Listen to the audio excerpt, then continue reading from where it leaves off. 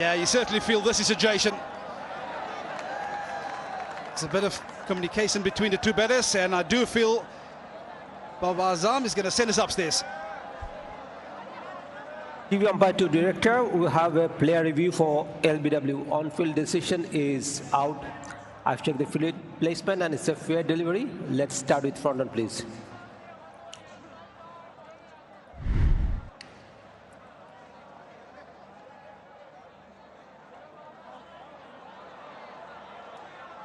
Ball passes close to the bat. I need to check that with ultra edge, please.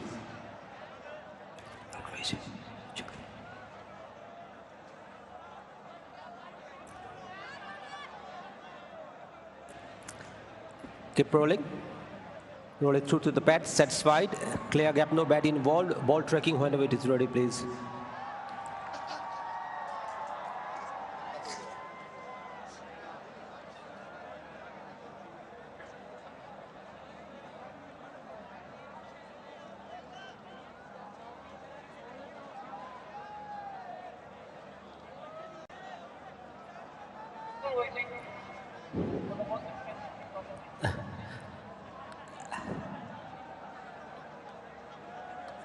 Stand by, Alex, waiting for ball tracking.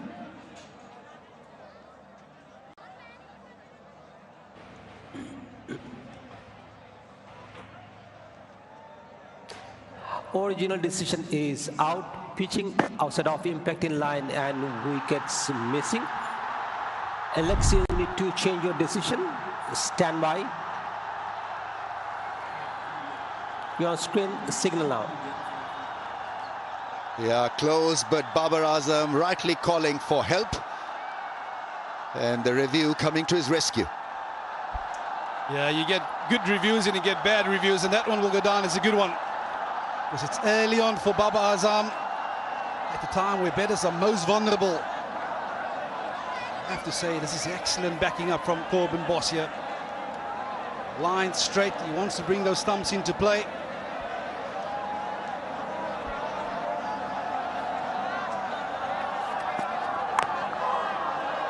A bit airy-fairy, he runs hard for a couple of runs.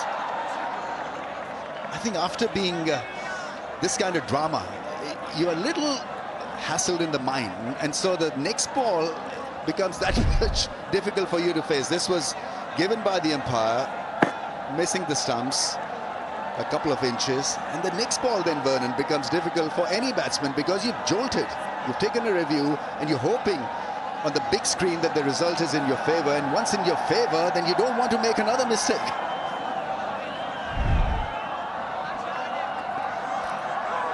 Oh, that's an excellent piece of bowling by Corbin Boss.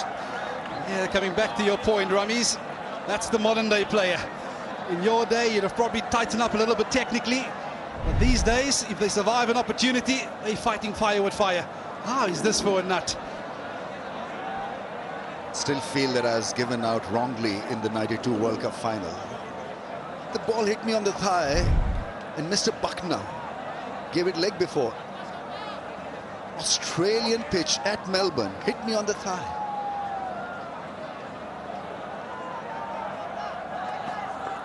Oh, that's a beauty. That really is cracker of a ball. Well, the only problem we have with Rameez is it could hit you on the thigh or on the hip, and it will still be eligible for LBW. I was on my toes also. Yeah, this is excellent from Corbin Boss.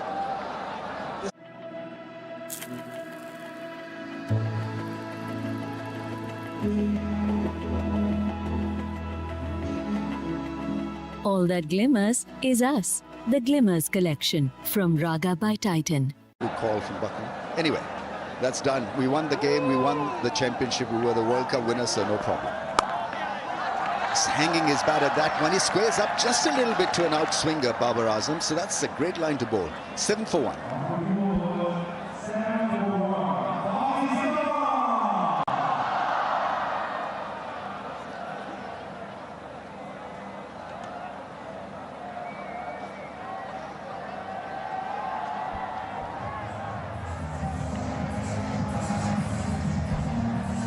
Two changes for South Africa.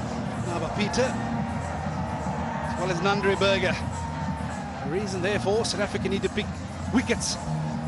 They need to make early inroads, and that's why they've gone to Navapita as well as Nandre Berger, affording South Africa that extra spinning option alongside Bjorn Verteen, who's been excellent in the last game.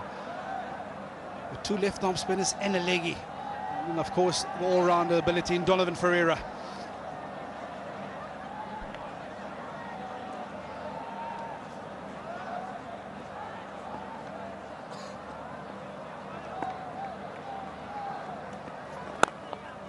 Nice, into the gap. He slips, but comes back quite easily for the second run, Babar Azam. It's been a bit of a hit and miss inning so far. Just a touch straight from Nandre Berger, but this is how he's gone in that first over. Looking for the ball to swing back. Perhaps a technical adjustment that they want to attack the stumps against Fakhar Zaman. So many a ball full, and then bang. Caught him with the surprise delivery, which was a short one.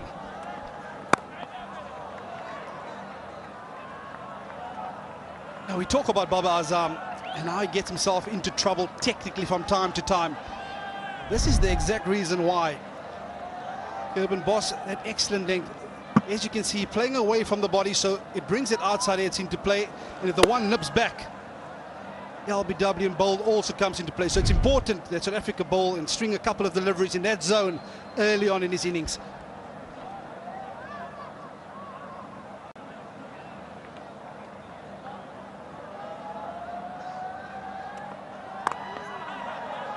Ramis, I actually want to pick up the point that you were alluding to a little earlier about the one ball after over 35. I mean, I was unaware of that rule and legislation that's been passed, but I think it's a wonderful initiative, especially in the ODI format, because we're almost seeing the element of reverse swing that's gone out the window. So using one ball after 35 overs certainly brings those elements back into play. Also means that the ball will get a little softer towards the back end when spinners bowl. So wonderful gesture. Wonderful, wonderful, and yeah, something that was meant to have probably been brought back into the game a little earlier than now.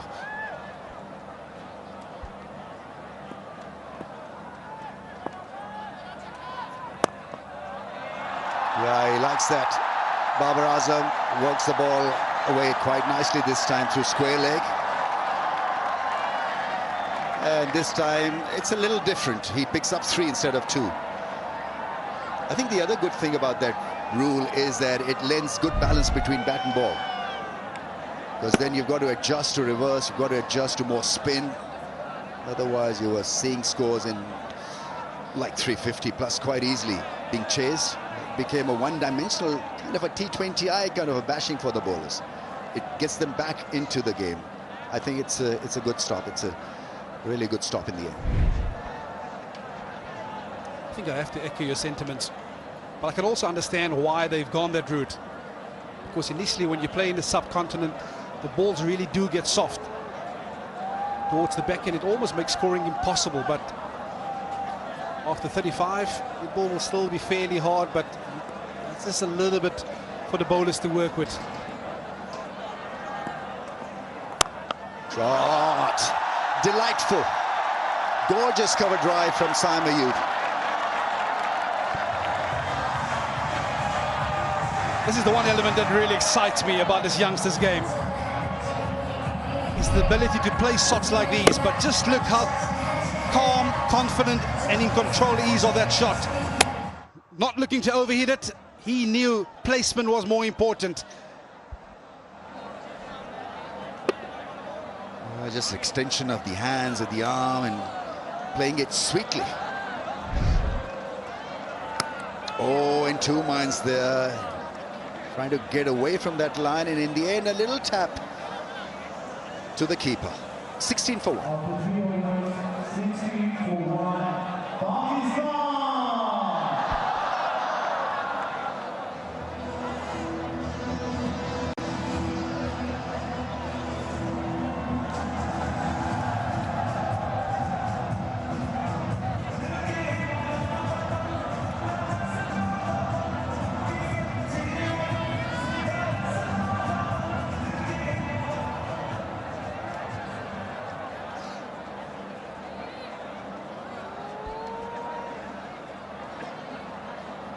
This batting offers a lot. Rizwan, Salman, Hussain, Mohammad Nawaz.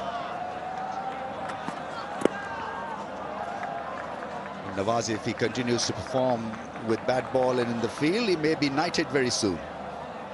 Having a great time of it, Mohammad Nawaz. Right, on to Inverix. Pakistan's smartest hatchback EV. Inverix Zeo, charge fast, drive smart.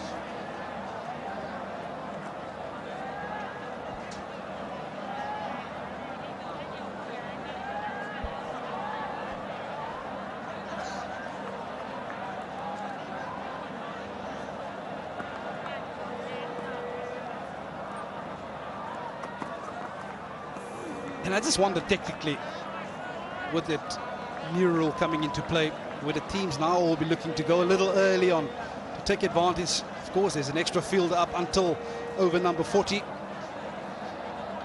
With that ball more than likely to get a little softer towards the back end of the inning. So wonderful to see how teams do go about the implementation of that new law.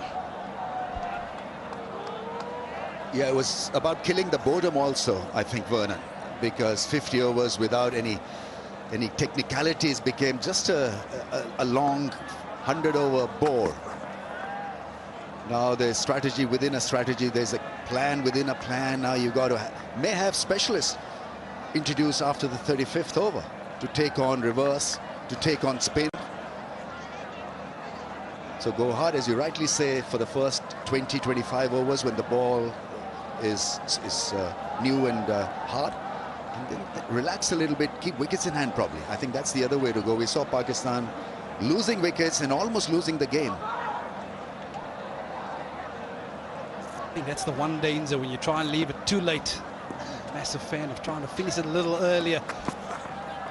Now Corbin Boss, he's had the better of Saima Yupin at first. ODI, we're just running the ball across the left-hander. This is going to be an interesting battle between the two. He knows the importance of getting through this new ball phase. In many ways, you talk about keeping wickets in hand. They've almost adopted the mindset of not looking to score in this first 10 overs, but it's all about having wickets in hand, entering that second power play. Sam Ayub with a ginger footwork. I think it's got to be more firm. It's playing from the crease. Got to be stretching forward to a ball that's pitched up. He's a lot more comfortable on that line, wider angle. Yeah, I know I make a lot of reference to bowlers' natural attributes, and this is one natural attribute that Corbin Boss do possess. It's to run the ball across the left-hander. So as a batsman, you need to be a little bit sharper, understanding that he is now operating in his natural habitat.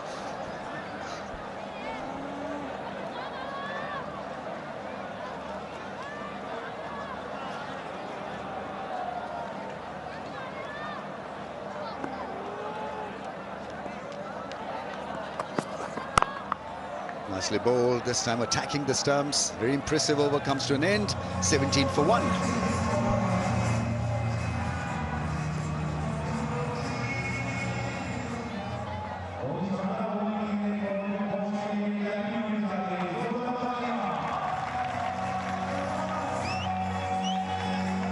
I think that's where the boys went yesterday. Wellness Centre, I think, Vern. Well, rumour has it that's your palace, Rambo. Oh, I wish. A sprawling property, that. Still under construction, though. Rizwan, Salman, Hussain Talat. Next few men ready to get a gig. Edge and beautifully held. What a take that is. The ball was flying in. You see the bowler all pumped up.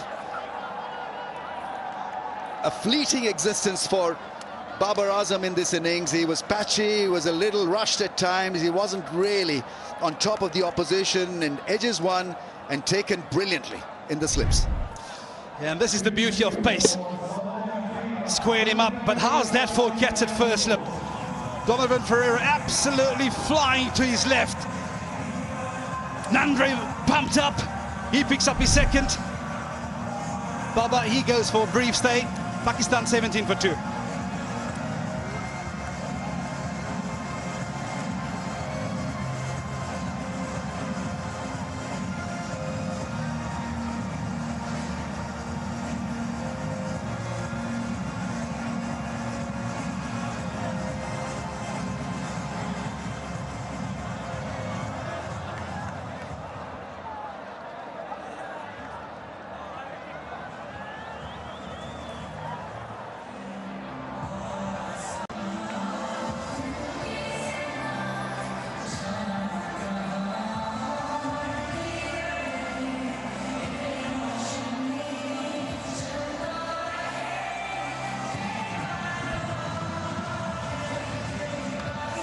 delivered a champion's innings in the last ODI. Mohammad Rizwan is in. Once again, it's about rebuilding. Once again, it's about absorbing pressure. 2 wickets down. Babar Azam has been... So good, it can't stop. So you can try to fight it, but that music don't stop.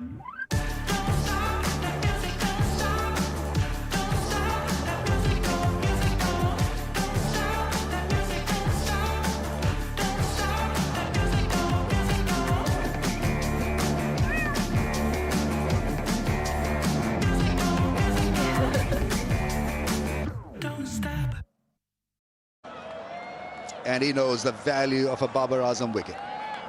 Always is special for any bowler. It always takes something special to get rid of these players, these kind of players, but there's just that element in his technique early on. Babar Azam, that he might have to go and firm up a little bit. Excellent piece of bowling by Nandre Berger, exposing him to that vulnerability in his technique. Well, this is exactly what South Africa were after, to get Mohammad Rizwan in against that rock-hard new ball. Last innings, he came in towards the middle, and he could take his time. This time round, I do feel with Nandre Berger having his tail up, it's going to be a different challenge.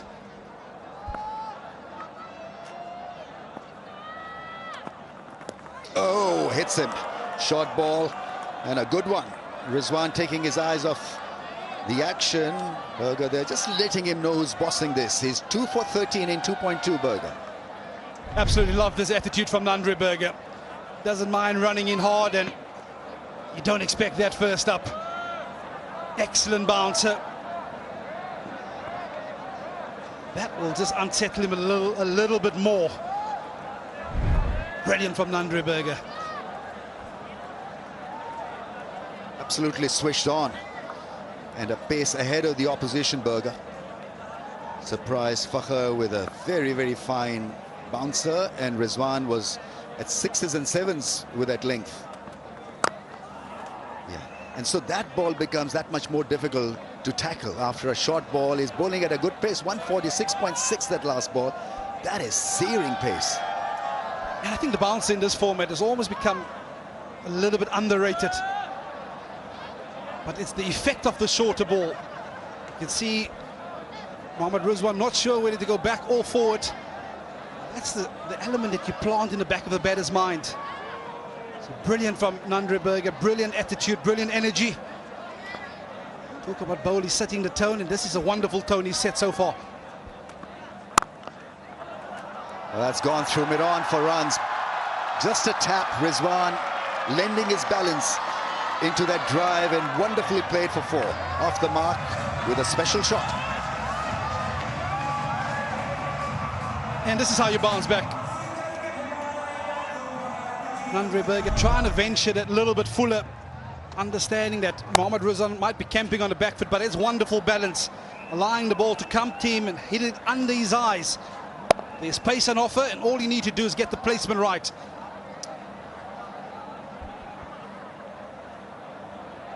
Confidence booster.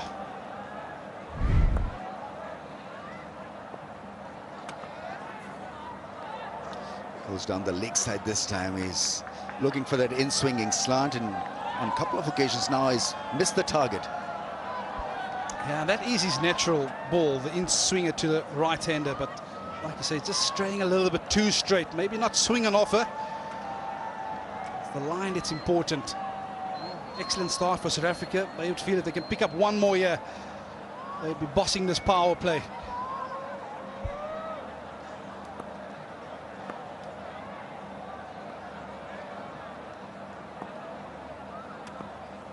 Oh, bowling! Very iffy. Berger's picked up 3, and it's the big scalp of Rizwan. Gingerly across, massive inside edge. And the stumps are shattered. And Pakistan going through a low here. 3 down now for 22.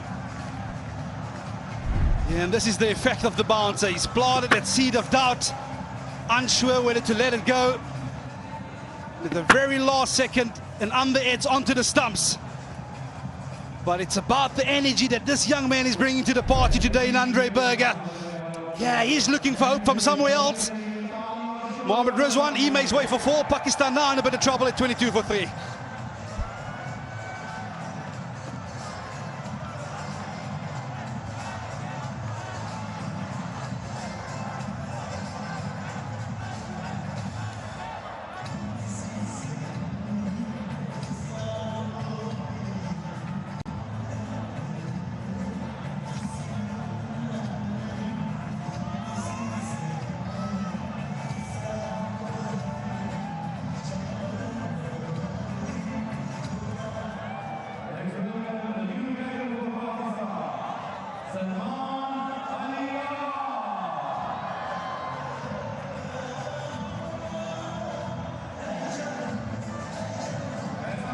and quite used to such situations these days. Salman Aliaga walks in when the team is going through a bit of a strife.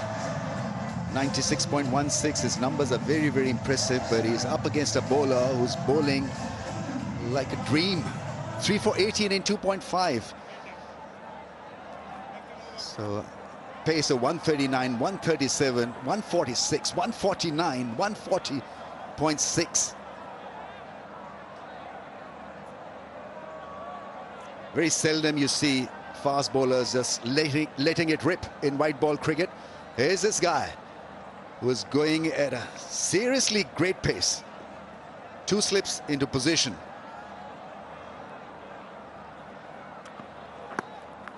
Hits him hard on the thigh. It's a leg by, but what an over. Exciting to watch Berger. Left arm with speed and 3 wickets.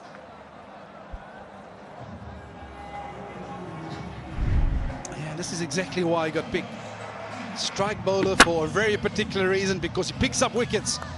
He picks them up in the power play. It's an excellent ball. Yeah, a lot of doubt being planted in the mind of Mohammad Rizwan. Yeah, they were a happy crowd 2 nights ago. There's a lot of concern in the faces of this Faisalabad crowd this evening.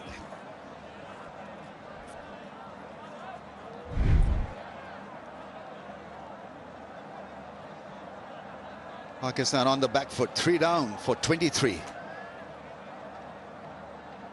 Someone to come to the rescue. Simon Salman, the 2 S square are out there for Pakistan.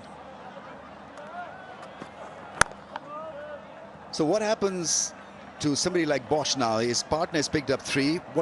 What should be his role here, Vern? Yeah, I think it's of paramount importance that he doesn't start getting greedy. His job is to keep it tight, bowl a tight line. I think he's done a wonderful job so far, because if he suffocates the stop order batters from this side, it creates more pressure for Nandre Berger to strike. Absolutely brilliant. You talk about the speeds very often when you play in the subcontinent. I'll come back to the point. You see a drop in pace from a bowler's perspective, because you almost go in a defensive mindset. But today, it's all about attacking. It's an attacking mindset from Nandre Berger, and it's wonderful to see.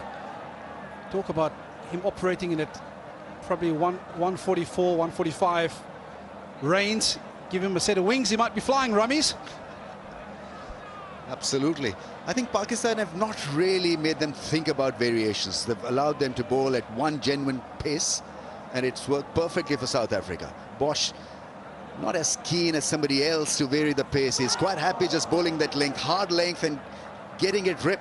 The ball flying off the surface. Mentioned earlier that from all accounts, this is a much better service from bounce point of view. Yeah, I think they've backed each other up wonderfully well. That was the surprise bouncer, but it's the ability to hit that length consistently which has impressed me so far. Talk about the T20 format. Very often bowlers go to the change-up, but they've been able to hit that good, consistent area all the time.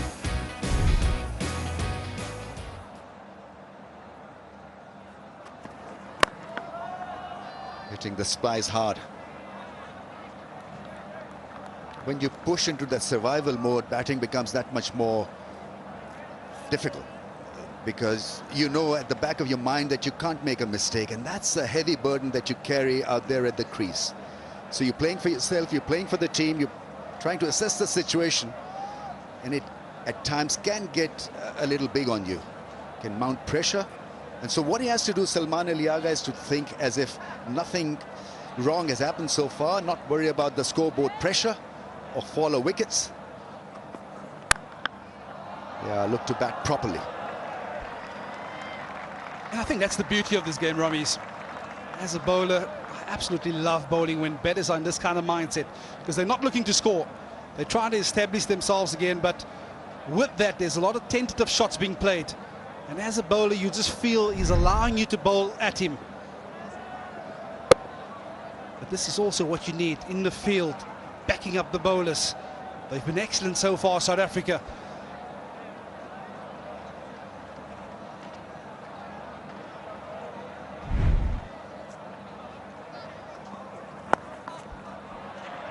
Yeah, turning and twisting, and it's not been easy for Pakistan's top order against seriously good bowling attack here.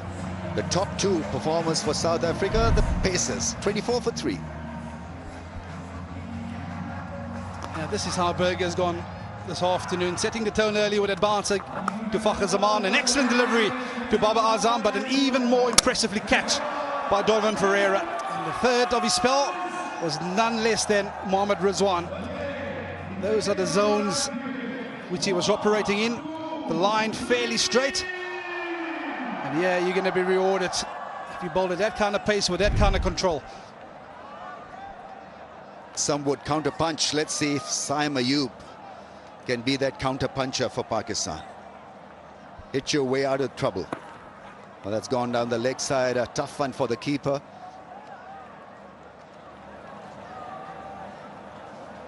Yeah, it's important for Pakistan to still have a positive body language whilst the quest is to score runs.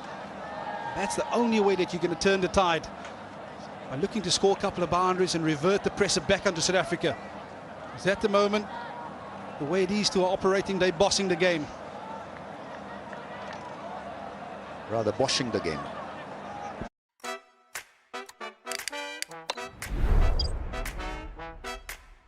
बिजली bill की चिंता करो drop. Microtek के solar से savings है non stop. Microtek, रहो on, full on.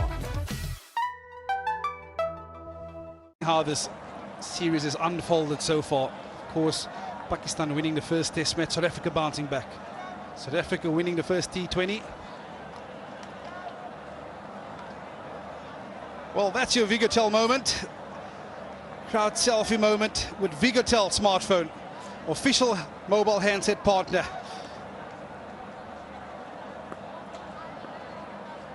Selfie moment may come later.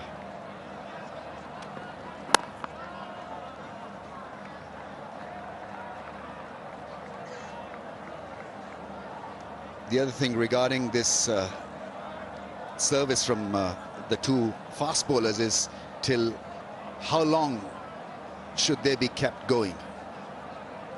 Next to bat, Hussain, Nawaz and Fahim. So should this be an extended run for them, Vern? Absolutely. I'm a massive fan, especially in the white ball format, that when the bowler has his tail up and he can make a bigger dent in the opposition, why not utilize him? Because we all know once batter gets set in this format, they can take it back or get back at you towards the back end, the ladder overs. So whilst you have an opportunity up front to make a bigger dent, why not?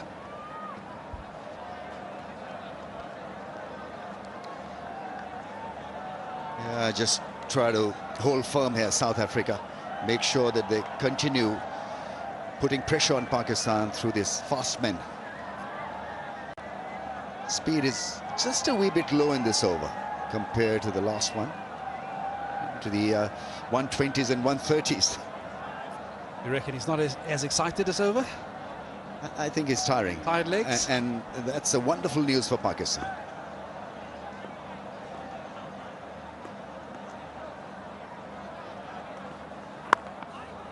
Short ball has been made of good use here by Berger.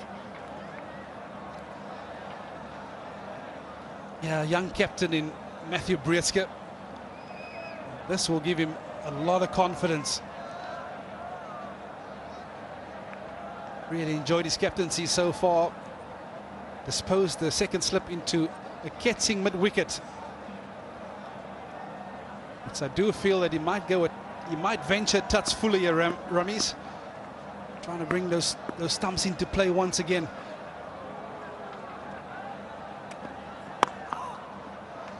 Yes, making sure that there are no more accidents. Salman Aliaga. His record against South Africa is phenomenal. He averages 90 in ODIs against South Africa. If he gets a 90 here, he'll be as good as winning a contest. 27 for 3.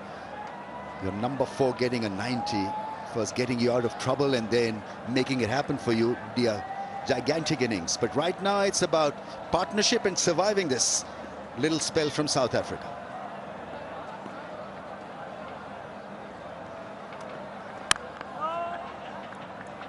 Defensive is Salman Aliagha. Great first 7 overs for South Africa. 3 down for 27 Pakistan.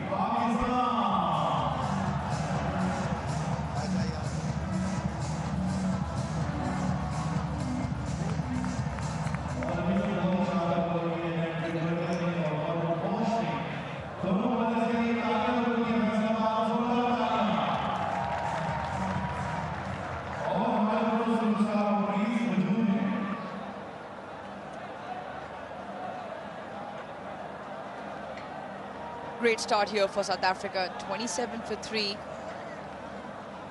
Damage done on the very first run. 1 for 1, 17 for 2, 22 for 3. Bosch to continue. Amir Sohail alongside Amir. Great start for South Africa. Yeah, it's not the sun. Actually, it has been Nandre Berger who has flared down on Pakistani batters. Now making sure the Pakistani team is under pressure in this important game of theirs to stay alive in this series, South Africa.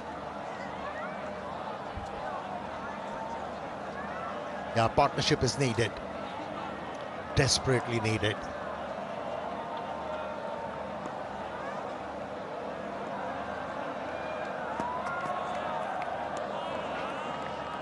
Heard Vernon Philander and Ramiz Raja talk about the fact that Salman Aliagha has a fantastic record, but they're up against some really good quality bowling.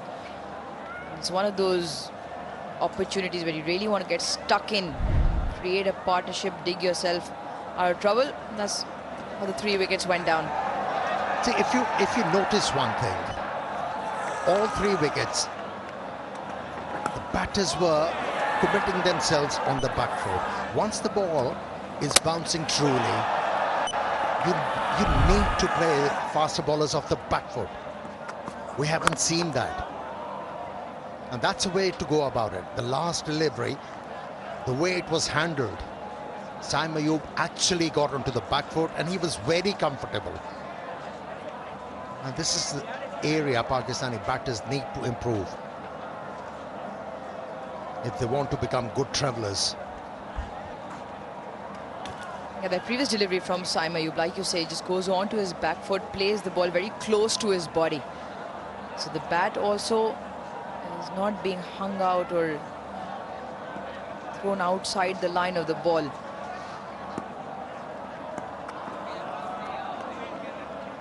Watchful as well on this occasion from Saim.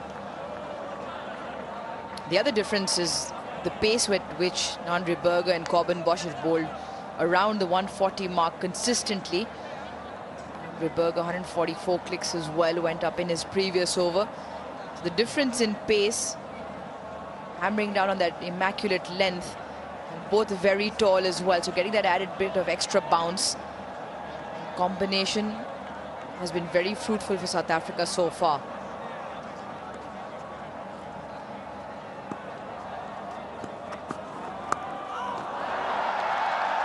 Flicks it away off his hips and flicks it away well for 4.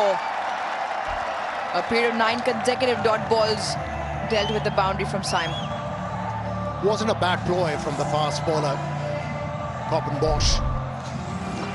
A few dot deliveries were bowled and he knew the batter is going to take few chances. Tried him with a shorter delivery. It did scurry off the surface, but the bounce wasn't for the liking of the bowler, but was for Saim Ayub. No pressure lever at that boundary for Saim Ayub.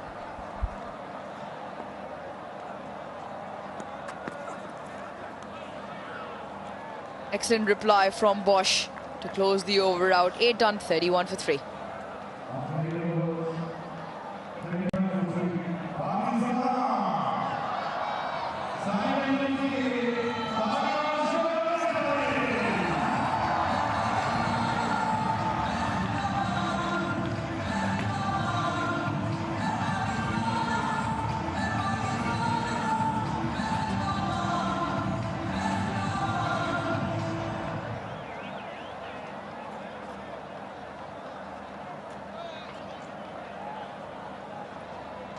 Live action continues in Faisalabad, the second one day, the first one going to Pakistan, but who now find themselves in a spot of bother. 31 for 3. The first 8. Berger into his 5th.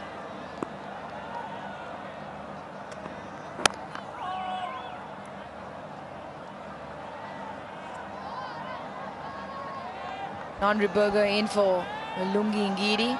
What a spell into his 5th over. 3 for 21. Couple of changes on either side. Berger. Peter Ngaba come in for Lungi Ngidi and Lizard Williams. A change of angle. Slip stays in. Round the stumps now.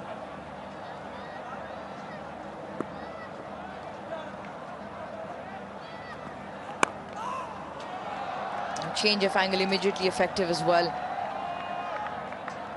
Outside edge will get Salman Aliaga 1.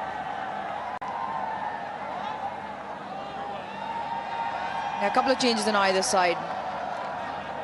Berger and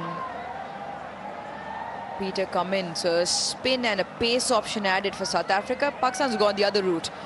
They've dropped Abrar Ahmed. Captain said he was resting. The seamer comes in. Hassan Nawaz also misses out. So 4 seamers for Pakistan. Shaheen Shafiri, Fahim Ashraf, Naseem Shah and Mohammad Wasim. Yeah, Berger hasn't been edible for the Pakistani batters. In fact, hard to chew. Put them in a strife. Made them really work hard. A crowd fantastic, just under 17,000 in that first game. It was house full here in Faisalabad, and they're still making their way through. Bright, clearer day here in the city.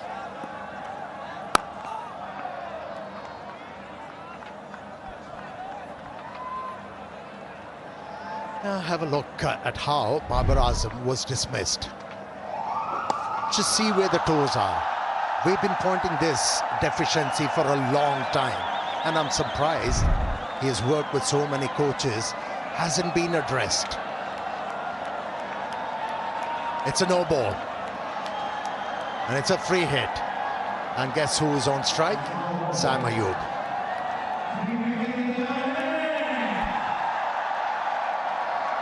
First no ball of the evening. Berger. Field is up straight, protection square of the wicket. A slow one into the surface. Excellent change of pace from Berger. Now going back to the technique, it is something that you pointed. हमने काफी दिनों से कुछ मजेदार नहीं बनाया ना? कुछ जूसी बनाए। सिर्फ इशारों से सब समझ जाए। सॉफ्ट मजेदार, ये सोया शानदार। चखना है कुछ मसालेदार तो लाए। जूसी मजेदार, सोया शानदार। खटाया हो तीखा जैसा चाहो बन जाए। जूसी मजेदार, सोया शानदार। नया आशीर्वाद सोया, जूसी मजेदार। सोया शानदार। सोया शानदार. Brilliant. Once again past the outside edge. Yeah, subtle variations we have seen from him throughout this spell. He's got the ball to do something off the surface, and he's been extracting extra bounce as well, and he's posed a lot of problems for the Pakistani batters.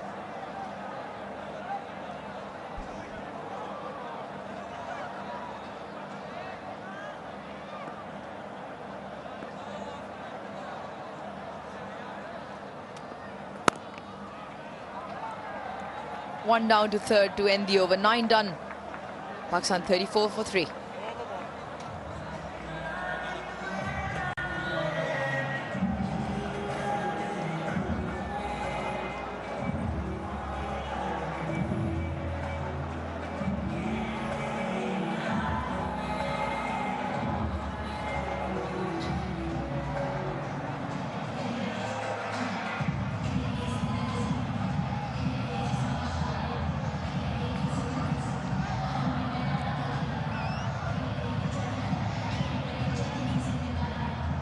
queued up in numbers just outside the ground here in Faisalabad.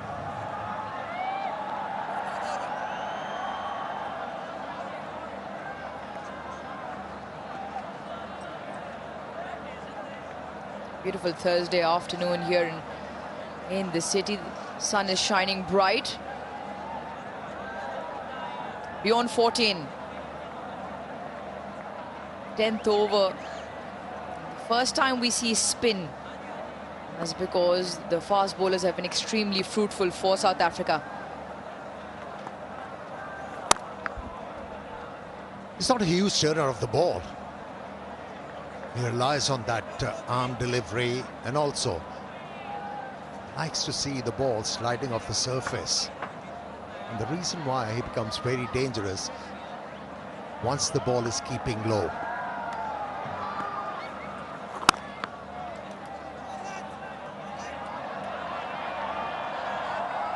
He's done something.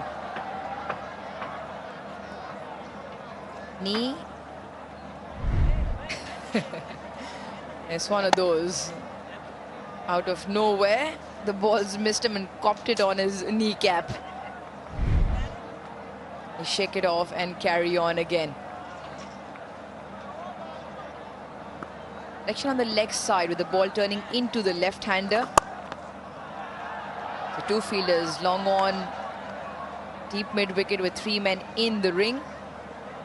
With the ball turning away from the right-hand arm. You've mentioned he's not a big turner of the ball, but if he can just hold that line off stump for the ball to finish just outside.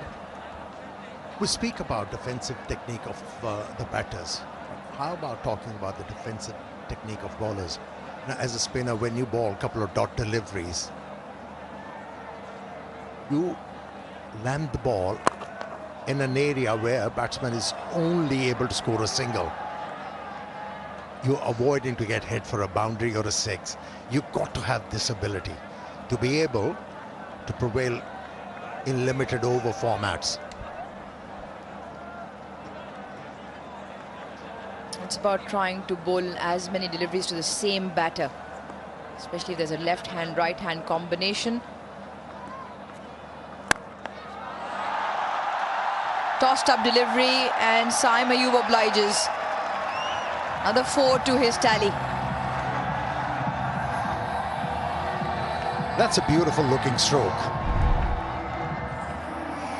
Easy as you like, making sure he gets to the pitch of the ball, stays inside the line of the delivery, and that bat swing did the rest.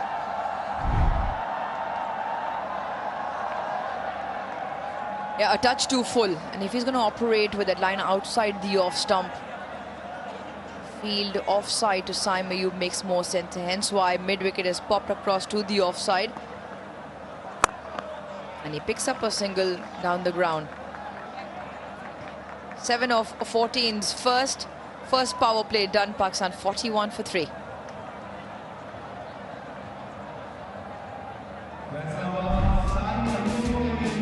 The captain of the Pakistani team opted to bat first, but wasn't a great start for Pakistan.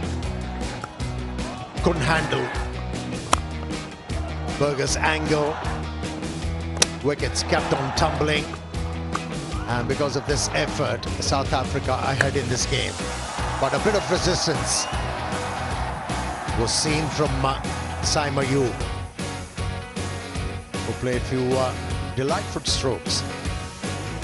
Found the boundary as well. And Berger in particular, all 3 wickets to his name, immaculate with that length. He kept it just slightly short of good length. Look at those wickets between that 6 and 8 meter mark. But more predominantly, you see the grouping is tight outside that off stump line. This graph tells you that South Africans have gleaned the information and come out with the right plan. Kept on bowling back of the length, occasional delivery up to the batsman.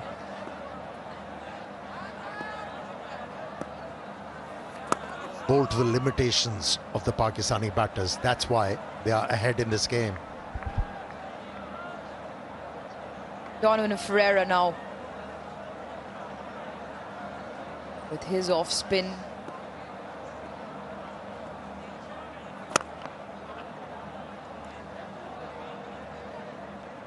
Picked up 2 wickets in that middle phase, just to sit the cat amongst the pigeons for Pakistan.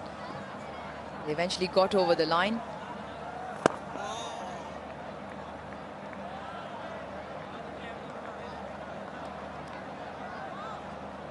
Yeah, the penultimate over he bowled, 5 deliveries. One thought, oh, the game is running away from Pakistan. And with the last delivery, when he got hit for a 6, Pakistani fans could breathe. And it was Nawaz who struck that 6. Amir, just Pakistani fans or Pakistani commentators also took a bit of a sigh of relief? We have to stay neutral. We're supposed to. And we do. A great start here from Ferreira. 4 dots in just a single.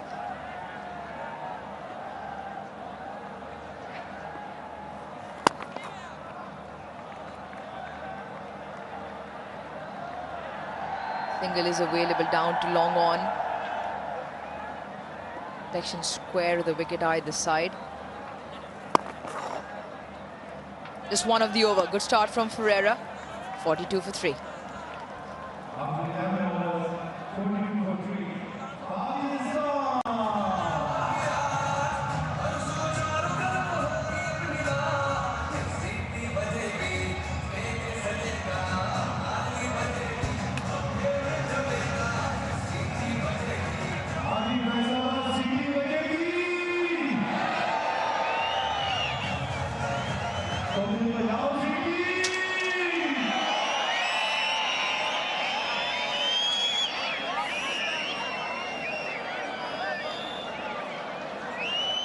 Next in, Hussain Talat, Mohammad Nawaz and Fahim Ashraf. And they will all hope, the 2 men in the middle at the moment, Saim Ayub and Salman Ali Agha, can put together a partnership.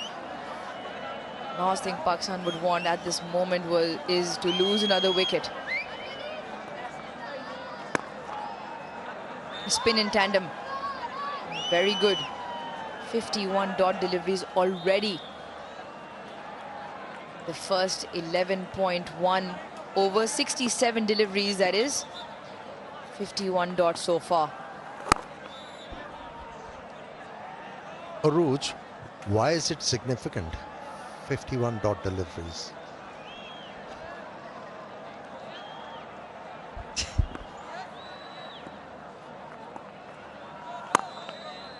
Not sure if that's a trick question, Amir. I honestly, not a lot of times I'm lost for words. One of those unique moments, I don't know what to say. If you can pick up on Comcam, Amir Sohail having a great laugh.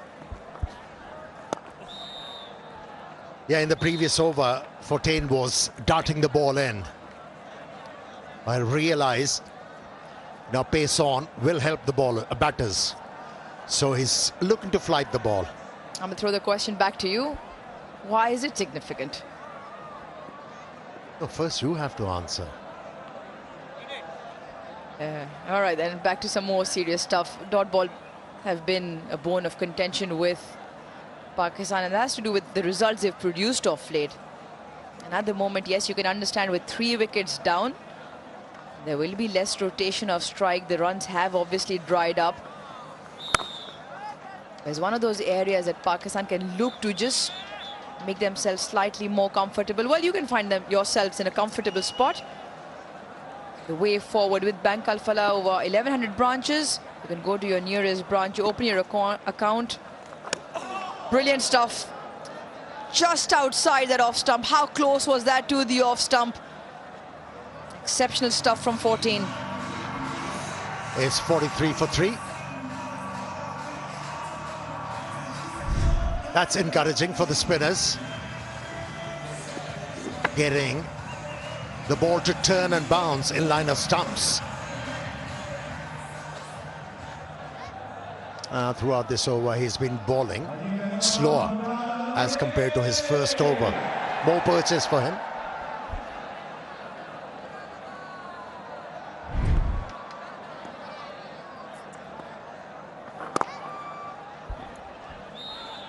Yeah, okay, let's talk about that significance. You know, when boundaries are hard to come by as a batter,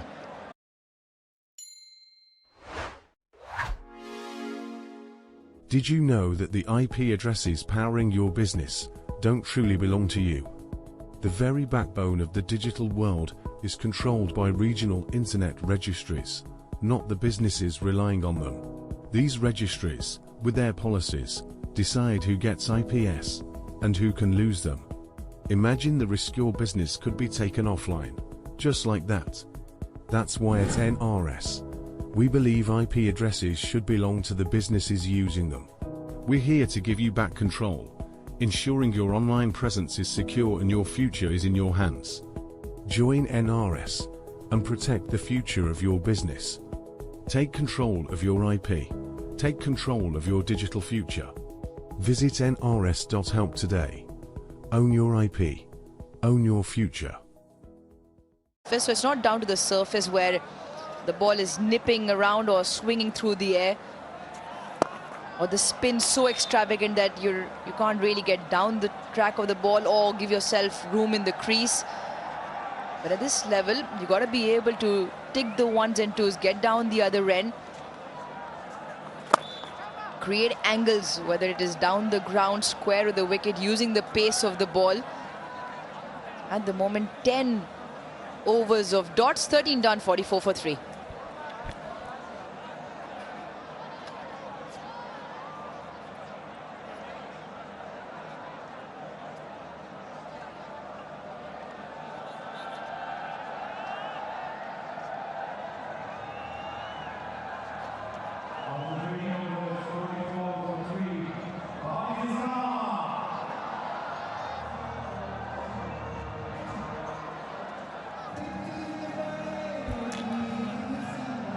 Pakistan will look to get a move on. At the current rate, 169 might not be good enough. Surface better than the previous one. Ball coming on nicely. Unable to break the shackles. Saim Ayub, 19 of 39. On the other end, Salman Ali Agha finding it very difficult. Just 3 of 21. All in ones. Sweeps to the sweeper. Ahmed, the other thing, that conversation becomes important because Saim, who's been there out from the middle, 3 fours to his name, 20 of 40. But at the other end, with Salman 3 of 21, Saim will also feel the pressure. Partnership 23 of 53. And that's what you want. You want to be having that conversation. Okay, where can we pick the ones and twos? The odd bad delivery must be put away. Because having done the hard yards, you want to turn it into a bigger partnership. Sliding down.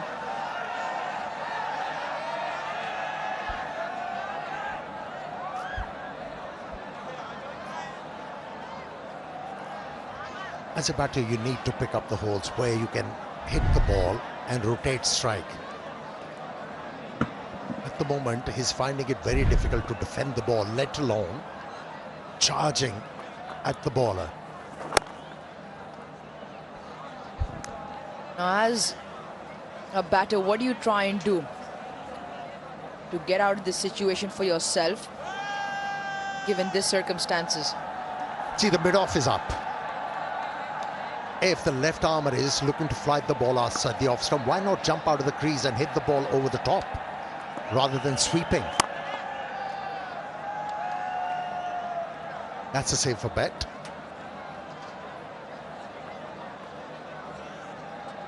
And yes, the last delivery in the previous over did turn and jump. Other than that, it has been sliding onto the bat.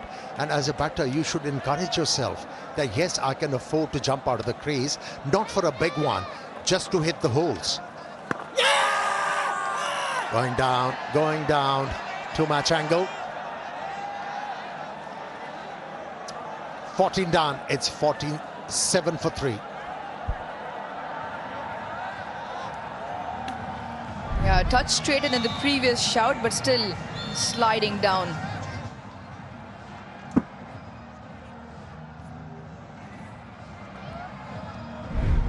overs, Pakistan 47 for 3.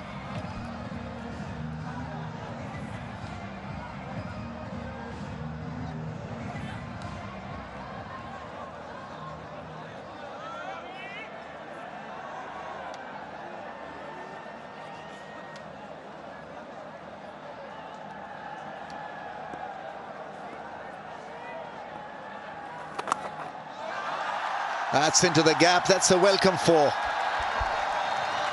First boundary after 25 balls.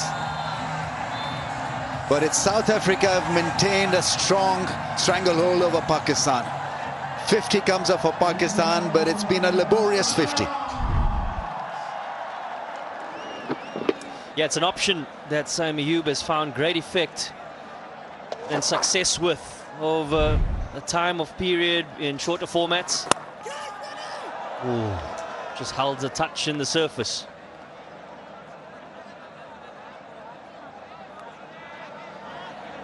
Yeah, 50 in the 15th over. And the assessment of the conditions, particularly with you, Ramiz, was that it's a good surface. If you look at the scorecard, well, the question would be, is the wicket different, or is it just really good bowling? I think Pakistan have played the situation, also played the surface more than the opposition, but I've got to say that the fast bowling was world-class level. Really was top quality stuff from Bosch and Berger. 3 wickets in the first few overs meant that Pakistan were on the back foot, and they've not really gotten out of that mindset. It's about repairing the damage at this stage, but somebody really will have to play a lead role, a long role like Siam. He's on 27 or 44. It's got to be an innings of 100 maybe. Because I think the surface is pretty battable. I haven't seen any massive changes or variations of the surface so far.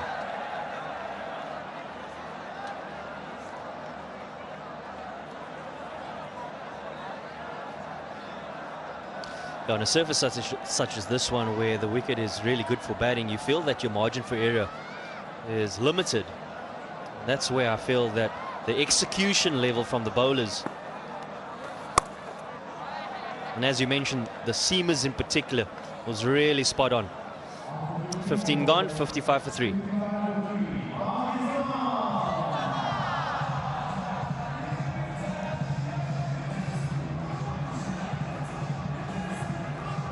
Yeah, good crowd in once again. Faisalabad want international cricket, more of it.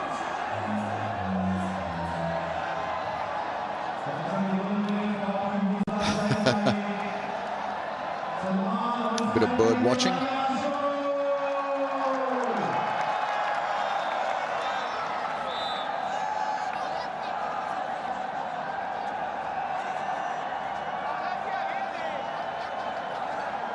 Ten has been so impressive. They've not really been able to decipher the change of pace. Oh yes, if no bat, then he's probably under pressure here. Salman Ali Agha, there's a little bit of a conference. I think keeper had the best view. What is the keeper saying? He says good. Yes, they're going for it.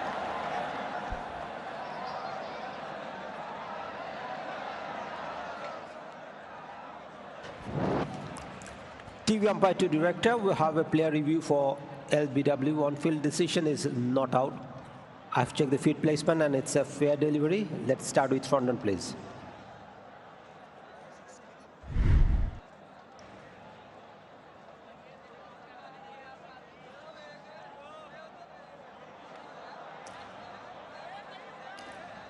I can see the ball passes close to the bat. Need to check that with outrage.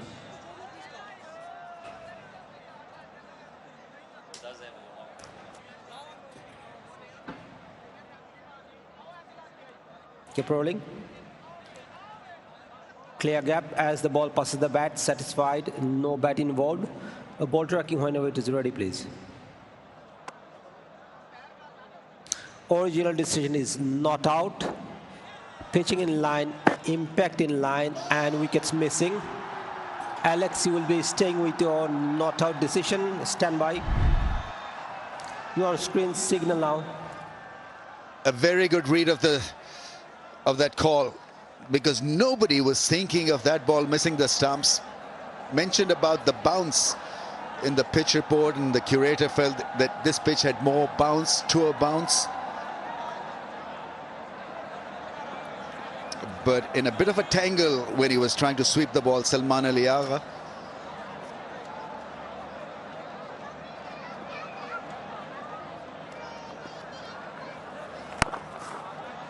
Attacks the stumps, the left arm.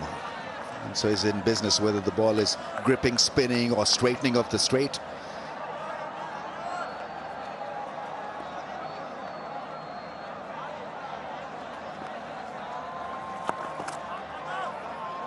Your technique changes completely if you're looking to play with the bat. But once you get into that groove of bat and pad, then you at times miss the length of the ball and the variation on the ball as well. It becomes an iffy thing for you. So he's got to be clear-headed. The movements change dramatically if you're looking to play with the bat down the track. That's another good option. It hasn't started to square turn, so you can use your feet. It's the length that has been exceptional from Fortuin, that has asked the batters to come with different options. You're not going to get the step hit ball. You can't just play it down the ground. You're going to have to use your feet. You're going to have to use your square options.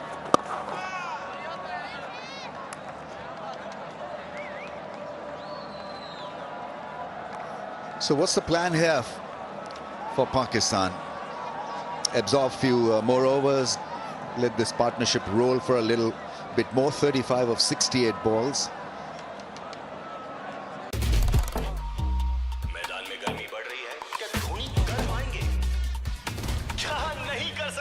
जोश को chess करने में मजा आता है और उसके लिए चाहिए सही shoes. The chase is on. Asian shoes. Go chase. Loss of 3 and we'll have a pause for drinks.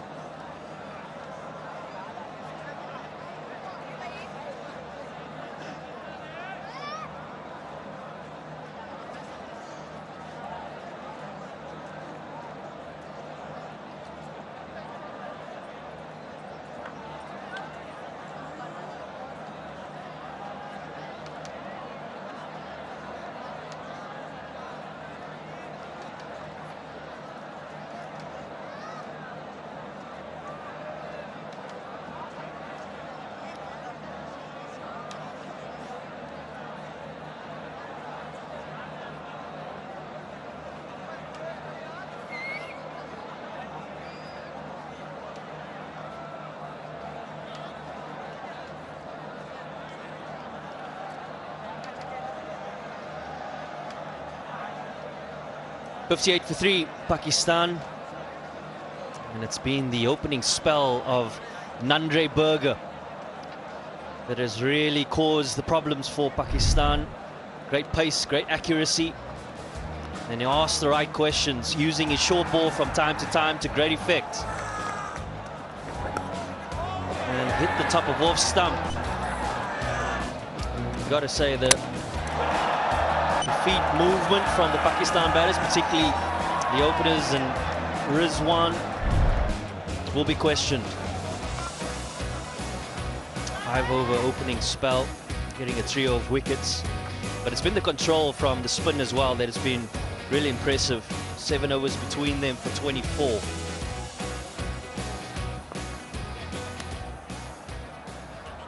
A 45 dots in that partnership of 36. 69 balls played by Salman and Saim Ayub. 45 are dots. I mean, Salman Ali Agha is on 8 of 31.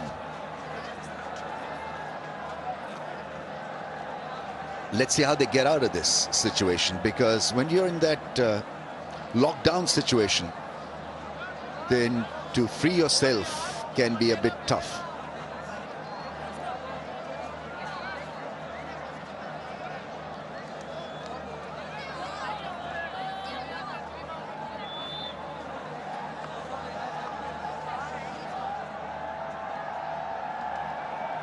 Three men in the ring on the offside, 2 on the leg side.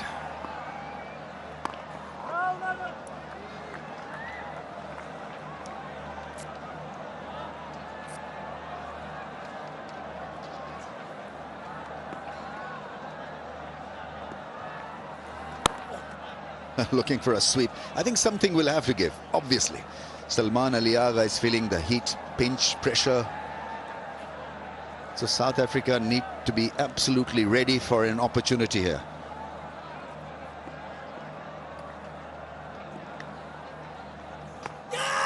Another strong appeal. Hassan Raza is looking at the impact round the stumps. We know that off spinners can be deadly dangerous round the stumps because you don't need the ball to turn a great deal to get a leg before, but they do not take a review.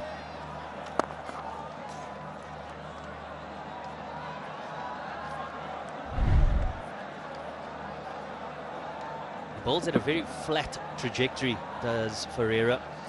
It's like bottom edge. And it's yeah, the line and length is really being consistent. He's looked for the odd sweep. Because of that trajectory, he doesn't get the bounce that he's after. Gets the single to finish the over. It's just the 1. 17 gone, 59 for 3.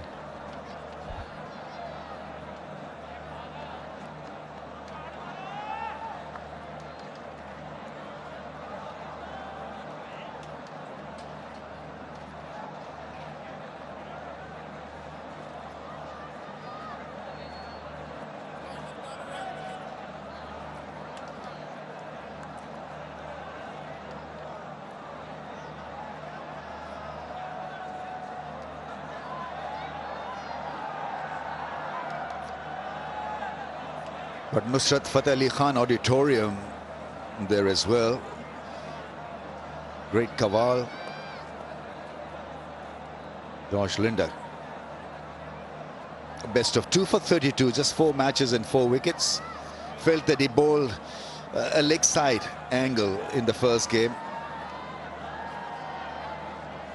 Let's see what has he to offer here from round the stumps. Goes over the infield for 4. In the slot, and this time no hesitation whatsoever. It was a smooth flow of the willow that got the ball across to the fence.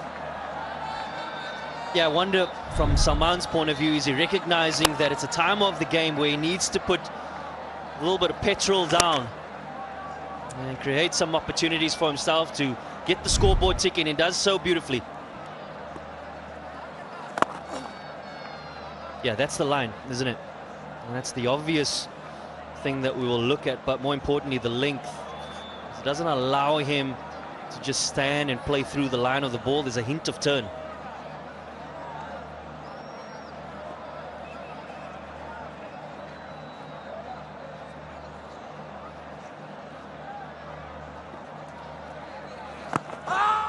Missing the stumps once again, not being able to read the straightness or the pace from the bowler.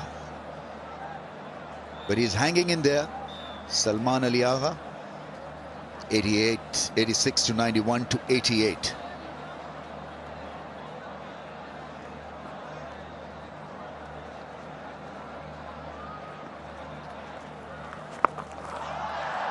Sweep shot into the gap, runs for Salman Ali Agha. The ball spinning away from the grab of the fielder. Looking for some rhythm in his innings. Salman Ali Agha, this over hasn't been a bad one for him.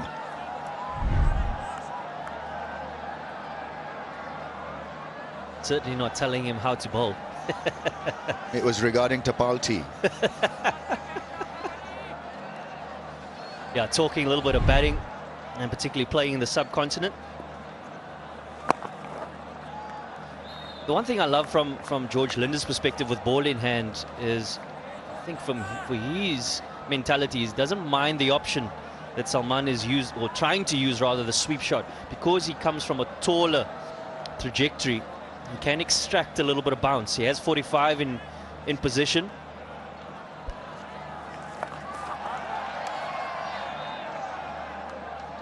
Hoping for a top edge, but nevertheless, 18 done, 65 for 3.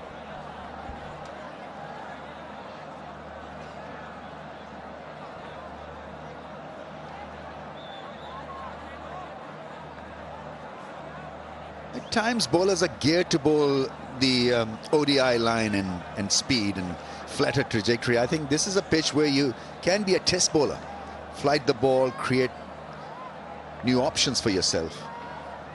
And it's a longer format, so even if you go for runs in 1 or 2 overs, doesn't mean it's the end of you. Like in T20Is, where you've got to be very frugal, make sure that your economy is high.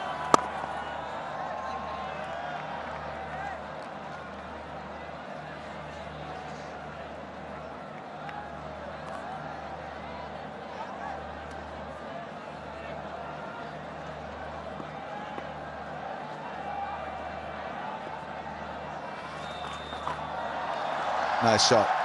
Very nicely played. It's a fast outfield, and 3 runs for Salman Ali Agha. So his innings is off to some momentum here.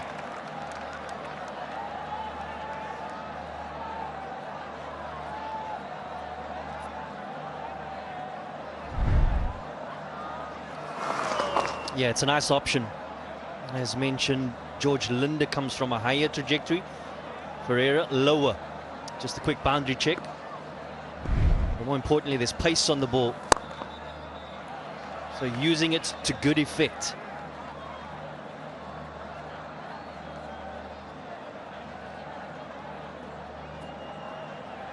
Official food partner. And we are not getting enough up here in the Combox, KFC.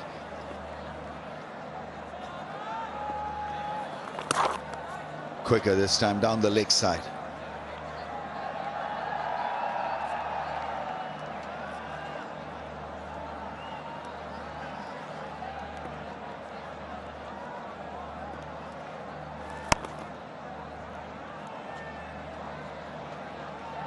Goes through the overs very quickly, Ferreira. Minute and a half if you're dead batting him, at most.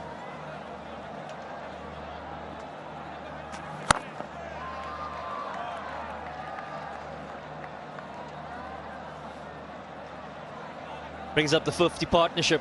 It's taken a little bit of time in 87 balls, but a vital partnership in the context of the game nonetheless. Losing 3 early wickets, 3 down for 22.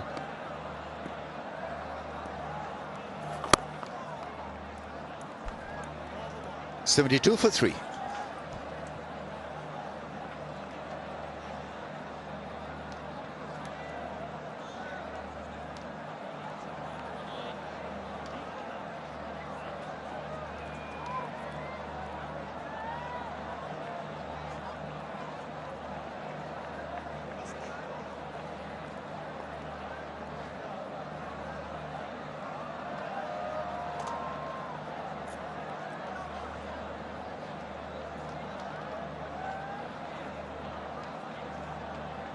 Reining himself in, Saim Ayub. Normally he gets a 30 of 20 odd deliveries, 30 of 49.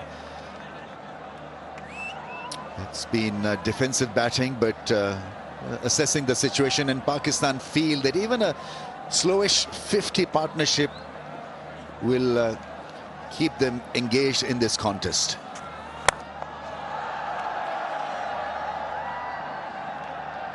Risti through the offside.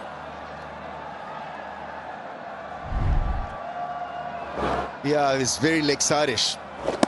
Got the ball to spin. Look at the surface, very abrasive. A lot of debris. Got the ball to spin out of the rough. Got rid of Hassan Nawaz with a beauty.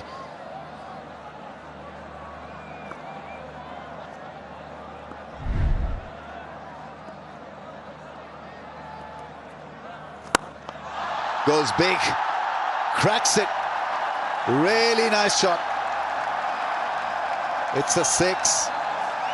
First 6 of the match. Everything so right about that 6. The balance, the execution. Got to the pitch and lifted it effortlessly. Yeah, change of momentum here for Pakistan. Last 30 deliveries, 27 runs. And because of that shot, gets a little bit of air above the eye line. The length was there for him to free his arms. And execution perfection.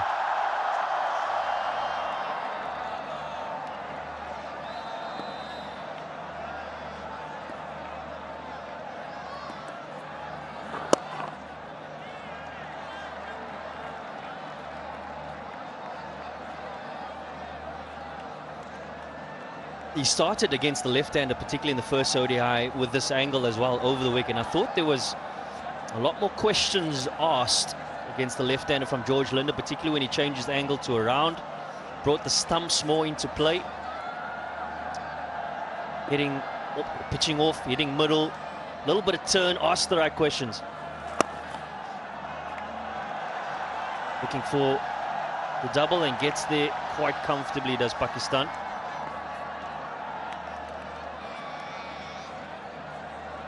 Yeah, you got to say, still not settled, Linda. Pakistan's leading home appliances brand. Shop online at www.superasiastore.com.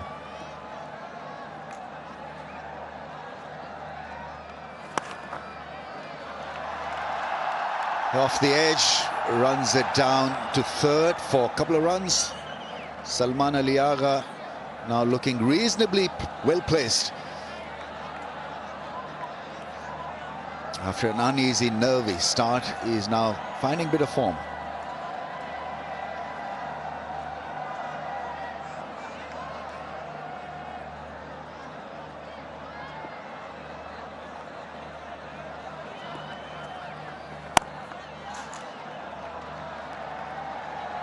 Most expensive over of the innings.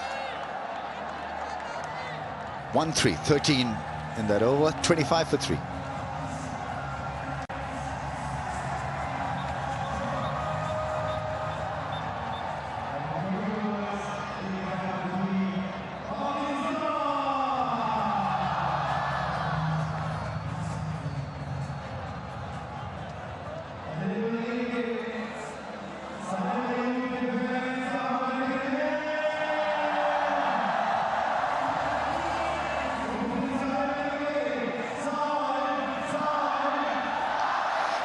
Innings was in a bit of a turmoil in the first few overs. 3 wickets had gone down, and then there's this recovery bit where not a lot happened for Pakistan with the bat, and certainly now the rhythm is back.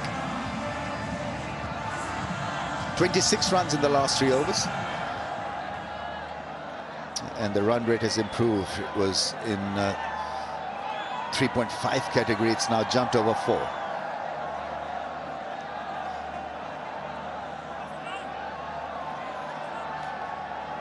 Pakistan looking to get into that launching area, launching pad area, where they have wickets in hand and then they can tonk the ball a mile. I think if approaching that zone, JP, I think if this pair could bat for another 10 overs, I think they'll be in a good shape to then attack South Africa more.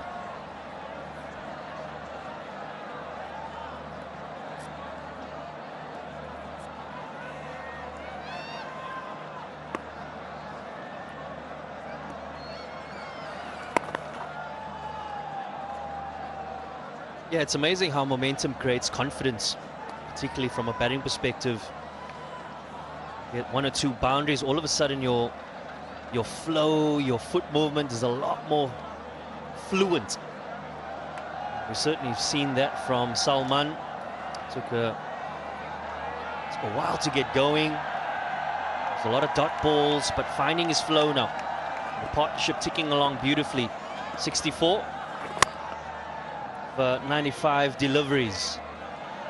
And largely because of the consistency. Bowling partnership of Herrera and Bjorn Fortuin. Play that one really well. That almost scooted along the ground, had to bend low and made sure that he had a hard look at the ball.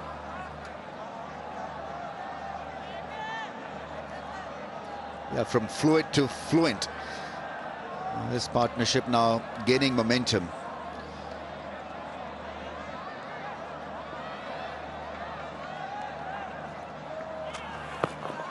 Should South Africa then be looking for a fast bowling option at this stage? They've experimented with a lot of spin in the last 10 overs or so. Wicket has not gone down. Partnership has grown in stature in a way, and so we talk about fluency, it's there also. Fortuin, should he be safe for the last bit when the ball gets a bit rougher, older, get him engaged after the 35th over?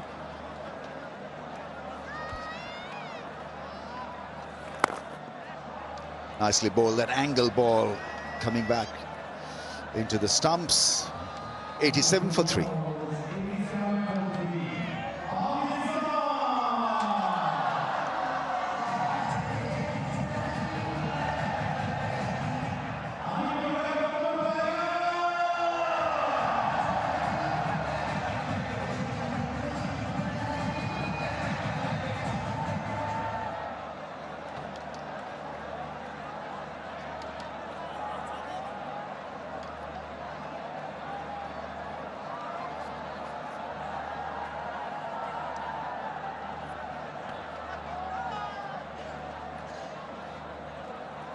Three wickets to Berger, and a partnership now starting to brew.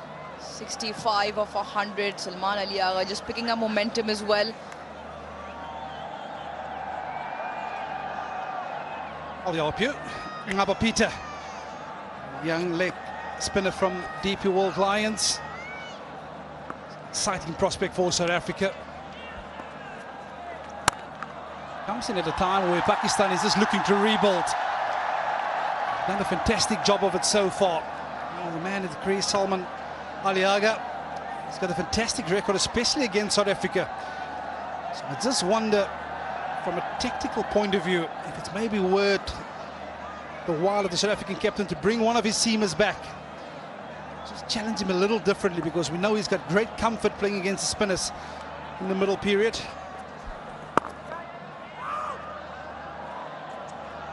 Good stuff from the fielder inside the ring.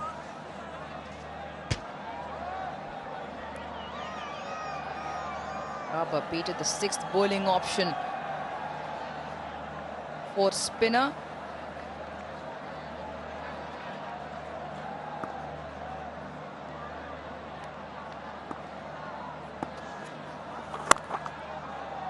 Now you look at the workloads of the South African seamers. It's quite evident that Kurban Bosch only bowled the 4 overs up front, so I think we might see a little return from him sooner or later, whilst this ball still has a bit of hardness to it. Because that's the man they will have to get rid of. He's got a fantastic record, especially against South Africa. Which of 90, 360 runs coming in 6 innings. Ever impressive is that strike rate. 250s to go along with the 100.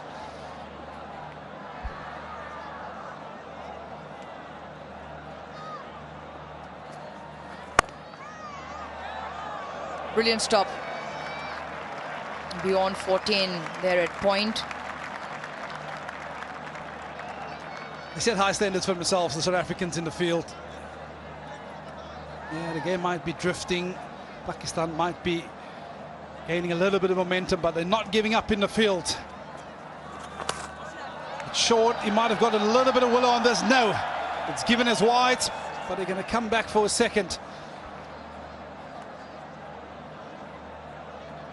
And it's so important that Naba Peter starts well here. South Africa's done a wonderful job with ball in hand so far. Really keeping that run rate intact. Pakistan only being afforded to go at 4.3 to the over. Make sure that he keeps that pressure on.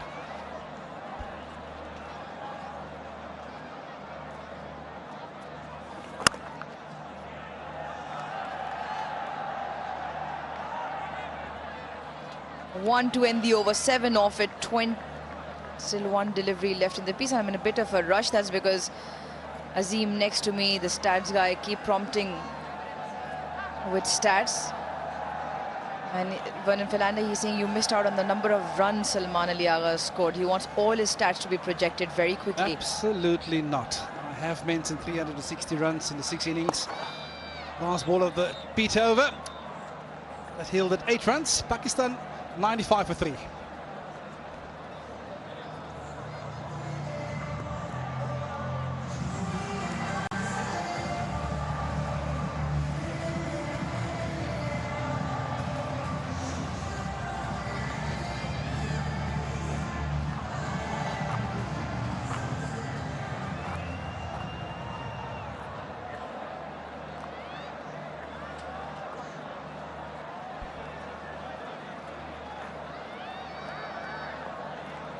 And 27. Saim Ayub and Salman Ali Agha, they were out there at 22 for 3.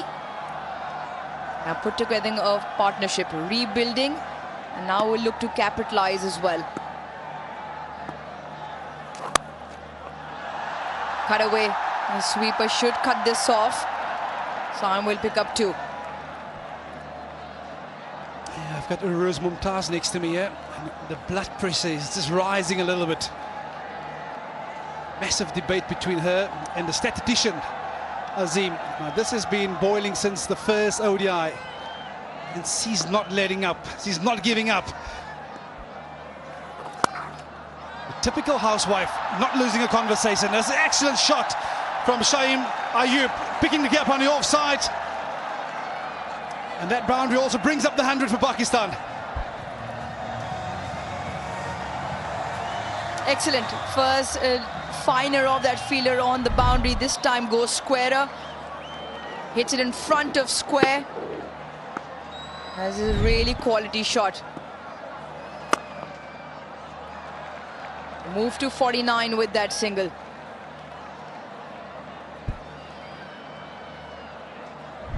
Yeah, it's an excellent shot.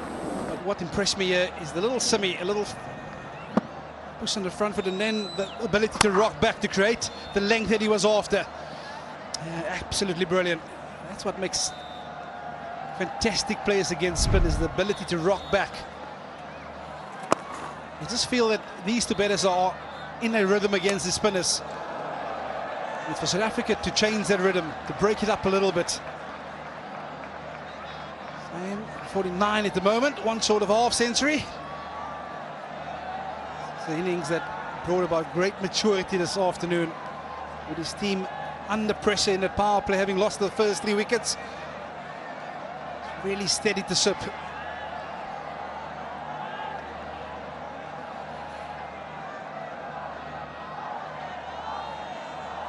Quinton de Kock just making sure the zings are on properly. 8 of the first 4, Saim on 49. Top stuff, a top knock from a fine prospect for Pakistan. Second ODI half century, applauded by the dugout to match 300s he already has in the format. Yeah, it's an innings of great maturity from the youngster. It's 50 coming up in 61 deliveries. It's 5 boundaries and a maximum. Well, he'll know that his work is not done. He wants to make sure that he converts this excellent start to hopefully a 3-figure score for his country. This pulls the length back, seeing Salman Ali Agha downs on the track. 104 for 3.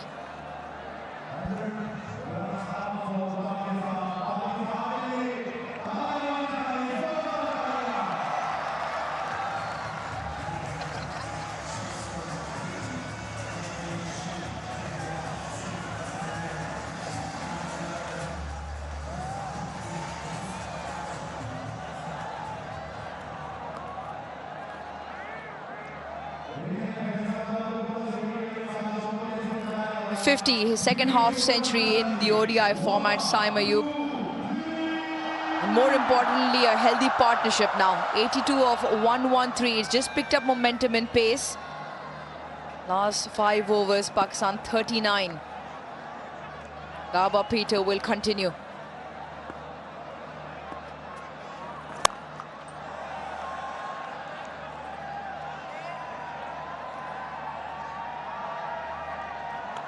Pakistan fans enjoying the action as well as enjoying a Tapal tea moment. Pakistan's #1 brand in the Tapal tea lounge.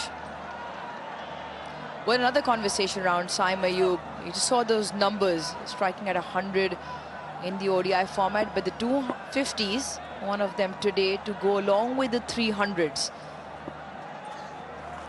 in the 14 games means his conversion is good. He likes to bat for the long haul. 300s, likes to convert. But an opener to bat through with that strike rate, very good. Tossed up and dealt with. One bounce, vacant mid-wicket area. Salman Ali Agha will pick up a second boundary. Yeah, he's made his intents and clear. With a little semi into the line of Naba Peter onto the off stump, trying to open up that leg side. Excellent execution of the slog sweep. It was all about just the control of hitting it in front of square. Looking to put the pressure onto the youngster.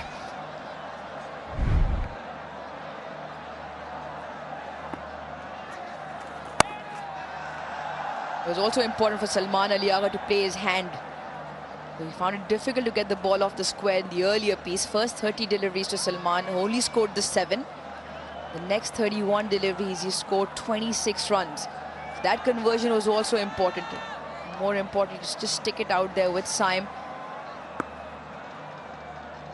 Who holds key here, 51 of 62.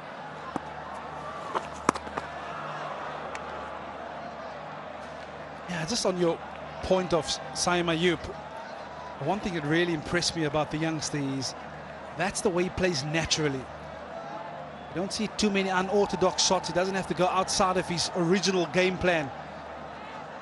So it's important that he stick to this game plan. It's one where it's aggression mixed with good technique, good defense. That is what impressed me so much. Yes, he's been out the game for a little while with an Achilles injury, struggled for some form. But this is what we come to expect from him.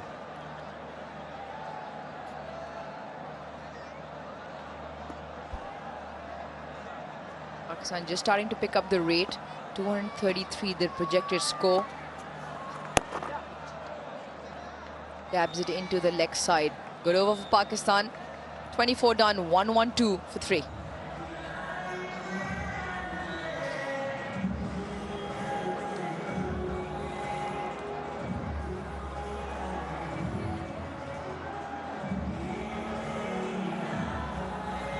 This is how the South African bowlers have gone so far. That was impressive stuff for those two seamers at the top. That new ball in hand, asking some real good questions. There was a reward for Durgapur, 3 for 24. But it's about the spinners right now. I just get a feeling that this Pakistan outfit find real good comfort playing spin in their home conditions. 4 spinners, the 2 seamers. South Africa will want a few more knots to be broken in that wickets column.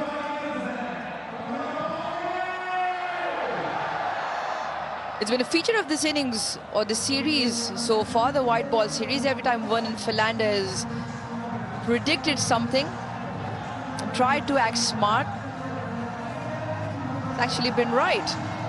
Said a while earlier we might see Corbin Bosch in the middle. And there he is, Vern. Tick off another one on your predictions list. Definitely not my first rodeo, Aruz.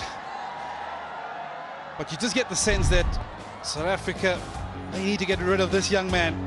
Because he's shown fantastic form, the composer which he plays his shots with. He's innovative from time to time.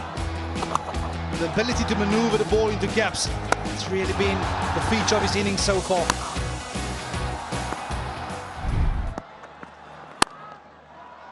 timing, beautiful. And that has been the feature of his innings. A little bit of a confusion. Salman Ali Agha sent back in time. Saim Ayub just hopefully hasn't done any damage. Slips in the turn to come back for 2. Yeah, we talk about the fantastic ability to score all around the park. Like you mentioned earlier, never really looks to overhit the ball. Fantastic young prospect for Pakistan. Yet another half-century to his name. Field set very square on either side. Okay, that has to do with the difference in point of speed that Corbin Bosch brings. We saw it in that first part, match Nan Reberger in terms of the length. Both of them bowled. Now one into the middle period. Now South Africa seeing the 2 men in the middle put together 92. What are the lengths, Corbin Bosch, or what will the tactic here in terms of breaking the partnership? Yeah, I think he'll be zoning in on those LBW and bold modes of dismissal. So for me, it's imperative importance that he also play around with the angles. At the moment, batters want to get into a rhythm, get used to the release points. It's an excellent shot. Has he taken that? We call upon Corbin Bosch to make the breakthrough, and he's done just that by picking up the all-important wicket of Saim Ayub. A look of disbelief both on the bowler and the batter's face, because the timing on this occasion maybe just held the pace slightly back. Great catch, threw the shot a little bit earlier, Saim Ayub, and the timing means his demise as well. Corbin Bosch with the breakthrough, a much needed breakthrough, but not after Saim Ayub has played a good knock of 53. 1-1-4 for 4.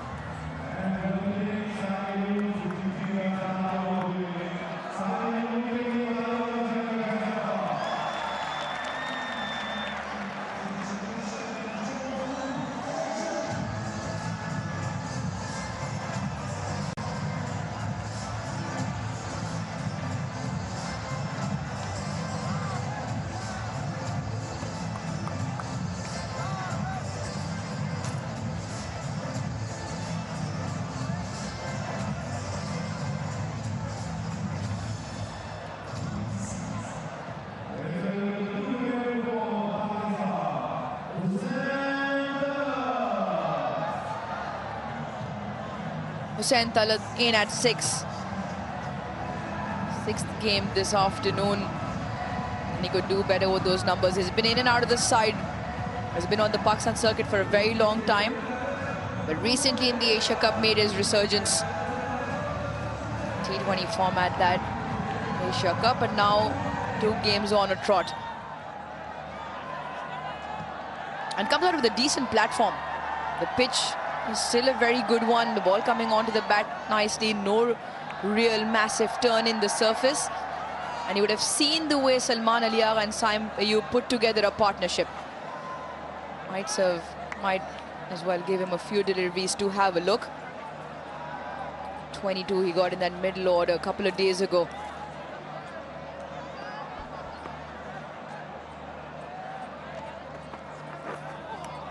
Top stuff to the new batter from Bosch. Yeah, and this is why he was brought back, to try and get rid of one of these 2 in-batters. This is so difficult as a bowler when the ball's been returned to you. You need to get down there. It's an excellent catch from Corbin Bosch. But South Africa will sense that there's a window of opportunity right now. It is the seamers whom have been effective on this surface this afternoon. So you want to make sure that they have the mental to strike, especially right now. I almost feel that he could utilize a slip. Excellent work down at 3rd man from his fellow fast bowler, Nan Reberger. They've really been impressive in tandem this afternoon.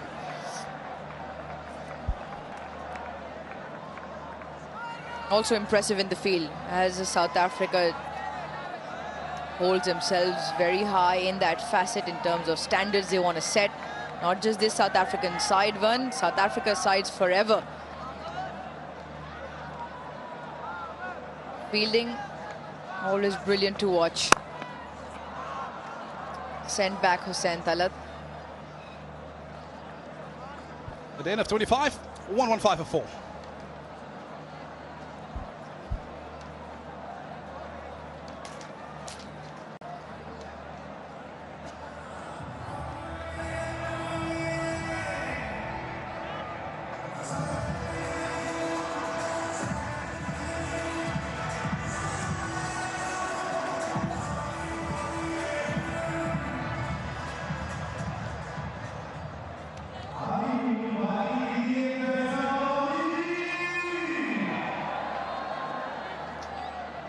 Halfway mark in the first innings, Pakistan 115 for 4.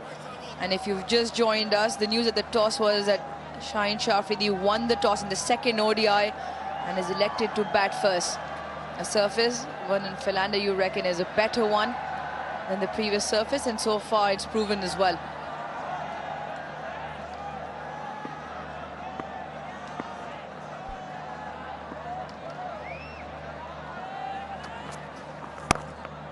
Yeah, it is a better surface, and a little bit surprised that Pakistan opted to bat first, because you almost feel that the surface being a better one will aid in a run chase a bit later on.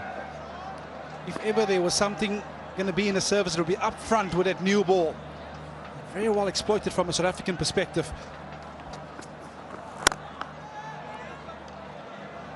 However, in saying that, you're finding yourself in the heat of the battle, and you have to make that call as to what's going to be a good score here this afternoon. Yeah, they were rattled with that new ball in the power play. Work real hard to give themselves a foundation, which they have. But they would know the importance of not losing any further wickets. Run rate at the moment around the 4.5 mark. They need to up that, unfortunately, because I do feel that this is going to be a brilliant surface come this evening when the ball starts skidding onto the bat. Current rate, they get to 227. Certainly feel they want to get to that 260 mark as a bare minimum. I like this from Peter in terms of his field. Mid-on up in the ring, deep mid wicket back on the boundary. Long off on the fence. Just squares him up. Just squares him up there. Yeah, the one thing I like about this field too, Naba Peter as well, is the fact that he brought mid-on up into the ring. Understanding that the release shot from Salman is that slog sweep. So he's almost taken that shot out of the equation, and yet why he has to play in this fashion. He bowls it flat, gets the odd one to turn, but watch out for that arm ball.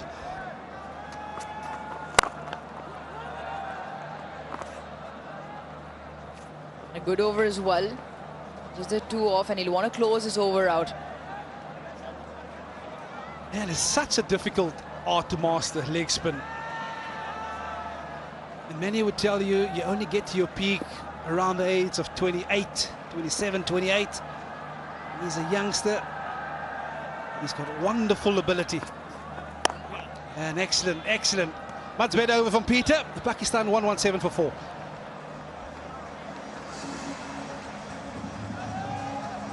And just 23 years of age. Gaba Peter, mastering the art of leg spin. You can argue one of the most difficult spin facets, given all the spin options available. You're a bit of a bird expert?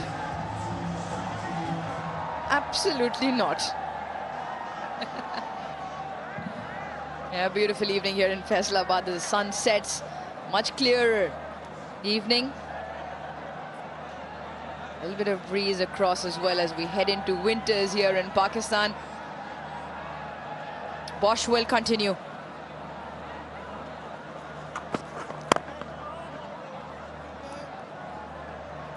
Yeah, this is excellent stuff by Corbin Bosch.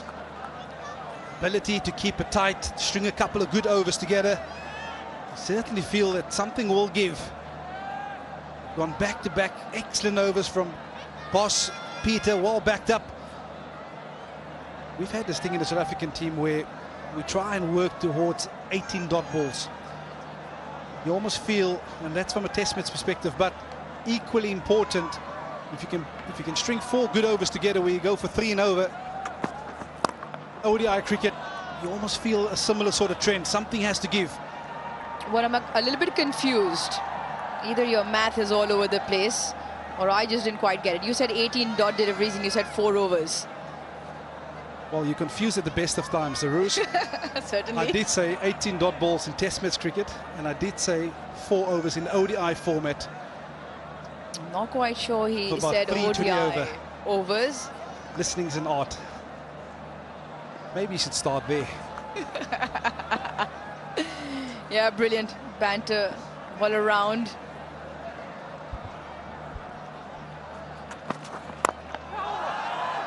Is the big shot straight to the fielder, and they will run through. Very unnecessary from South Africa. Corbin Bosch, you can see on screen, is not happy, disappointed, because he wanted to just continue bowling to Salman Ali Agha. There's a little competition in there with a couple of dots, but they leaked through a single. Yeah, it's an unnecessary run, and as a bowler, I said it a little earlier, you get in some sort of rhythm where you feel you can set a particular bet up. Now we'll have to start it all over again.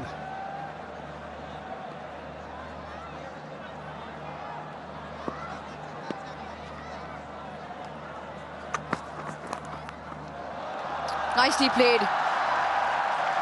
A touch too straight. Hussain Talat picks up 4. Yeah, this is the difficulty, to make that adjustment. He was settled to the right-hander. This would have perhaps been a perfect length in line to the right-hander, but because it was that straight to the lefty, easy pickings down the leg side. Also an area of the game where Hussain Talat thrives. It's with the open bat face down the ground.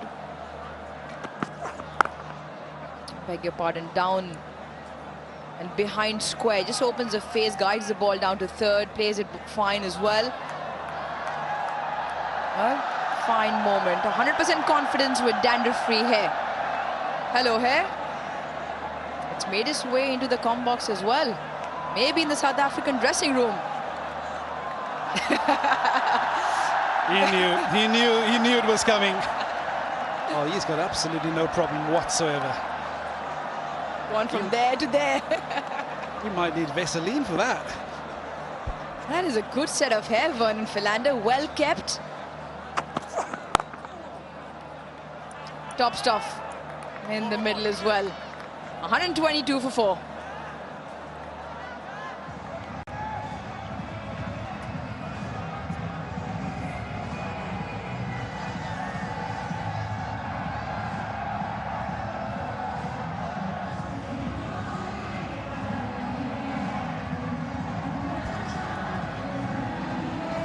A point of conversation also in Pakistan's dugout could be the position 6 to 8 since 2024 in this format. The average right down the middle amongst the 10 top nations. They've rotated quite a few players within that 6 to 8 position as well, Pakistan, and the dividends haven't been up to the mark. 22.97 the average from positions 6, 7 and 8.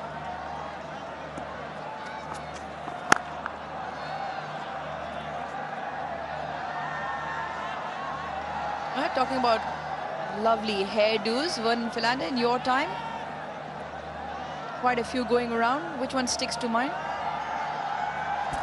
Has to be Faf du Plessis. JP Duminy was up there as well.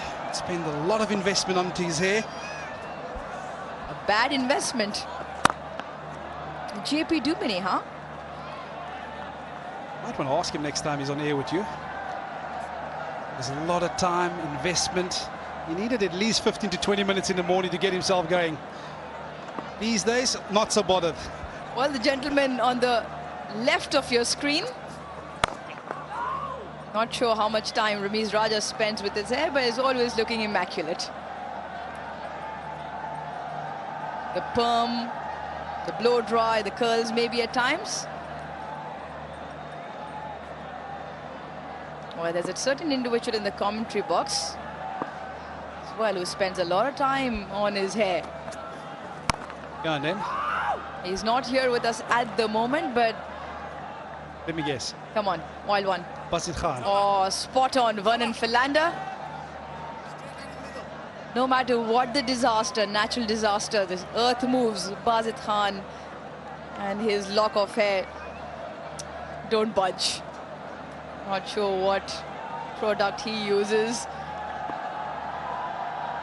They're in tip-top shape always.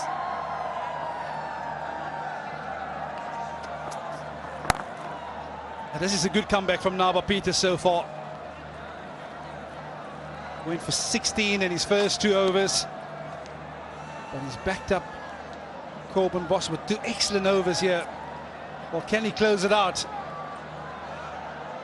Certainly also feel that, yes, as much as you can take your time in the middle, Salman Aliaga, he might just feel a little frustrated here because he's been tied down at the moment.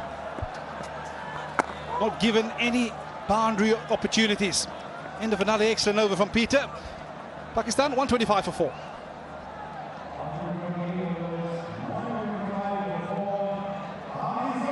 Yeah, great comeback.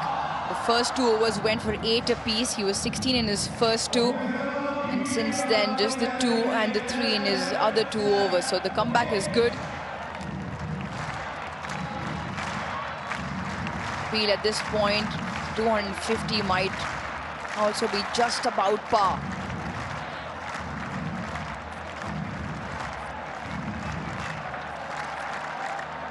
Yeah, just on your stat of that 6 to 8 batters. The batters batting from number 6 to 8. That would be a massive concern right at about this junction. That's perhaps why Salman Ali Agha feels that he needs to be there a little longer. Change of bowling, Donovan Ferreira back into the attack. He knows the importance of him being there, forming partnerships, because Pakistan has the ability to be really bowled out towards the latter end. One with a reverse sweep, but this might be tight. This might be close. If it wasn't bad, I think South Africa will be very interested to have another look at this. Matthew Bretsky shaking his head. Donovan Ferreira saying height, having a joke around. This is really close, really, really close. Got himself in an awful tangle, did Salman Ali Agha.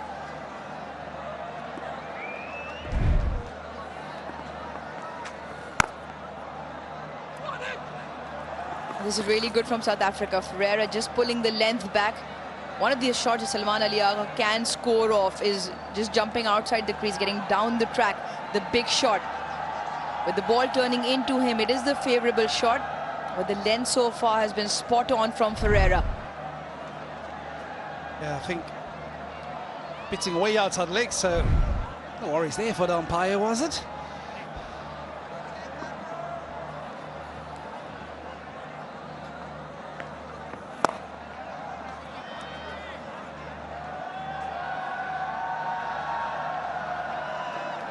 "12 off 25, the partnership. It's the one of the first 4.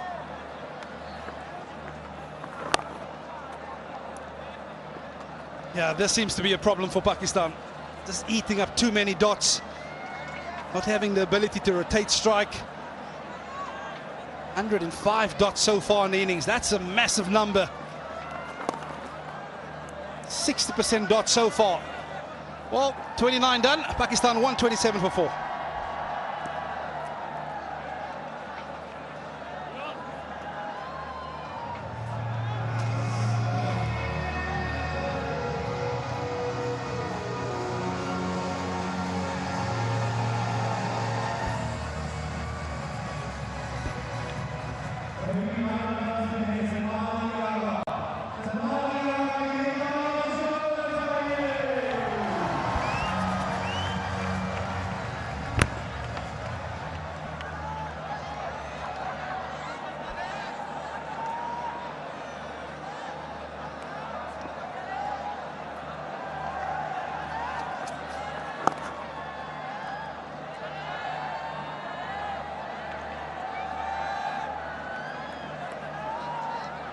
They say you usually double the score at the end of the 30th. Let's see if Pakistan can amp it up.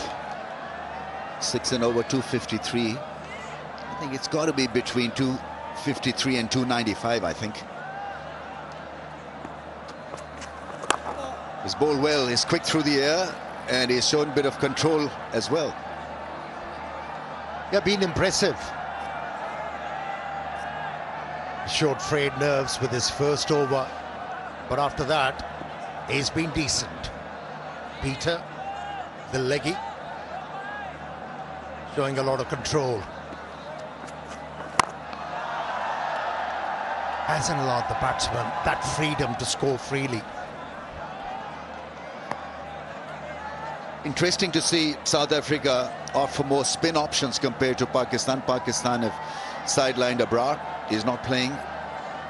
And Fahim Ashraf, a fast bowling all-rounder, has been included. So both think tank camps are looking at the surface differently, with different lens. But Peter is a very good inclusion. No matter how the pitch is, to have a leg spinner in your lineup, always handy.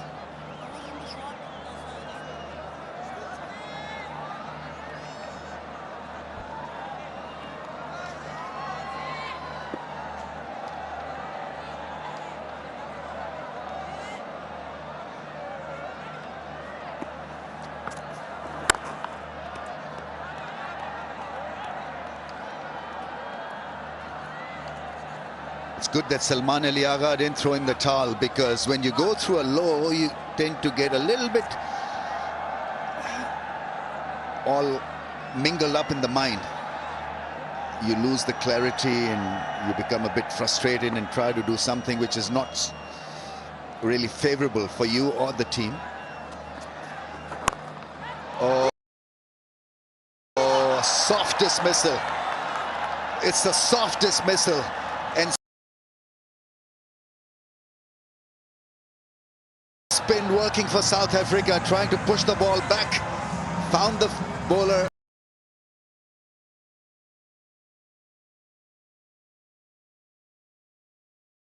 And he'll be bitterly disappointed. Hussain Talat has perished.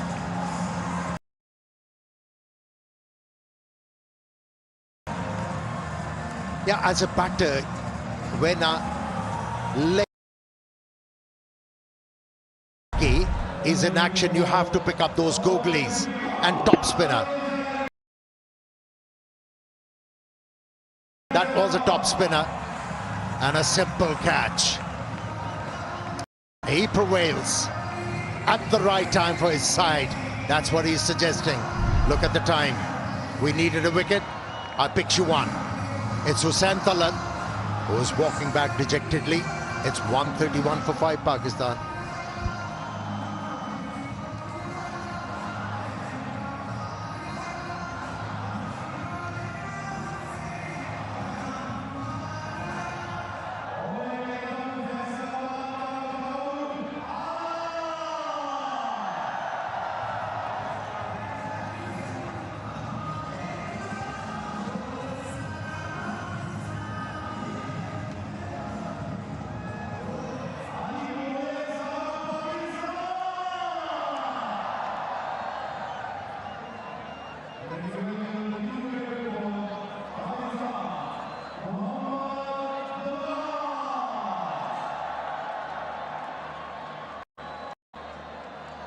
To the rescue once again is Mohammad. The pressure. He can't take Pakistan out of trouble in a jiffy. He has to work hard, Nawaz. Like Salman.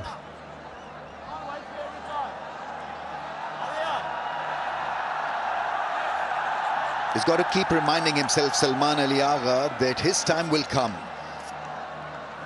He's laid out a platform. Been a cautious innings. Needed Hussain Talat out there trying to flick the ball, and well, it's a nothing shot in the end, I'm afraid. Yeah, he was tangled up. Not in a good position to work the ball on the onside. offered an edge.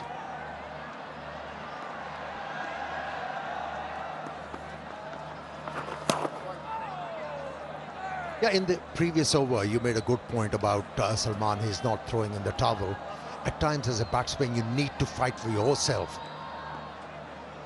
And you keep on reminding yourself, occupying the crease is the thing.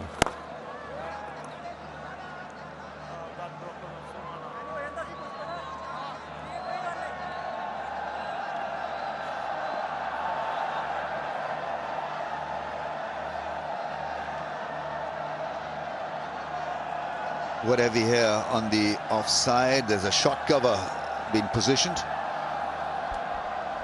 which is straighter, almost at that shot mid-off position. South Africans have clearly flipped the bucket in this game.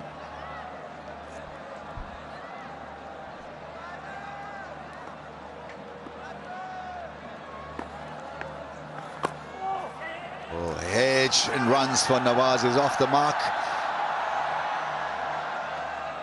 And that's been the process for most of the innings. Pakistan have been on the edge, bit edgy as well. Talking of flipping the bucket, here we go then. It's the flip the bucket challenge. Flip the KFC bucket and wear it on your head. The winner will get KFC finger licking good prizes.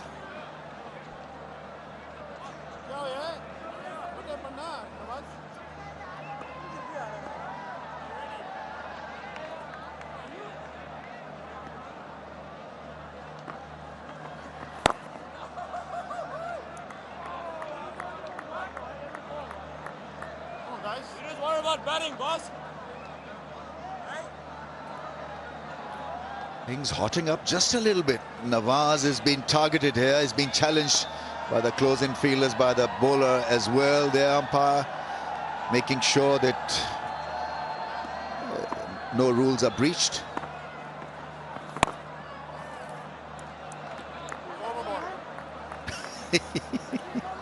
One, 3, 5 for 5.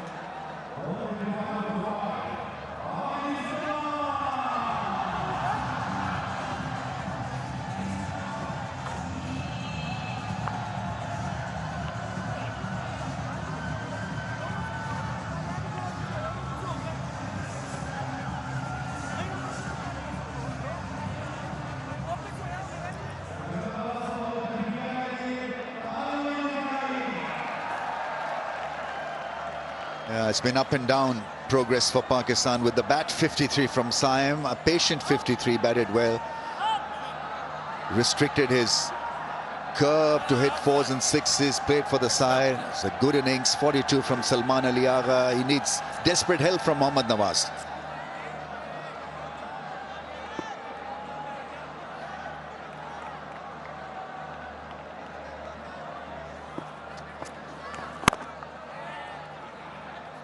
Not going to spin the ball a lot.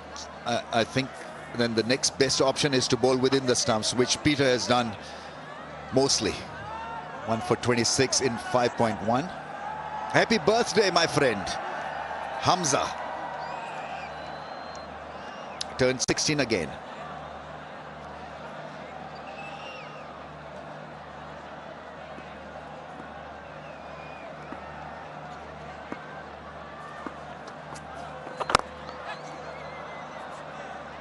Yeah, what Peter has done very well so far, although he hasn't been getting a lot of purchase from the surface, but he's varying the pace.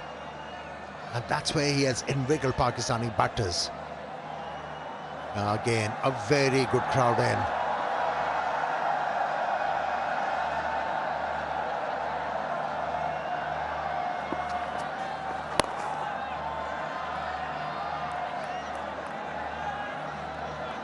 Not allowed the batsman really to hit a hard shot. They've not really been in a mood to lift him over the field, because he's so quick through the air and accurate as well. He's hitting the hard length and keeping it nice and simple.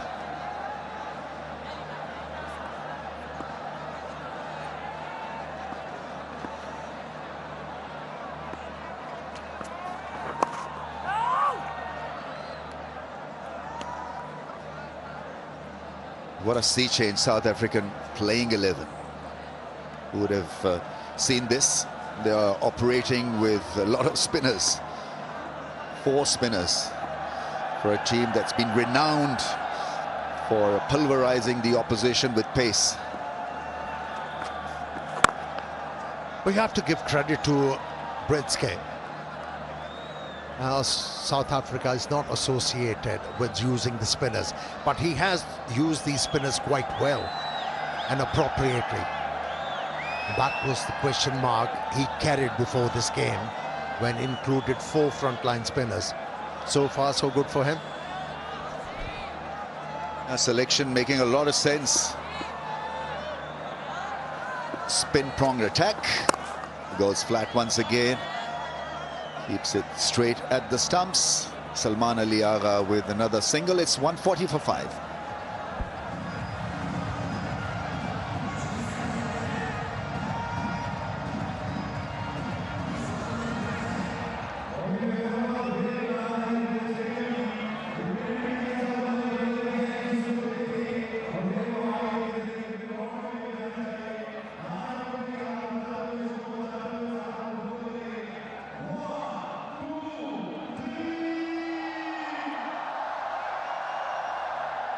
Pakistan in need of some serious work at the fag end of the innings. 18 overs left. Just 5 wickets in hand.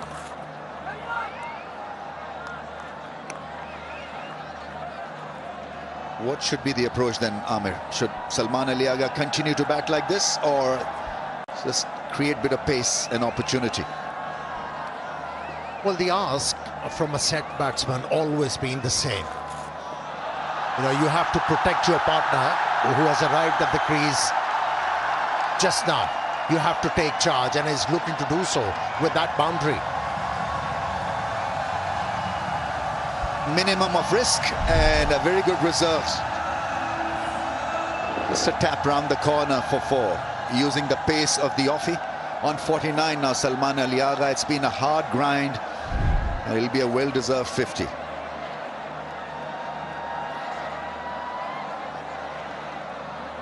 What would be his 8th 50 in ODIs.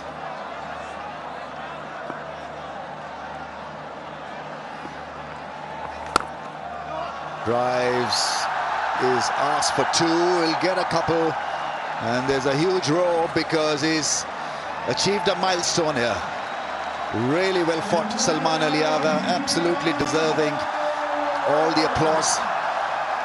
But his mission is not accomplished yet. He's got to just carry on for a longer period. And the roar is Agha, Agha. Extremely well played. Yeah, absorbed a lot of pressure by slobbing out. Has been a painstaking innings. But that was the demand of this situation Pakistan was faced after they lose quick wickets, 3 of them, with the new ball. Phenomenal record against South Africa. Oh, the straighter angle from round the stumps is a really good angle. Missed it completely. He was looking for a bit of spin. Yeah, just angled across.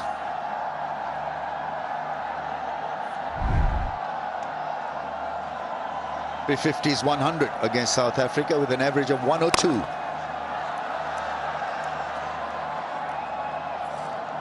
Rock solid is Salman, 147 for 5.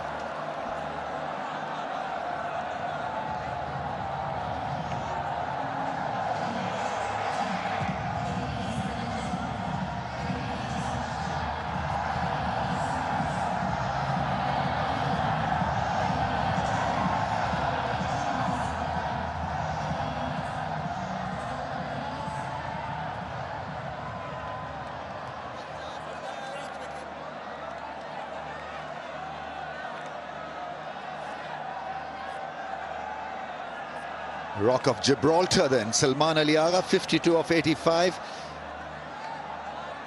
He wants this innings to reach a point where the likes of Nawaz and Fahim can absolutely go broke.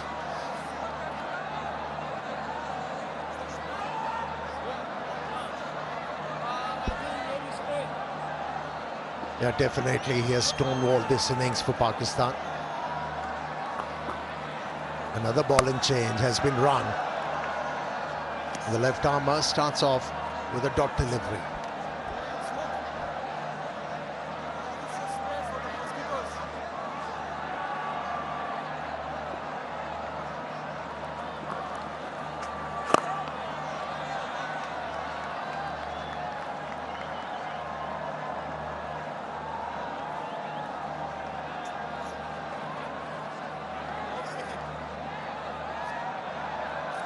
It's 10 fours and 1 6 in the innings. It's been a hard-fought innings, and credit to South Africa for keeping Pakistan on the back foot, on the check.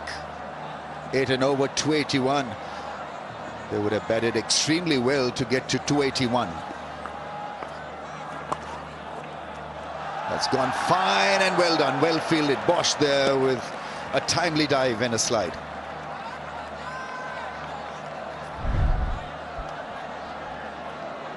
Yeah, fully committed South African fielders complementing bowlers quite well.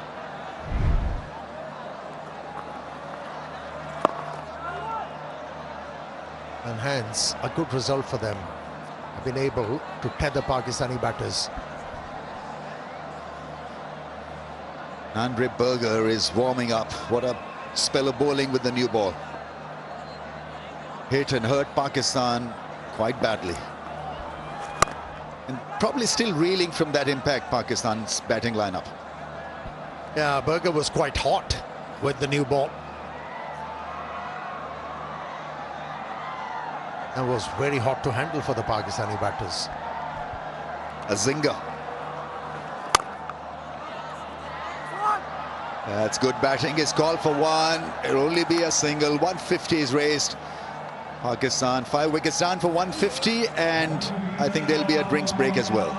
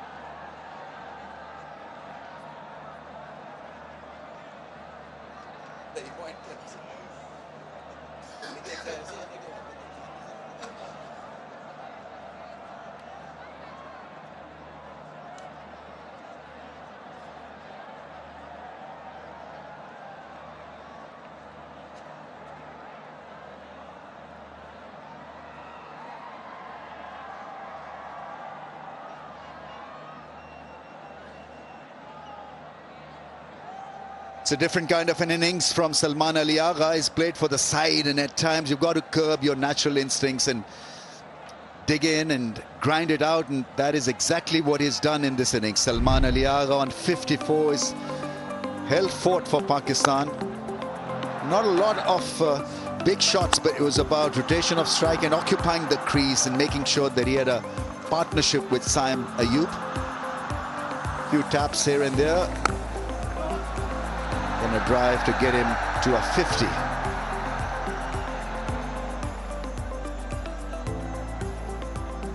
A fighting innings, Amir, and that is where he's been superb. But that's what makes you a well-rounded batter. If you could play the situations well, and gives you a tag of a reliable batsman who's got the ability to rescue you from arduous situations. That partnership with Rizwan in the first ODI made the difference for Pakistan. Making difference again. Able cricketer he is. As we say, not easy batting in the middle order, and then to assess the situation, lose the top three, and then to come in, recover the lost ground, and then provide Pakistan with an outside chance to get to a 280 score. It's been a phenomenal knock. Berger have come back, has come back actually. Let's see how he operates with this rough ball, because only one ball will be used now after over number 34 from both ends. Will there be some reverse for him? Will he be bowling more cutters than the seam-up deliveries? Let's see. Yeah, with this very role, I was so happy to see Wasim Jr. getting a gig for Pakistan after a long time. He can reverse swing the ball with that slinging action of his. Coming back to Berger, how well he has bowled in this ODI. He looked out of sorts during T20I series, but looked dialed in from the word go. Generated a lot of pace, kept asking questions, and was rewarded with 3 wickets.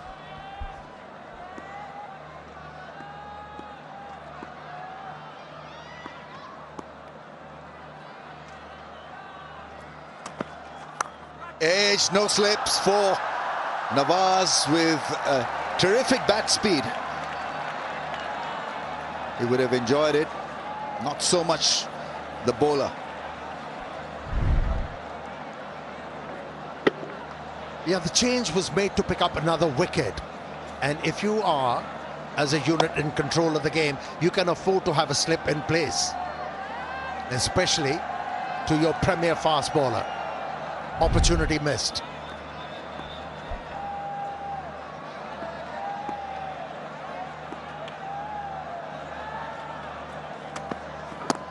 Oh, hits him hard on the pads, going down the leg side, but once again beaten for pace. Vigo Till, selfie moment. Victory sign. They pulled it off. Well, I saw you taking too many selfies today. Was it for your social media platforms or on demand? Not really. You must have been watching somebody else. It was you.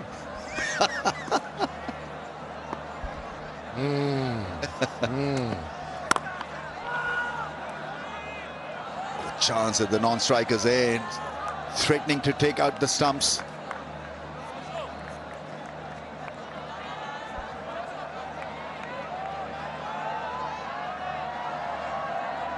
So tell us, who was those for? What?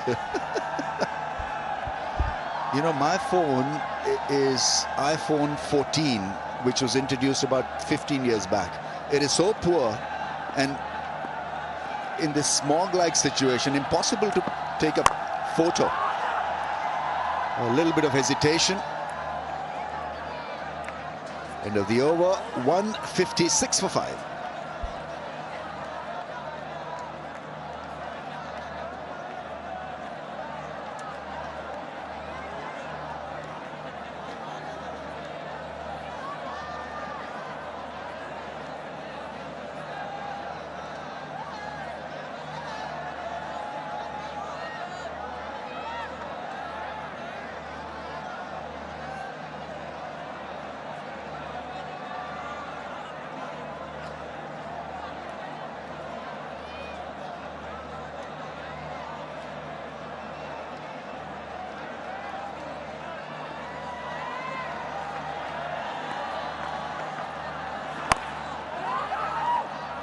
Oh, hesitation. Nawaz, they're very keen to rotate the strike and leave it for Salman Ali Agha to dominate.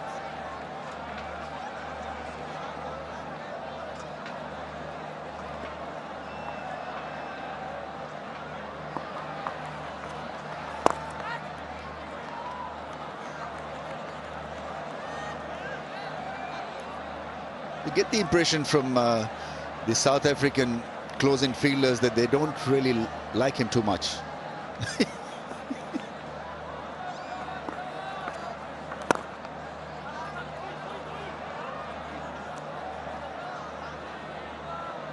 Got to be a little careful when you're batting with Nawaz. It's regarding his calling, running between the wickets, which can go haywire without any prior notice.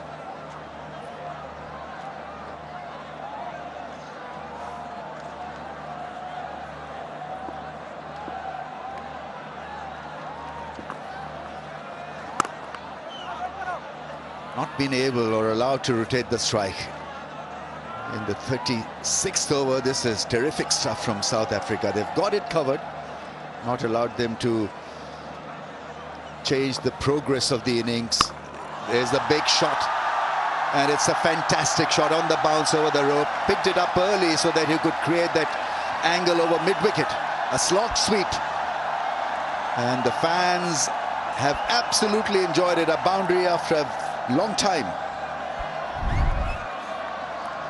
Yeah, one failed. A boundaries round the corner because too many dot deliveries were bowled. And boundaries were hard to come by. And Salman Ali Agha was expected to take few chances. Although a boundary was hit, still a decent over. 36 done, 161 for 5.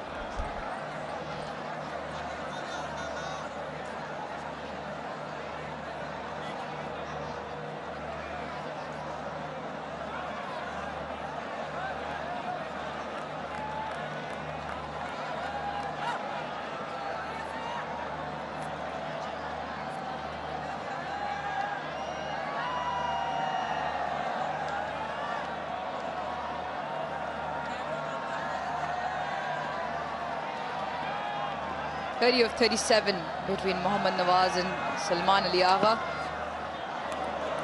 Andre Berger picked up 3 in the first piece. Phenomenal spell, bowled 5 overs on the bounce up front. Rejected score 2-2-2. Not think that'll be enough given the nature of the surface.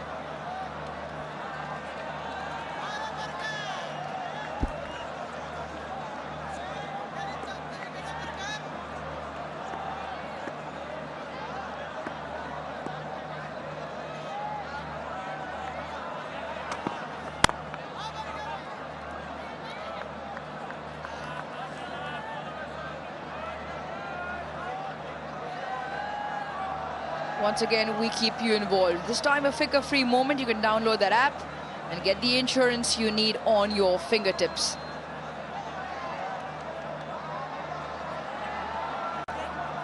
JP Dumini alongside JP. 161 for 5. If South Africa can pick up one more wicket, they can surely look to close out Pakistan innings earlier. The charge, the swipe, just over. At the moment, you reckon given South African batting and the surface, 2-2-2 might not be enough.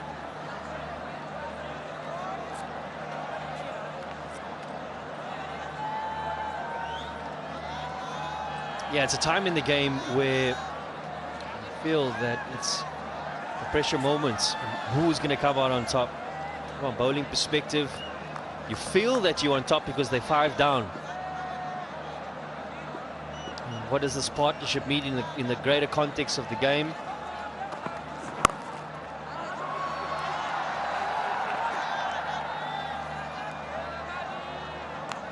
It's an innings of real substance thus far from Salman. He's been under pressure, 3 early wickets, and he's had to embrace some pressure from the South African seamers.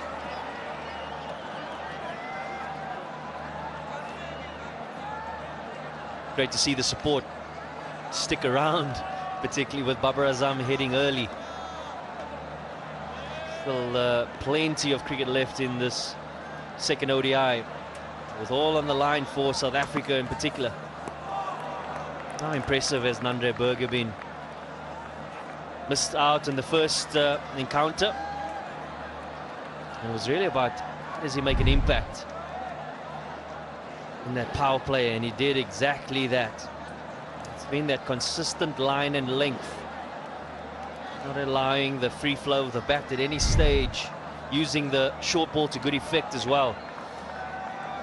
Seeing the back of Fakhar Zaman in the very first over.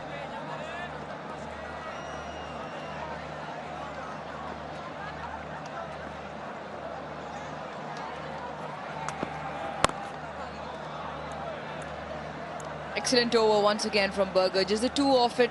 Pakistan 164 for 5.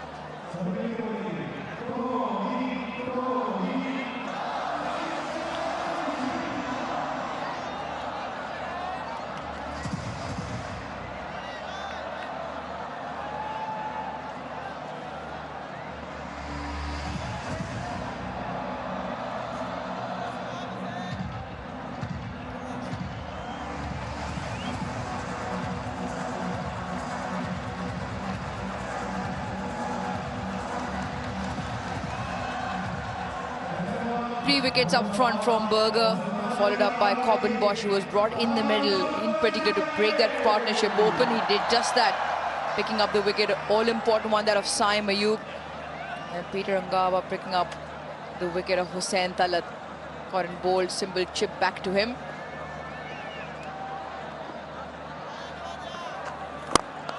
Big shot, dances down the track and dances and gets 6 for it. Mohammad Nawaz with the charge on the very first delivery to 14. Yeah, you feel that he showed his intent in the previous over already against Nandre Burger, trying to utilize his feet coming down the track. And does so with great effect against Bjorn Fortuin. Meets the pitch. And a free flow of the bat and a maximum. Much needed for Pakistan. Mid-off still stays up. Just as I say that, Matthew Bretzky and Bjorn Fortuin have a word, and now Bretzky falls back. Because of that shot, now protection falls straight down the ground. The sweeper on the offside comes into the ring. Can he go up and over, in and out on the offside? Great change of line from 14. Just feel that period in the game where the partnership is now 39 of 45. Both batters have been in for a while. They will just look to put the pedal down slightly in this middle phase. Important to tick the singles around after the boundary. Yes, the big 6 coming, but you want to get down the other end, keep the scoreboard ticking along. The 6 and the other 5 dots eventually then don't hurt the bowler as much. This is a great follow-up from 14. Again, I think the option is there for Mohammad Nawaz as well to utilize his feet. It doesn't have to always be the 6 only.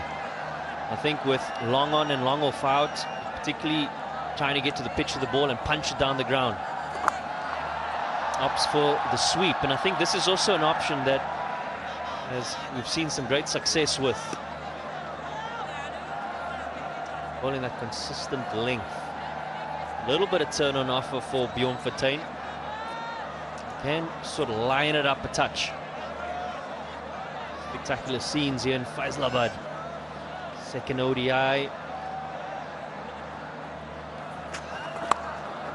Use of the feet again. Doesn't quite get to the pitch, but no damage done. 38 done. 171 for 5.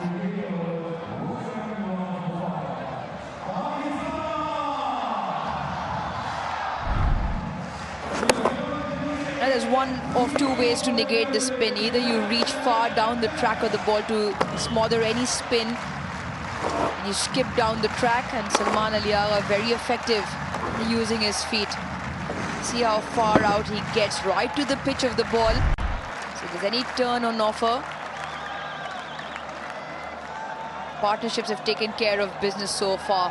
The fourth one The important 192, it set the game up, brought them back into the game. And since then, Salman Ali Agha has just held fort quite nicely. With Nawaz now 40 between them.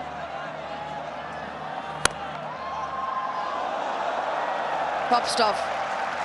He's like a live wire in the field beyond 14.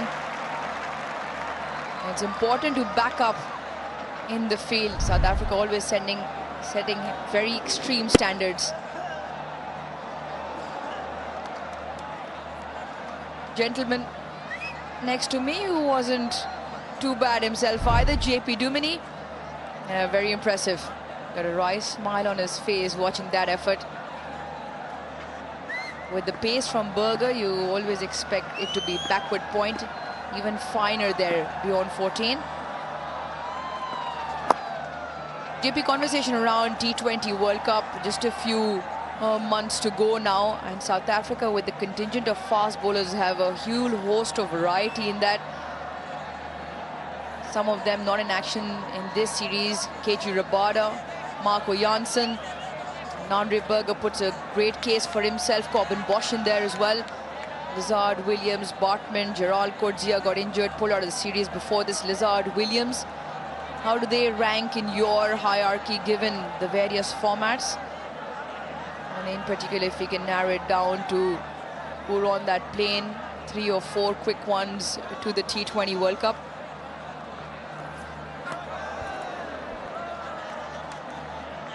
Yeah, you mentioned KG Rabada and Marco Jansen. You feel that they would be a shoo-in in that playing 11, barring any injury concerns. We know that they've been resting for the Test series coming up against India.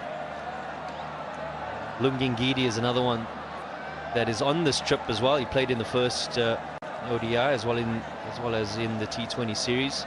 And I think it comes down to conditions. Obviously, going to the subcontinent again. Lungi Ngidi certainly stands out for me with his variations.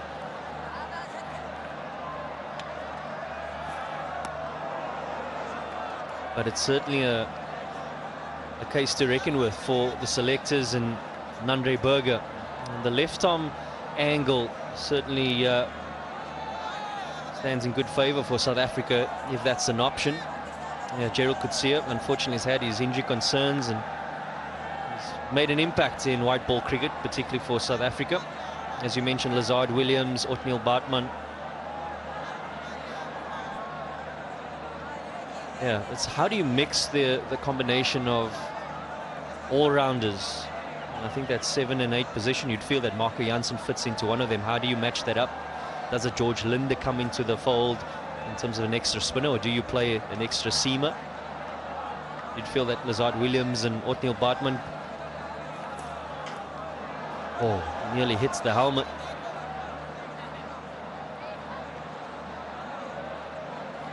Got a variation in bounce.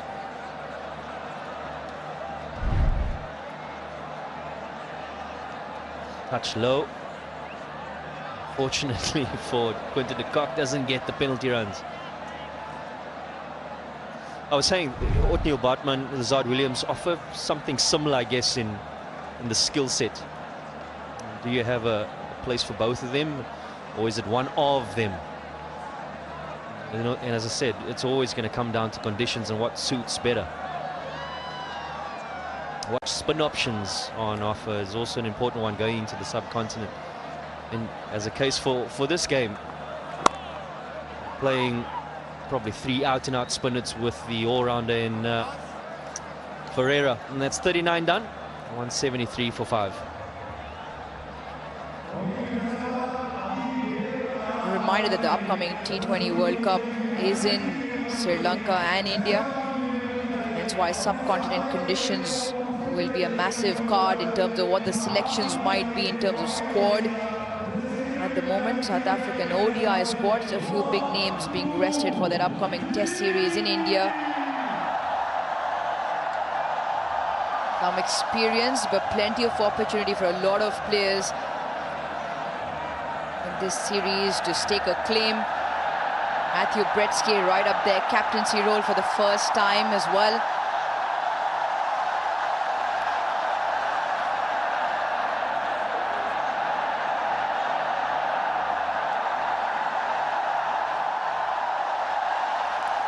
beyond 14 to bowl his final. Skips across. And he's done that on a few occasions. Salman Iliaga often gets into very good positions, but sometimes just gets into a bit of a tangle. Complete crossover. Faisalabad crowd right into this. 2 nights in a row, the Faisalabad wave, if I may call it, going around the ground at the moment. Just under 17,000. They're surely having a good time. And just a little bit of turn. Ball starting to grip every time, especially when the pace is slightly slower.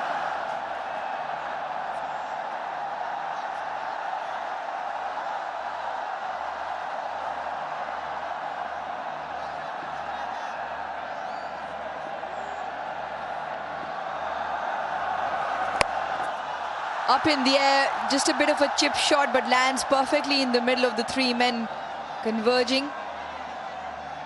Loandre Pretorius will throw that ball back into Quinton de Kock. 4 runs of the first 3 deliveries. And with that shot, JP just feels like one, if not both in the middle, are just going to start pressing. Charge on.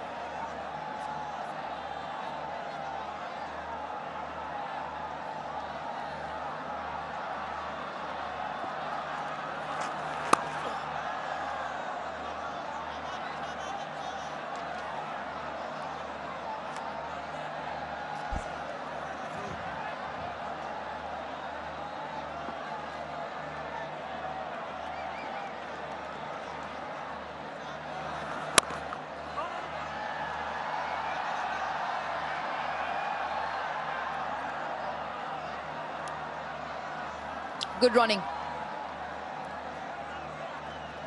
And very good from Super Saf as well. Premium detergent powder.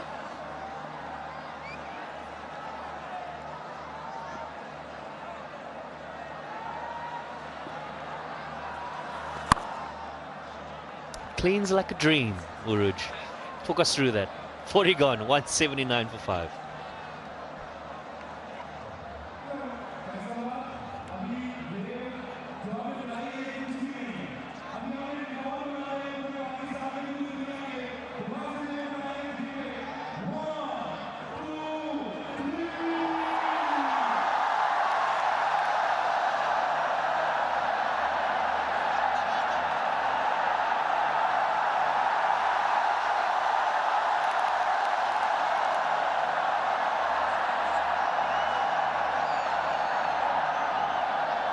SN Raza with that signal means power play number 3. A maximum of 3 fielders can now patrol the fence.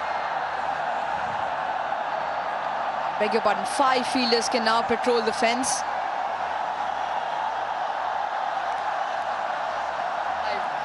Corbin Bosch bowled a 4-over spell, provided the partnership at the other end to Berger to keep the pressure on. Then was brought back into the attack for a couple of overs, picked up that all-important wicket of Saim Ayub. Now back towards the back end in the last 10. The ball to Mohammad Nawaz.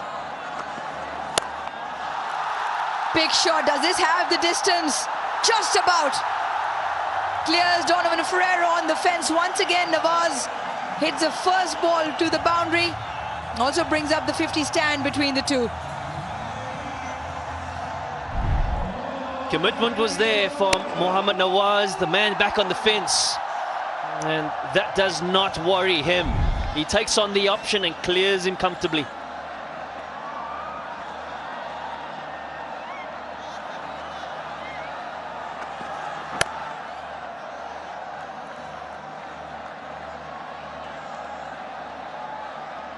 More often than not, Mohammad Nawaz comes into that position. We were talking about it earlier, 6, 7, 8. Where you just need to get a go on. And the one thing he does well is always looking to hit the ball on the up, especially when it gets big on him. He's never looking to roll his wrists over. And even on that occasion, the bat plane from bottom to up just manages to clear long on the fence.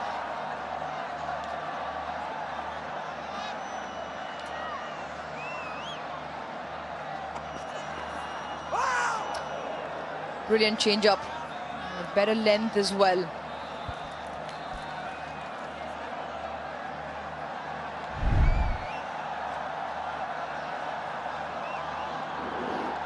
Yeah, the pace was still up there, Uruj, wasn't it?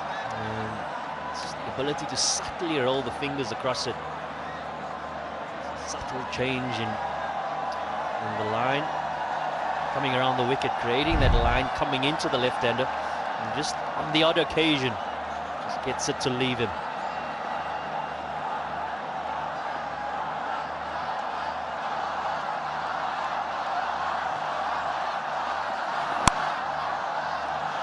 Goes full and straight. Nawaz does well to get the bat down to pick up one. Projected scores again.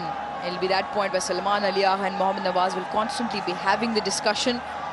We've gotten ourselves in 55 of 65, the partnership. How many can we get in the remaining 9.2 overs? They get to 260. That'll be an excellent recovery from Pakistan. You never know, with the two men still in, 2 big overs in amongst that mix. That will help, certainly will help. One bounce, clears the offside, picks up 4.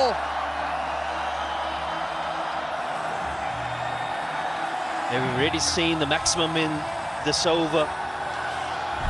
And a great use of the feet. It's the line that provides the opportunity to free the arms. And at no point was he trying to keep it along the ground. Great intent. And the execution was there as well.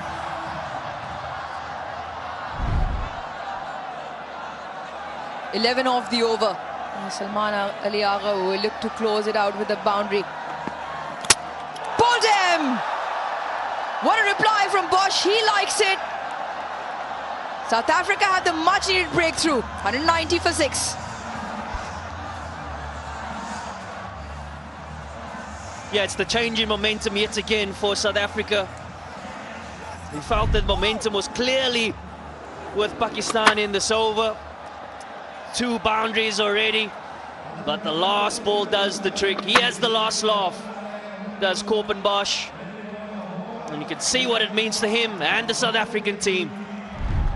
It's been a well-played innings by Salman Ali Agha. 69, 190 for 6.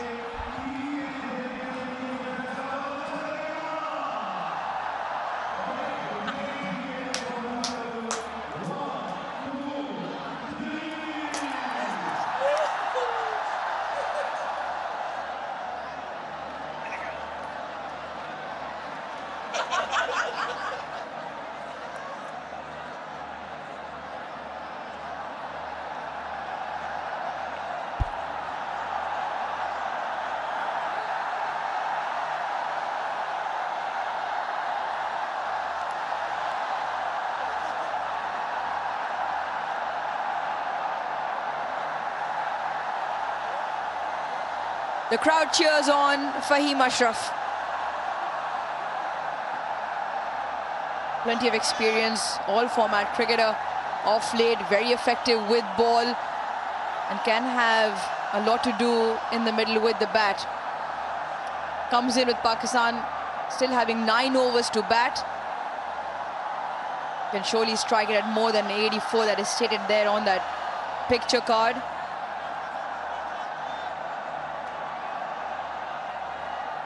Donovan Ferrer, a couple of wickets in that previous game.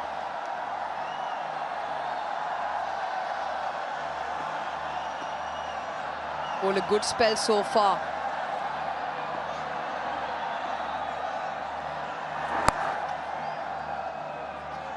Chipped into the leg side. Bullet straight by Corbin Bosch. And breaks the defence of Salman against the run of play. Was an over of real impact from a Pakistan point of view, and breaks the back of that partnership.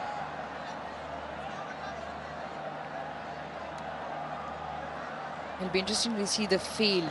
The 3 men protecting the boundary. Short mid-wicket in close.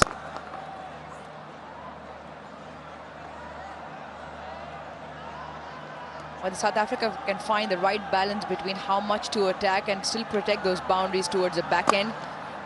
Firing in it straight, not allowing Fahim Ashraf to get off the mark so far. The single is available down the ground.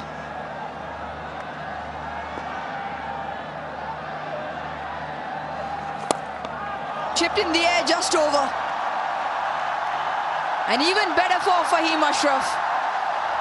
Gets off the mark with the 4 through the offside. Yeah, Fahim Ashraf will be happy with the result here, but I don't think that was the clear intention. Found the middle of the bat, it raced to the fence. And I think he was more surprised than anything else. He will certainly take the runs. Yeah. Great camera work in terms of capturing Ferreira's reaction.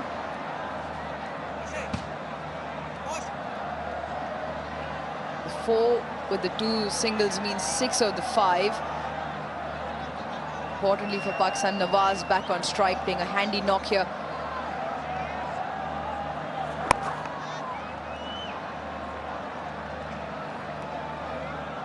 Pakistan 197 for 6.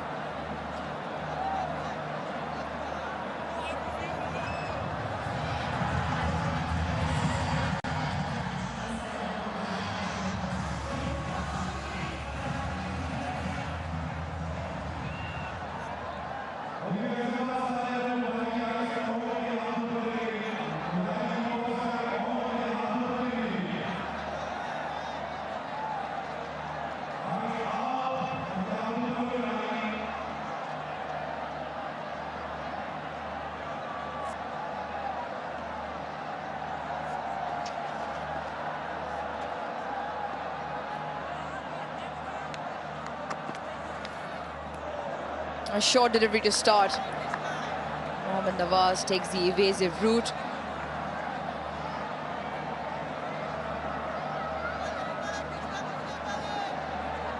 Ladies, you got to flip the bucket. Not land it on your head, but you can flip the bucket, get into the challenge and get finger-licking good prizes from KFC.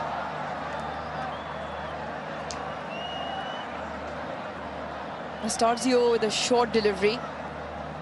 Where's the follow-up delivery going to be? Is it full in straight? Picked up Salman Ali Agha in that fashion.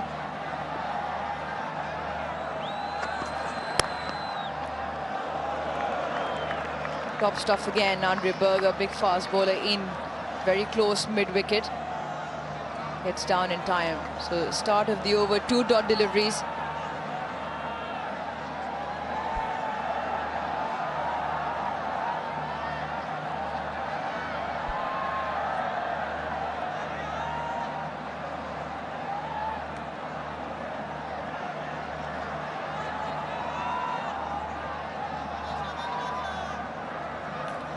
Change of field.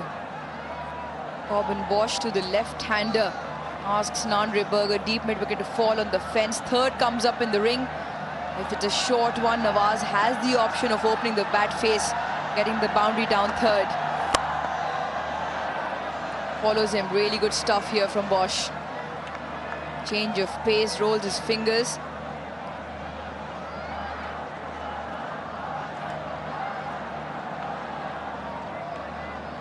Yeah, you feel Corbin Bosch was recognising the fact that the in-batter in Mohammad Nawaz looking to give him one, changes the field, gets the mid-wicket out on the fence. And it's the angle that doesn't allow him to free his arms and just gets the one. Can he attack now to Fahim?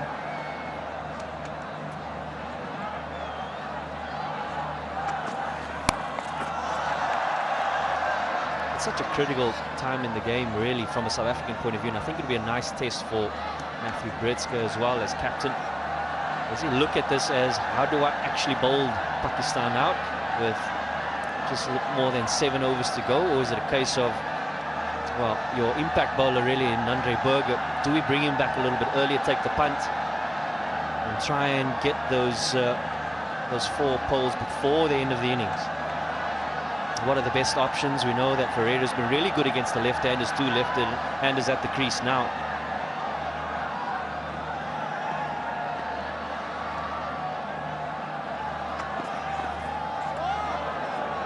loses the radar there. Also brings up the 200 for Pakistan.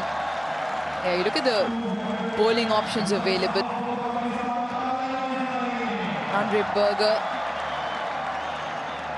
has 14 bowls out. Ferreira still has 1, so maybe a case of bowling Ferreira that 1. Bosch will have 2 more after this, so that's 5 overs. He still has another 2 to get from either Peter Ngaba or George Linder. Brilliant shot. Great bat plane coming through the line of the ball. Nawaz keeps marching on.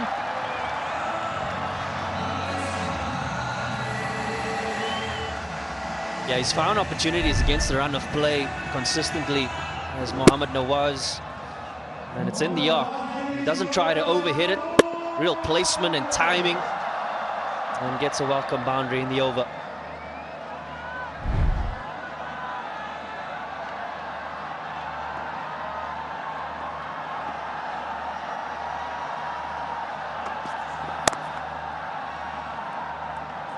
One to end the over. 43 done, 205 for 6.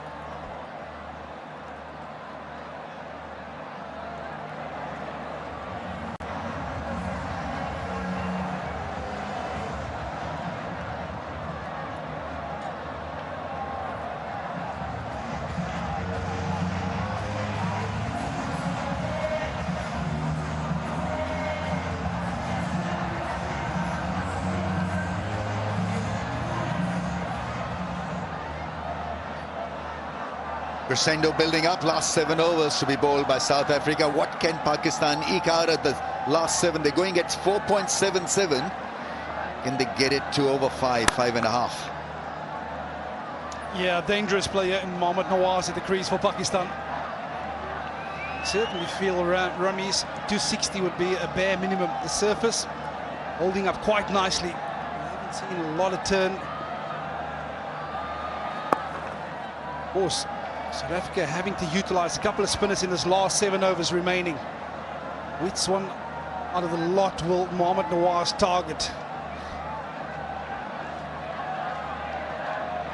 If you want to cap this bowling performance of South Africa in a nutshell, it has to be discipline. Based on discipline, good cricketing intellect, bowling to a plan. The spinners really ruling the roost after the earlier damage was done by the Pacers. So this is a great follow-up after that destruction that we saw in the first 6 or 7 overs of the innings. Yeah, I think smart captaincy as well from a young Briatska. Understanding at the moment 2 left-handers in at the crease, so having Donovan Ferreira that perhaps can turn the ball away, get out of the arc. It's straight, it's in the end, it's going to pick up one in the leg side.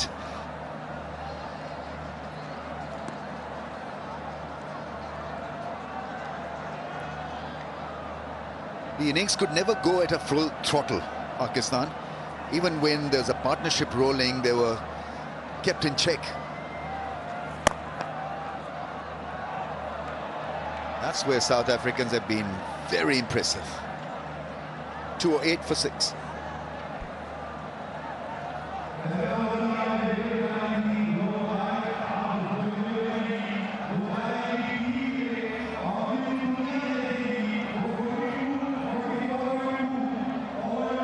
Yeah, the scene really been set by Andre Berger in that opening spell of his. Picked up 3 wickets inside the power play for South Africa. That really stemmed the flow of runs for Pakistan. Well supported by Corbin Bosch, 2 for 35. And the 1 for Naba Peter. 3 for 34 was a cause of concern up front for Pakistan. He absolutely took care of the top 3 by bowling brilliant, challenging, pacey length.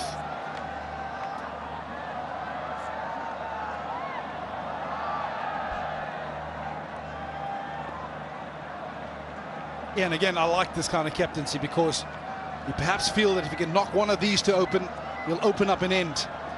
He's gone to his premier fast bowler, Andre Berger.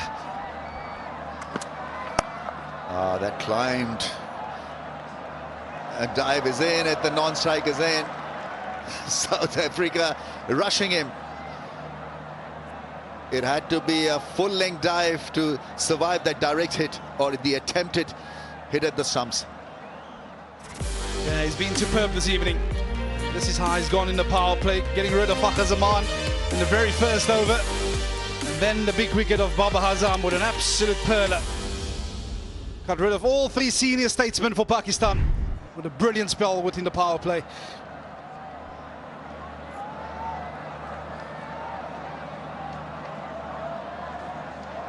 Still young at this, gave him a lot of lift mentally to get rid of somebody like Babar Azam, for example, or even Rizwan, who's got such a good numbers in ODI cricket.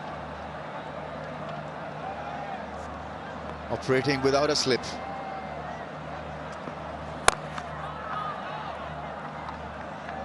Yeah, I think the one thing that really impressed me was the energy that he had, Ramiz. Very often he can rock up in the subcontinent, you know what you're going to expect, or to expect from a fast bowler's perspective. There's not much in the surface, but just that energy that he had, he bowled mid-140s. It simply means that the intensity was brought, the heat was brought, and the heat was certainly felt in that first power play.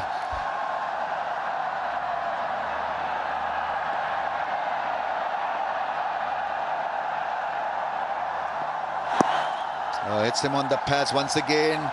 Too swift for Fahim Ashraf. The bat didn't come down in time. He's bowling at a good pace here. 141.4 clicks. 138.7 the last ball. But he hits the deck hard, Vern. Yeah, that's something that you expect, especially from Pakistan. They'll be accustomed to this with the battery of fast bowlers which they have in their own camp. But it just goes to show once again the element of speed, raw pace. It's always going to be troubling batters, no matter where you're from.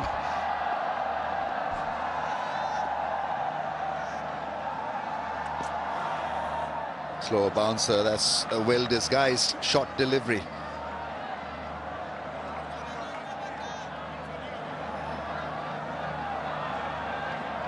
It's so difficult to read as a batter, especially when the guy's been operating in it mid-140s.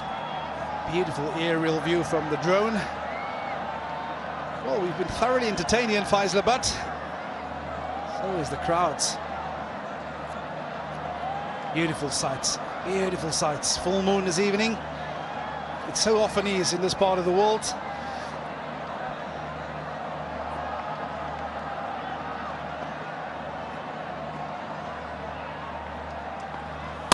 Makes room, gets a Yorker as a response. Terrific piece of bowling and thinking. Excellent execution of the Yorker. What the slow ball bounce has done just took the weight of the bat a little bit back. So not committing to the front foot, but an excellent execution of the Yorker. Such an underrated delivery in the modern day. Bowlers have almost gone to the change-up ahead of the Yorker. But when you land those Yorkers, absolutely brilliant.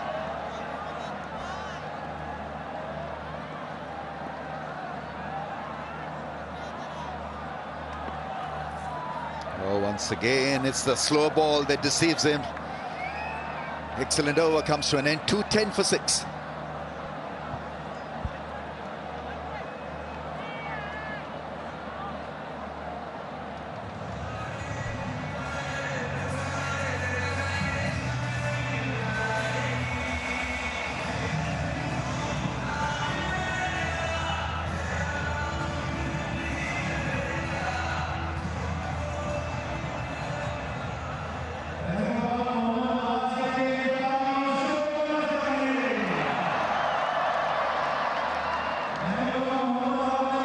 Again, a very good response from the crowds for this ODI series. Gets cooler, comfortable for the evening sessions here in Faisalabad. Okay, you can keep and it up. Today the light is good as well. Less smog. It rained, some say, a couple of nights back here in Faisalabad. That is the reason why we've got a clearer view of the gallery of the play. The pictures that you're watching are a lot neater. Yeah, it certainly looked a lot brighter out there, especially from the commentary box, but these are important last 5 overs for South Africa. It's a beautiful view of the city. Like we say, that moonlight in the background, always impressive in this part of the world. Well, you look at your screen there, projected scores. If they go at 6 and over, they'll get to 240. But you certainly feel there's a little cameo needed from one of these two to get him to that 260 mark.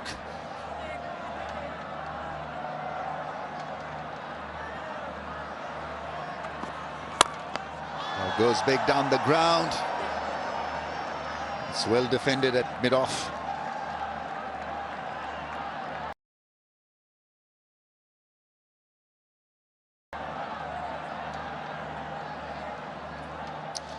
All right, it's time for the fans to enjoy cricket with Pakistan's own brand, Tapal at the Tapal Tea Lounge. It's the #1 tea brand of Pakistan.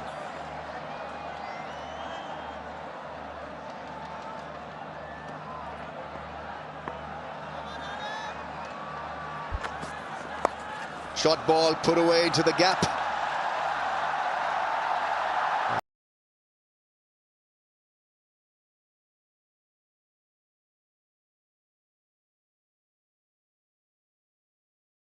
That makes it to the fence. Now Fahim's strike rate is pretty impressive in the last 4 overs of an ODI.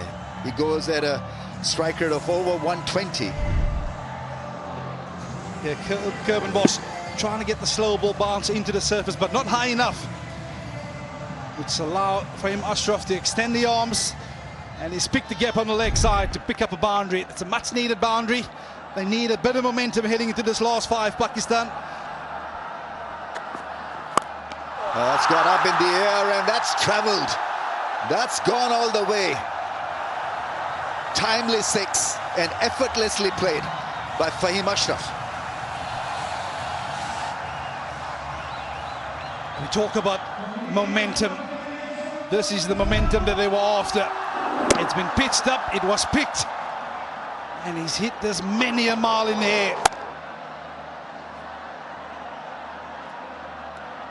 Guess what? It's gone the distance too. 79 meters.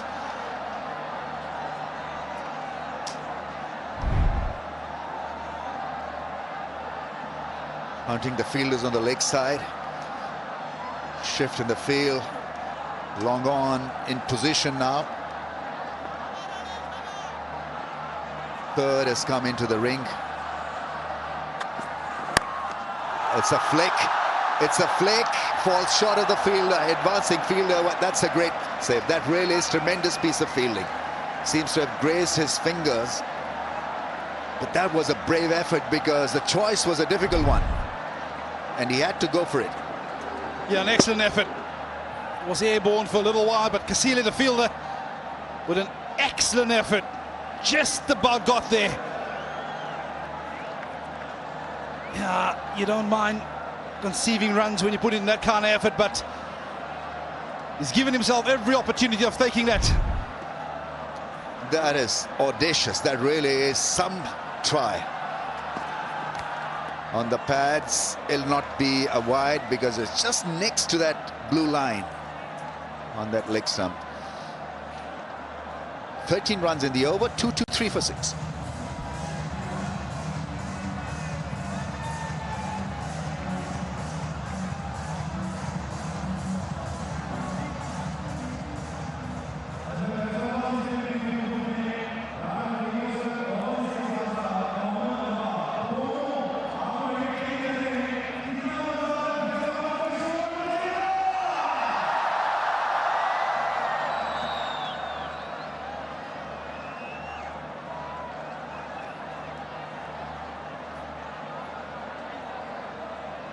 It's a fascinating battle between Pakistani batsmen who've tried to claw back into strong positions, but South Africa are clearly the winner so far. Last 4 overs in operation. Oh, that's some shot. That really is a cracking 6. The moment it left the bat, it was always going to sail over the fence. Tremendous start to the over. He does this so well towards the back end of an innings, Fahim Ashraf. The ability to pick up length. Yes, there was pace on. He's given himself a wonderful platform to launch this into the night sky. It's gone all of 81 meters. Yeah, Pakistan is called for someone to play a little cameo. And he's right in the middle of this action. 25 or 15 so far. 2 boundaries to go with 2 maximums.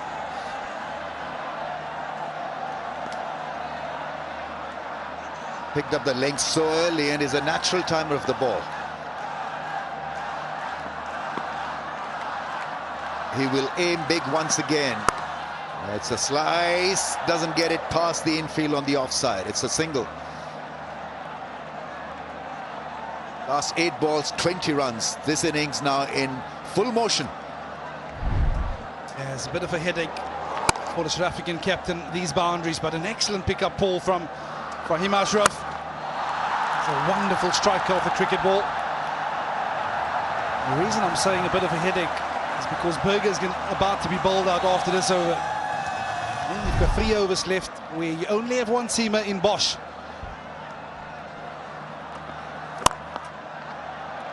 Nawaz helping himself for a run. So once again, the focus will be on Fahim Ashraf. 26 of 16.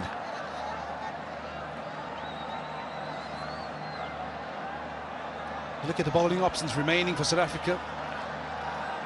Pereira bowled out, Fortuin bowled out. Only bowlers he could turn to is young Naba Peter and George Linder. Both of those set of bowlers will be turning the ball into these 2 left-handers.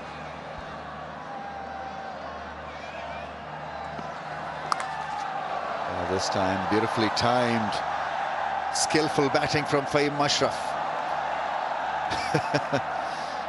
Tumbling stop.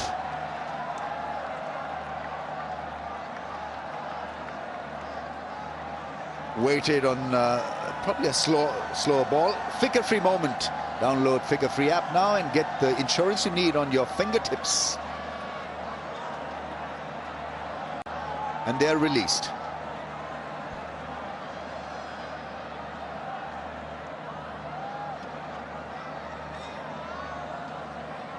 Yeah, 2 balls remaining from the Burger spell this evening.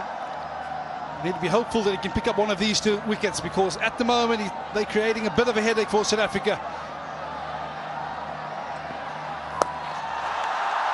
Put away and finds the fielder.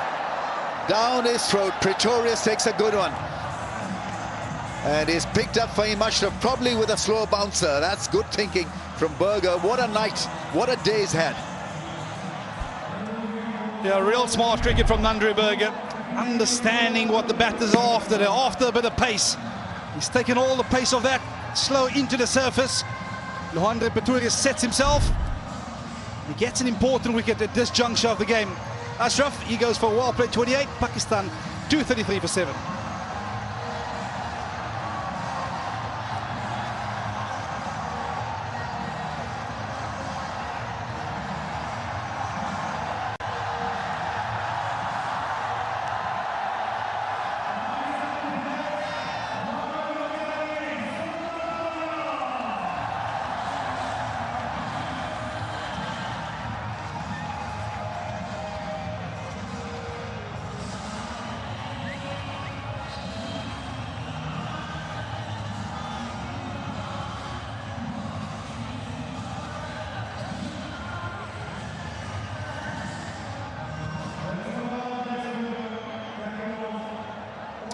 Left-hander leaves, another left-hander is at the crease. Shaheen Shah Afridi, the captain, is at the striker zone. 68 matches, average of 13.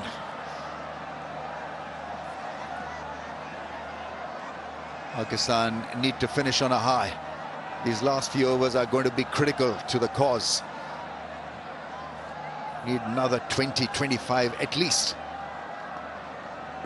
Yeah, can this young man close it out? Needs 1 more wicket for 5 off his very last delivery. That was a good ball. Once again, Yorker length attempted. Terrific piece of bowling from Burger. He's been the wrecker in chief for South Africa. 2-3-4 for 7. Yeah, the end of a fantastic spell for Nandriberger. There's the wicket again, the slow ball into the surface. Just sits up, no pace to work with, and picked out the field out in the deep. Fantastic little cameo from Fahim Ashraf.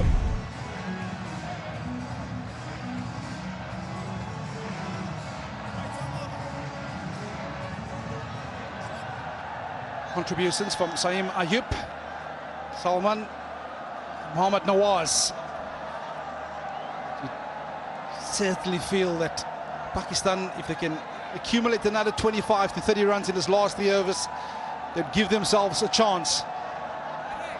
Might still not be enough, because I do feel that this surface a lot better than the one we saw 2 nights ago. But at least they will have something to work with.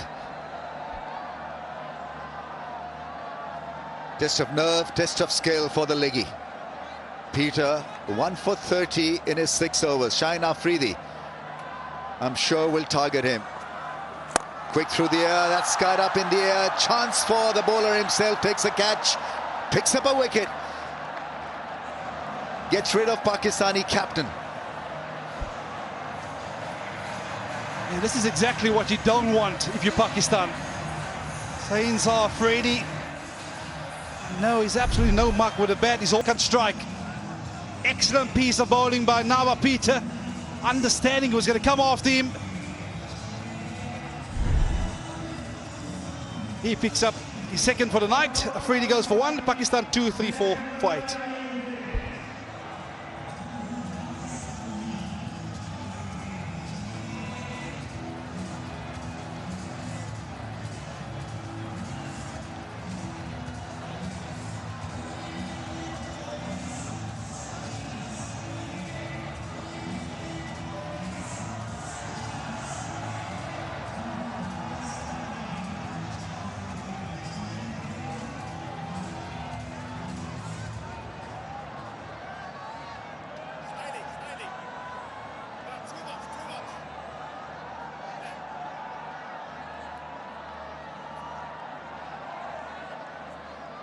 This fellow can bat, Mohammad Wasim Jr. Let's see whether he has the form to pull it off.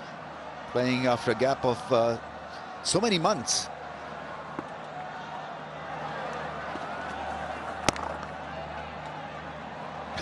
Drags the non-striker with himself. They say it's risky to introduce leg spin at this part of the innings, but have a look at the results. Straight away a wicket for the leggy. Yeah, you can see the indication from the captain. He's going to look to bowl the googly to take it away from the arc of the left-hander. Got the length absolutely spot on, because he didn't afford Shaheen Afridi the length that he was after. Now then, this is where the real test lies. That shot goes straight to the fielder.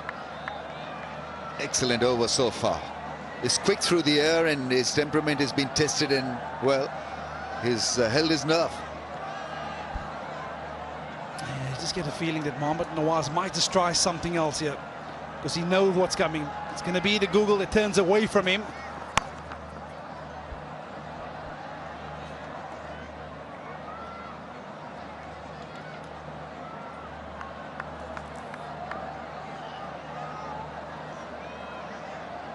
Talk about test of nerve, Rummies. This is an excellent over so far. Only 2 off.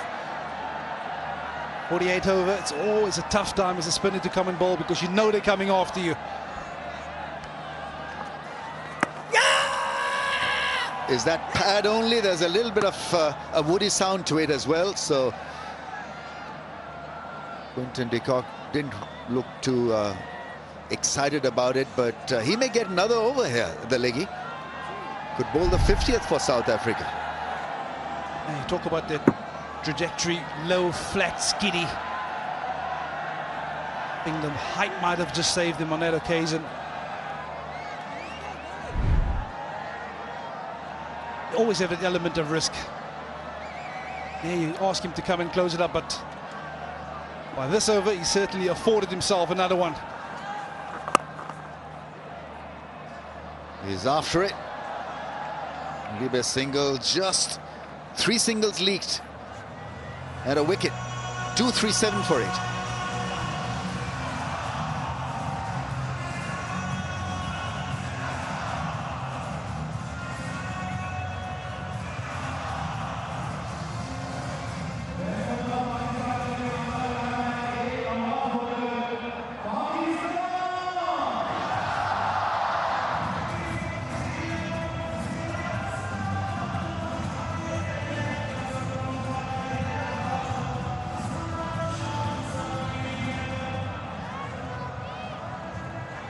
Yeah, that was a good partnership between Fahim and Nawaz. Nawaz is still out there, 43 from 54, so he holds the key really to where Pakistan end up with the bat.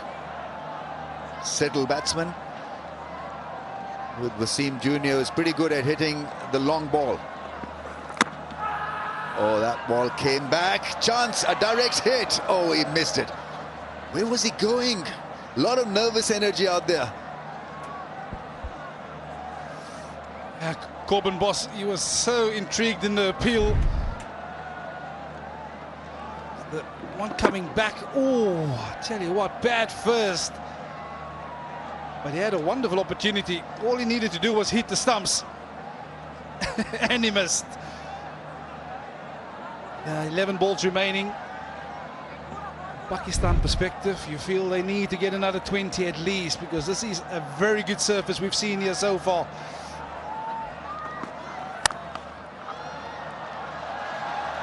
That's hit quite crisply for a couple of runs. Length ball attempted. I think you're better off really pushing for that Yorker length. The ball would be reversing a little bit. So your chances brighten when you pitch it up to somebody like Wasim Jr., who's got a long wind of the blade and wants to hit the ball hard. A little bit amused that Evans has taken the one and get Mohammad Nawaz in strike, because you certainly feel he's the in better.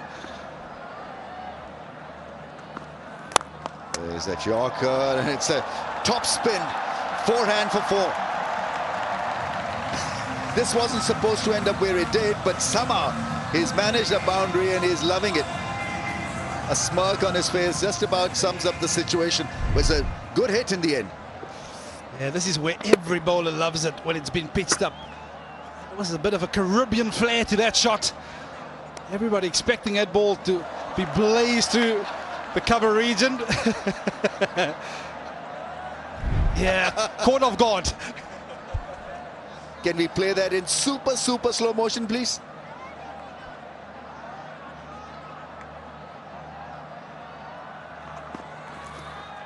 Oh, there's an opportunity there. Length or shorter ball attempted, and he was in a perfect position to play the pull shot. Hassan Raza there.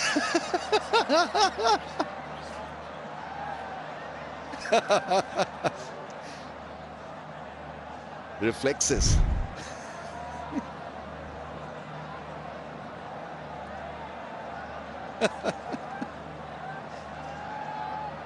Sorry, it's not nice to be laughing at others.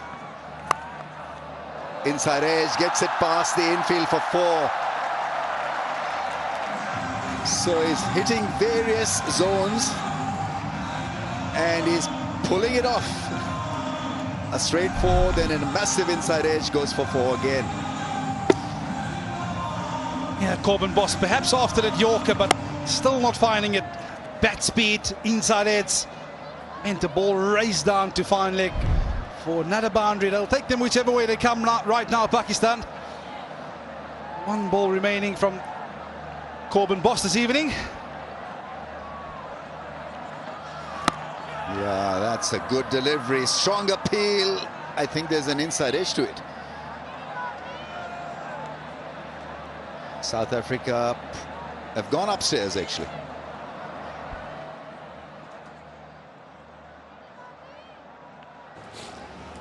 TV umpire to director, we have a player review for LBW. On-field decision is not out. I've checked the field placement and it's a fair delivery. Let's start with front on.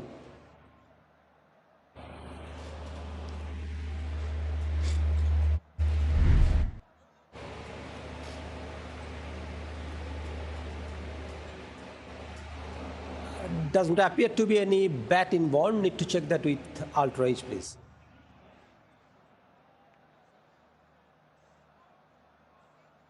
Yeah. Keep rolling. Clear gap as the ball passes the bat. Satisfied. No bat involved. Ball tracking, please.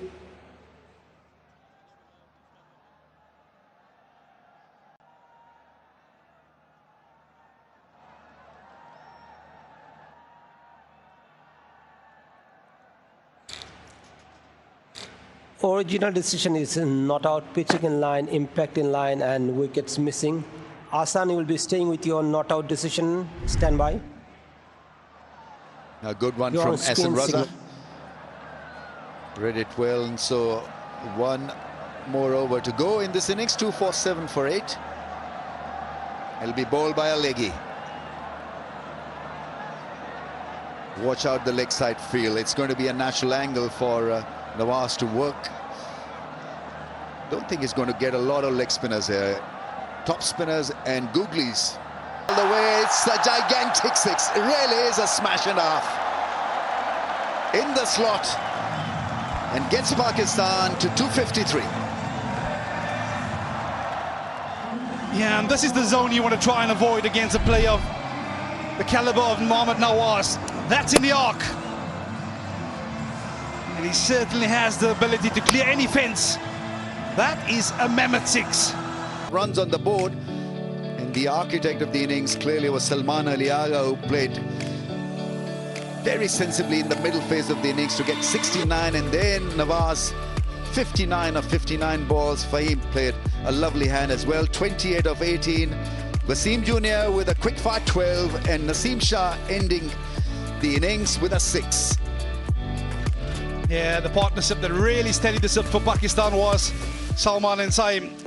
Came in with the team under a lot of pressure, under a lot of trouble, losing at first 3 wickets in the power play, but they steadied the ship and propelled the score to 269 in the allotted 50 overs. Nandri Berger, he's been impressive all round this evening. No matter what stage of the game he bowled, picked up the 3 in the first power play, and then well supported by Corbin Bosch. While the spinners, they weren't at great effect on the surface, but 3 for 55 with Naba Peter, and he'll take a lot of confidence out of this contest. Yeah, so Pakistan then getting 269, and South Africa need 270 of 50 overs at 5.4 knot RPO. We'll take a break and come back with lots more.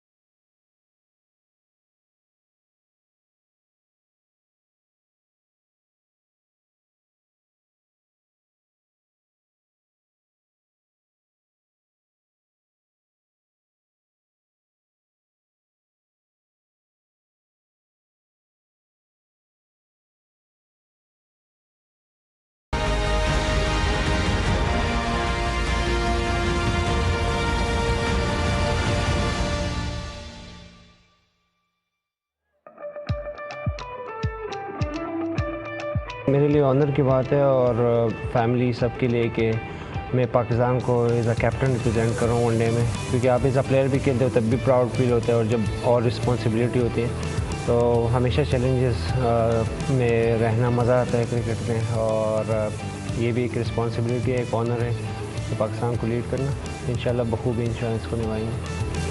T20 में है कि आपको ना quick decision लेने पड़ते हैं, क्योंकि आपके पास बहुत शॉर्ट टाइम होता है। इसमें 50 ओवर गेम है तो आपके पास टाइम भी होता है, और आप उसको प्लानिंग को थोड़ा सा एग्जीक्यूट कर सकते हैं, आप डिस्कस कर सकते हैं। T20 क्रिकेट में बहुत अर्ली ऑन डिसीजन आपने लेना होता है। मुश्किलात जब आएगी की तो इस टीम इसको हल करेंगे। मैं हमेशा ये समझता हूँ कि आप सिर्फ ग्राउंड के अंदर ही अगर आप कहेंगे कि मैं डिसीजन मेकर हूँ तो फिर ठीक है, बाहर जब आप ज़्यादा सोचते हैं और प्लानिंग करके आते हैं कि यार ये करूँगा, क्योंकि आपको जो क्रिकेट है आपने डिसीजन जैसे आपकी रिक्वायरमेंट होती है, जैसे आप उस टाइम पे सिचुएशन डिमांड करती है, उस पे अगर आप फॉलो करेंगे तो आपका प्रोसीजर अच्छा होगा और आपकी टीम में जीतने के रेशो बहुत ज़्यादा होंगे। जब भी फैसलाबाद में हम वनडे अभी चैम्पियन कप भी जो खेले थे तो काफ़ी लोग आए थे, बड़े नंबर्स में प्लेयर्स को सपोर्ट किया था, और इंशाल्लाह इस दफ़ा भी बड़े नंबर्स पे आएंगे, क्रिकेट को सपोर्ट करेंगे।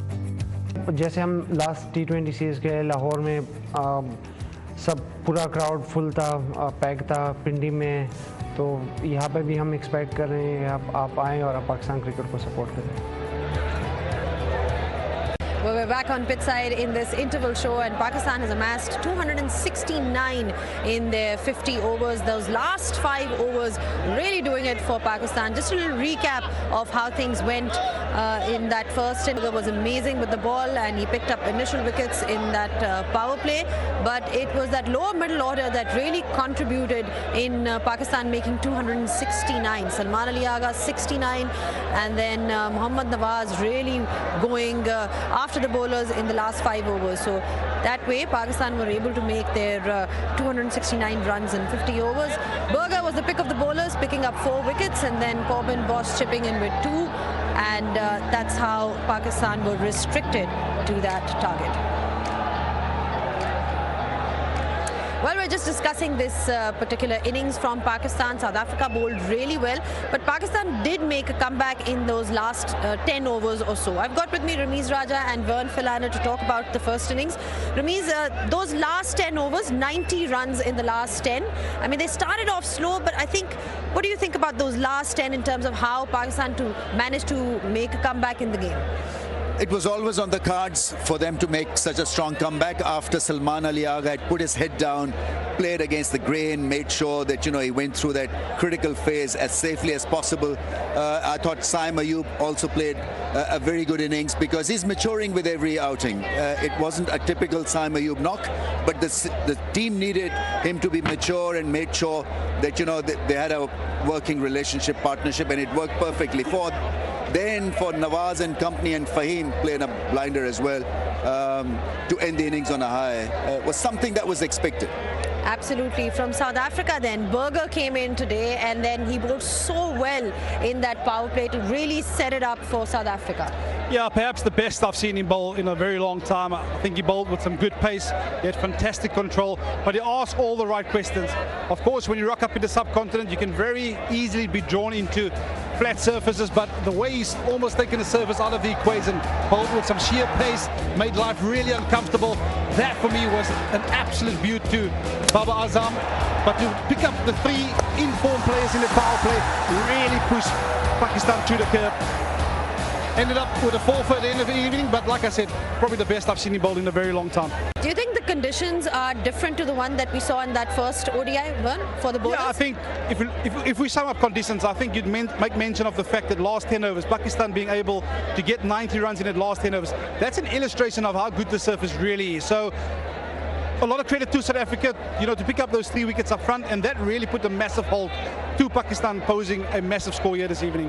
Mohammad Nawaz and Fahim Ashraf, they seem to be really taking responsibility with the bat in the last few months, you would say, across all formats, whether it's T20s or the one-day format. Now we're seeing a real contribution from that middle order. And they are important positions. I mean, he's the fourth batsman at number 7 to score it's the fourth instance where a number 7 has scored a 50 in ODI. And there's a lot of common sense regarding this knock, because it had everything, you know, a good defensive, dogged kind of a knock initially, and then he blossomed when hitting the ball so sweetly. And so it was really good of him to really carry on building momentum and to last the distance, because the last over was a critical one for Pakistan. 22 runs, and that made the difference. And Fahim Ashraf's cameo as well, because absolutely. you look at the kind of numbers, 28 in just 18 balls. Considering the fact that the rest of the batters were kind of really struggling at the top, this was vital.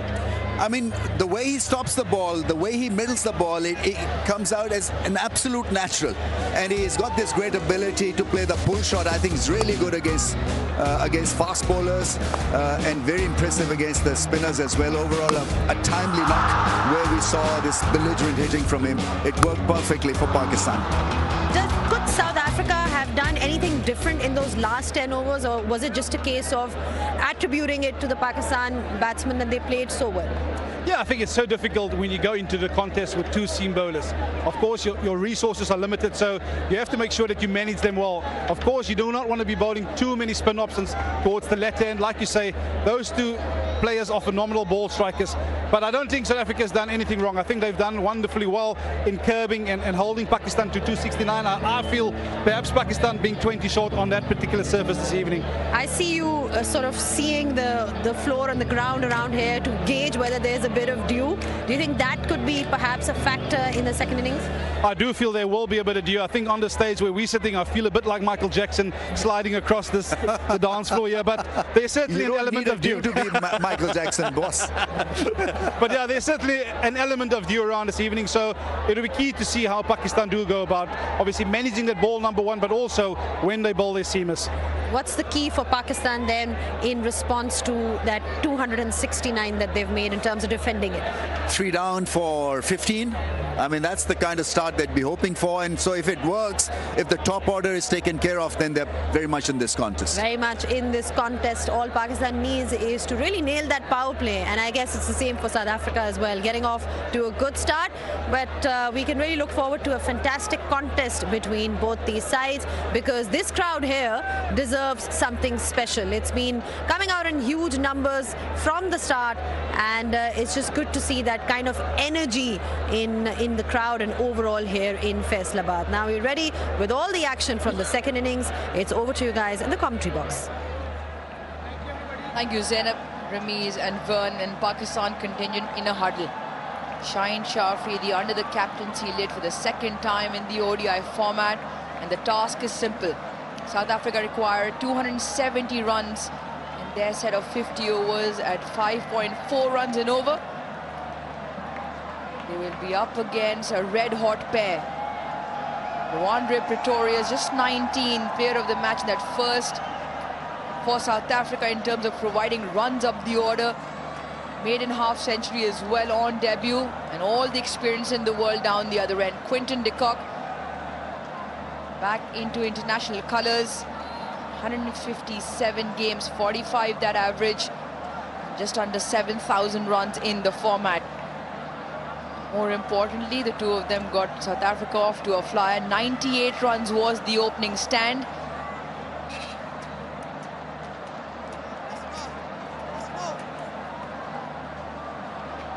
Thoroughly impressive. Stayed true to his game. A lot of promise. A dream start he will reckon in his ODI career. 57 runs, struck the ball well, took the attack on to the Pakistan bowlers. Got Amir Sohail alongside. Amir, 270 on the board for South Africa. And Shaheen Shafri with the new ball. Yeah, South Africans, they were good enough for 263 in the previous outing. And this surface is a much better one. And bit of dew around, Pakistani bowlers need to work hard. They have to pick up wickets at regular interval to be able to seal the fate of this ODI series. He holds the key. He has to marshal the troops in apt manner And the utilization of the new ball is very, very important for Pakistan.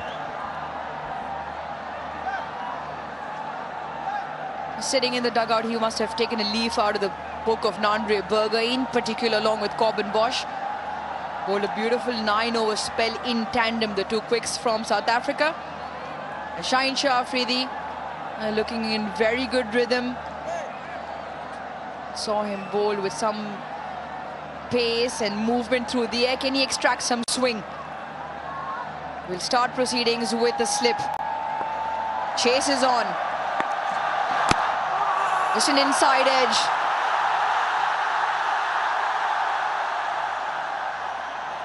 Good shape to start as well.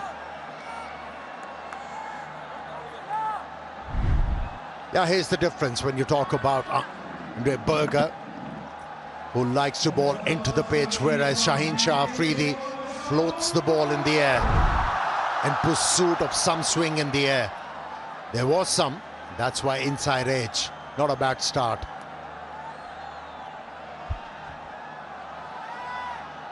You always know on the receiving end what's coming. Fuller and with some shape. Over pitches.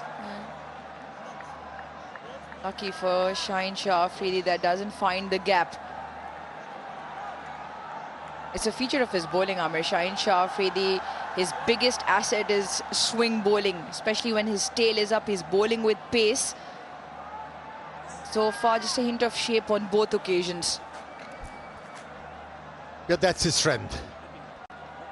He's not sort of a bowler who likes to bowl into the pitch or back of the length. He wants to deceive the batters with a bit of swing in the air. He doesn't rely on seed movement. That kind of a bowler, Shaheen Shah Afridi. It seems like issue with the bails. The zingers called nowadays. Looks like battery drained out. Well, you want to make sure they're on point. The last thing you want is zing flying up that doesn't light up or has a mind of his own. All right then, I think Alex Worf is happy. Rashid Riaz providing the replacement zing bails. Not for naught, South Africa. Slip still remains.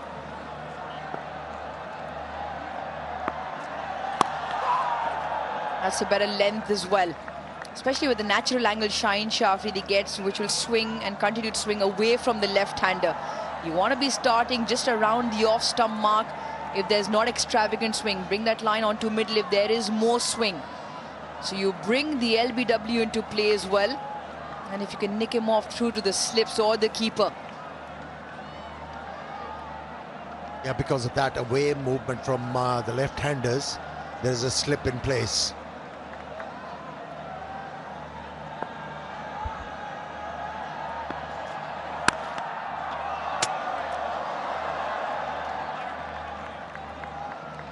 Confirmation, Amar Zings are working correctly.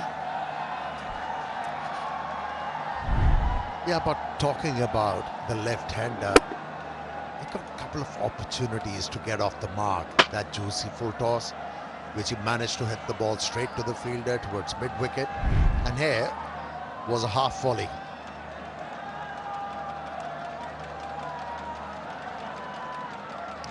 But so far, so good for Pakistan. Decent over from Shaheen Shah Afridi.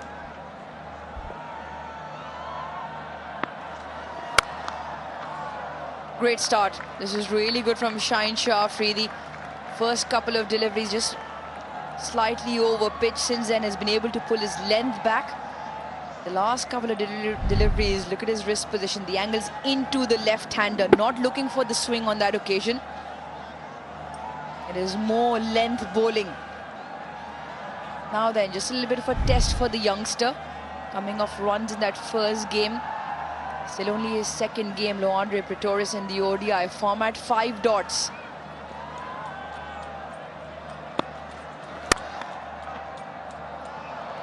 Nicely timed through the offside. Chase is on. Mohammad Nawaz in pursuit.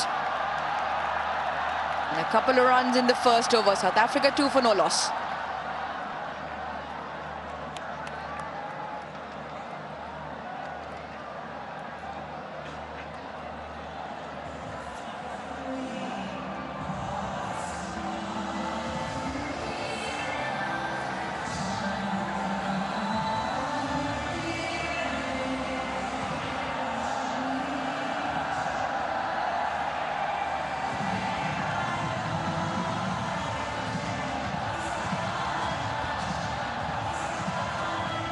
First over, 2 for naught, South Africa. A couple of changes that were in the bowling. At the bottom of your screen, Andre Berger and Peter Ngaba were the 2 changes. Strike is over to the batters. They are chasing another 268. First time in the game, Quinton de Kock will take strike. Yeah, Quinton de Kock has landed himself in trouble with the deliveries, bending back to the stumps by playing them away from the body. Naseem Shah is a kind of a bowler who likes to bring the ball back into the left-handers. There should be a good contest.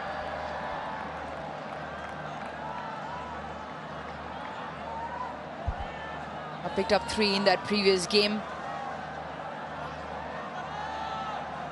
And after a 98-run stand, it was Naseem Shah who broke that partnership open, picking up Quinton de Kock. Different story, different opportunity, different day.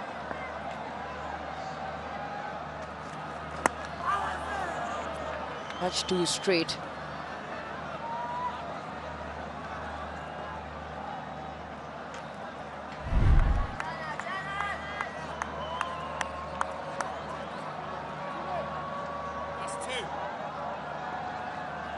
Yeah, contrasting bowlers. Naseem Shah is a kind of a bowler who likes to ball into the pitch, whereas Shaheen Shah Afridi likes to rely on the swing. Vast difference. Also a pictorial evidence of the type of bowlers the 2 of them are. Staying true to their strengths.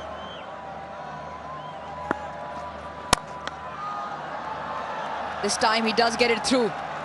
A juicy full toss and Pretorius obliges with the 4. Such a competent batsman hitting the ball through the offside. He's very efficient hitting the ball on the up and then fuller deliveries. Just angle the bat, bringing the bottom hand into play to be able to place that ball. Showing his talent and skills. Yeah, just there's a slow motion side on Ahmed, like you point out. Deliberately opens the bat face to create that angle. Lovely. This is sublime batting from young Pretorius. Some timing on that shot. Wasn't it? Simplicity of pleasure. Effortless. Again, managed to hit the ball on the up. Nice roll off the wrist and off she went. Back-to-back boundaries for the left-hander. And back-to-back boundaries with 2 quality strokes. One beautifully carved with the open bat face into the offside. A touch of class into the leg side as well. And brilliant on the defense. Loud call of no. Just small attributes you pick up on a player with confidence, who is assured of himself. And the rhythm has also creeped into from his first game. This was the first of 2. And this one aesthetically very watchful. And on both occasions, he managed to play the ball very late. That's a hallmark of a confident player. Not rushing.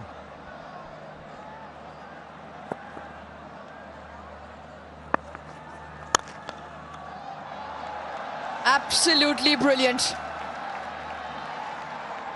Some way to end the over. 3 fours Pretorius is charging on, 15 for no loss. Although the pace was taken off, and still managed to hit the ball on the up and all along the ground. Wow, what execution. Made sure that he plays that ball under his eyes. Looked very elegant.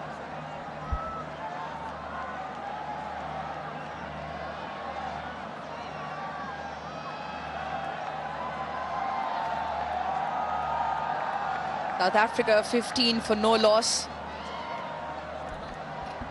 13 in that previous over, the first of Naseem Shah, and where we were treated to some exemplary ball striking from Pretorius. Quinton de Kock also coming off good runs in that first game. Yet to get off the mark.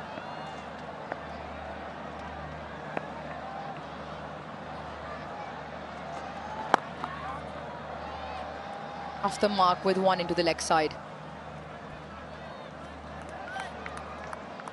I like what I'm witnessing here from Pretorius. A competent young left-hander. Attention to detail once again.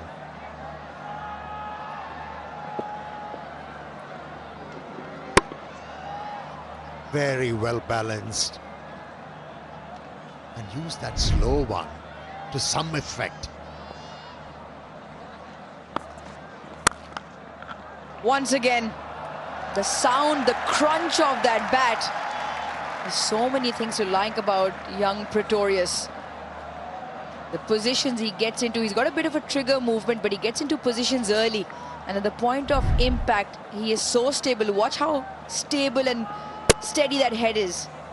Hands through the line of the ball and not trying to overhit it. Not the flourish of the bat, it just gives a thump with the wrists. And that's why the ball travels.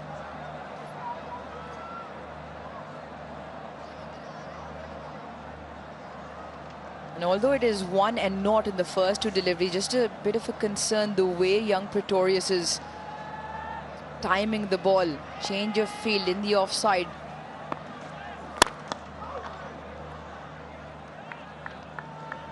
With a plan in the field set by Shaheen Shah Afridi at the moment, he's just looking with the hint of shape away from the left-hander. He's just looking for something to just plug in the air, a mistimed shot or a check shot to land in one of those fielders' hands. Because what Shaheen Shah Afridi's seen Pretorius doing, he's not afraid to drive through the line. He has to bowl a slow one.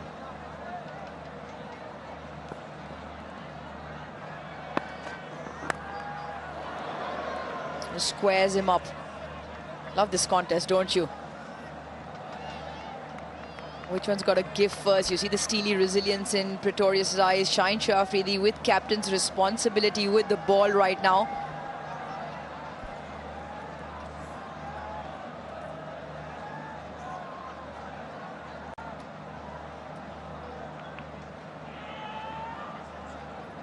Yeah, already he has stated that he is a very strong offside player.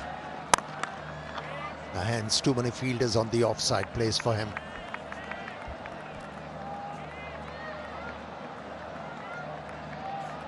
Shaheen Shah Afridi, have a look at his pace during the course of this over. The high 130 is almost 140 k's per hour. One change of pace deliveries in the over. So he is also bowling with his tail up. It's nice to see him back in rhythm with his pace where he ought for it to be. Excellent over from the Pakistan skipper. Just the one off it, 16 for no loss.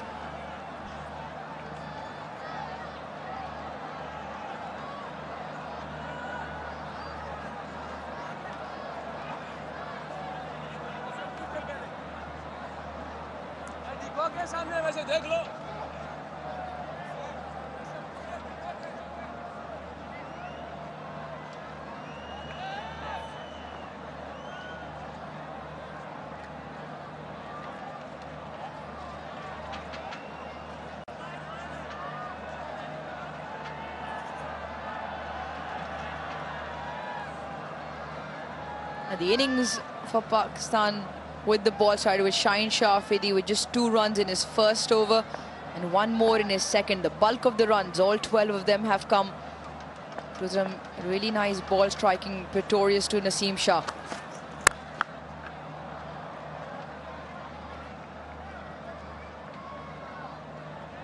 Now with Pretorius back on strike to Naseem Shah. He's taken him down on either side of the ground. Will there be a change in bowling plan? Bruce, the way the ball is coming onto the bat and the batsmen are encouraged to hit the ball on the up, it tells you the pitch has freshened up because of the dew. For the Pakistani bowlers, they have to grit their loins to be able. Oh, very close. Very close to the fielder, placed at short mid-wicket. Salman Ali Agha tried his level best to reach that one. In vain. Full marks for effort. Maybe just the effort in vain. Ball a touch too far. Maybe we needed 2 Salmans acrobatically flying to get to that ball. Well, theatre always.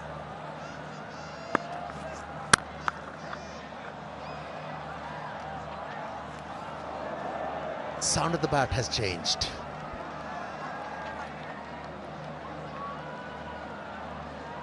Well, Amir, a left-hander great of your time, you yourself. What are the attributes that you're liking about Luandre Pretorius? Runs in the first innings, so far so good as well. One thing I really like about his batting, yes, he's been using his feet appropriately, but he plays the ball late. That's where he makes the difference for me. Now, he doesn't mind playing second fiddle to Pretorius de Kock, showing his experience, de Kock. And look at these drives. Gets into good positions, decide at the very last moment. And the toe is pointed where the ball is supposed to go. Very well balanced as well. One thing Pakistan haven't tried to Pretorius so far is a short delivery. Picked up off his hips. A short delivery, non-reburger ball with great effect. Also picked up the wicket of Fakhr Zaman, who was caught at the crease with that short delivery. Maybe that is the change-up. I like the idea, because at the moment Pretorius is committing himself on the front foot. He's looking for those drives. Just to bring that surprise element, it won't be a bad idea to attempt a bouncer.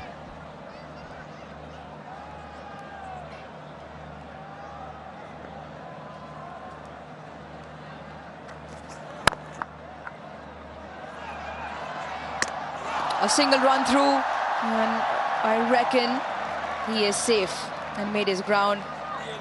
Ehsan Raza just throws upstairs to confirm. We will have a look.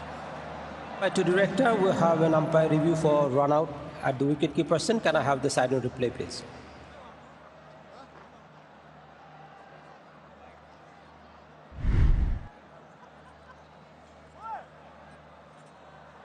I can see the batter has made his ground.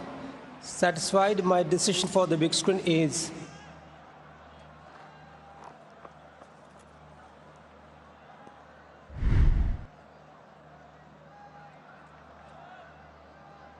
confirmation.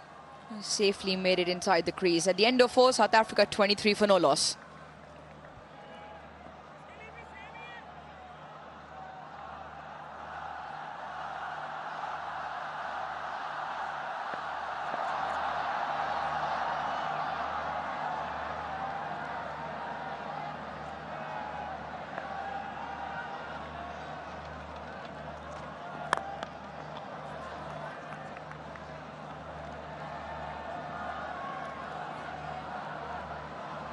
Pakistan at this very stage had lost their second wicket.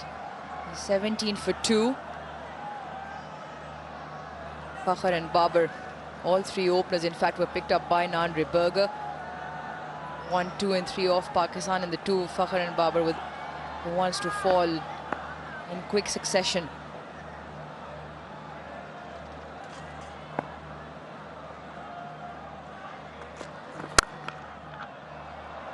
Brilliant timing on that, and top placement as well from Quinton de Kock. He picks up his first 4 for the night. Yeah, Pretorius lost quite a few opportunities to hit the ball.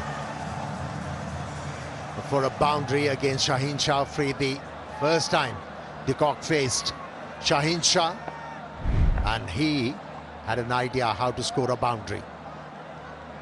Again, hit the ball on the up. Oh, swing and a miss. Quinton de Kock saw the slightly over-pitched delivery and thought he'll have a go. Nothing but fresh air.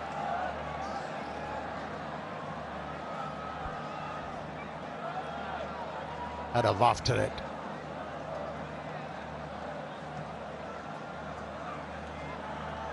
Came very close on that occasion, Shaheen Shah Afridi, to pick up his first wicket.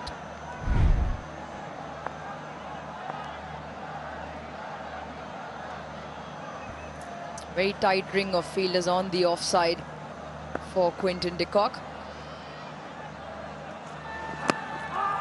This jags back in off the seam. Could be an inside edge back onto his pads. Coming off nicely off this surface. Coming nicely to you as well, Bank Alfala, over 1100 branches. You can go to the nearest branch, open your account, or enjoy various free services. Earn orbits and keep growing your balance.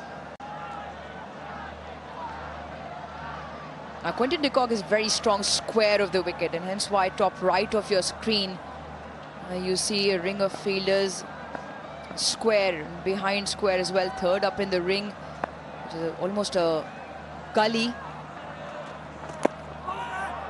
This one even straighter.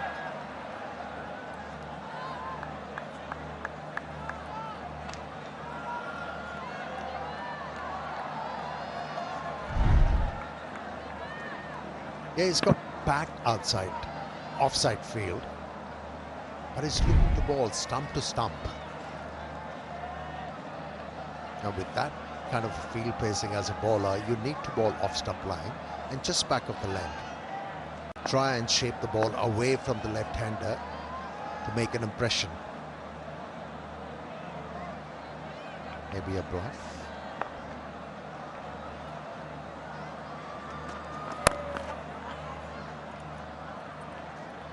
Good run from Quinton de Kock to get down the other end. Overdone, 28 for no loss.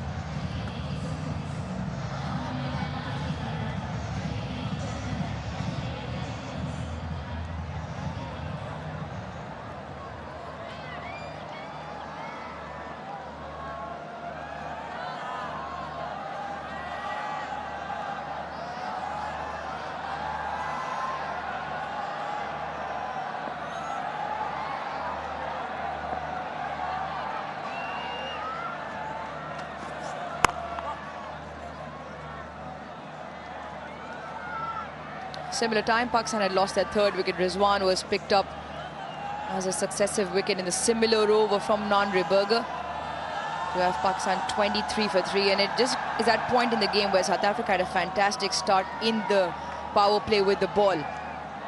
Similar now with the bat. Important that you can dent the game. Pakistan may be just about par in terms of first innings score. Look to pick up a wicket.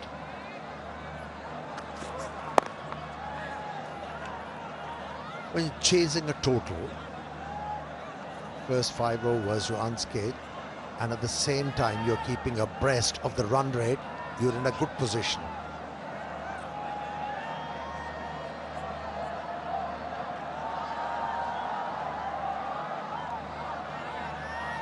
Lanka would daily like a stronger foundation from these two openers, like the previous one. He was excellent with the ball. Bowled with fire. Chip back. Oh, put down. Naseem Shah on the second try, unable to grab. And an opportunity gone a begging. Snatched at it. Hard hands. Slow one. Almost worked for Pakistan. For Wentz. He played the ball slightly early, and that's why he wasn't in control, suggesting he wasn't able to spot the ball. A cotton bowl, especially for faster bowlers, is all about reflexes. You saw earlier on Corbin Bosch take a very good grab, that of Saim Ayub, lower down, big tall 6-footer went down in time. This time just slightly in front. The reaction times is a matter of split seconds. Almost evasive action in the end. The balls hit him quicker than he anticipated. And the ricochet off his hand also fars away. Thank you.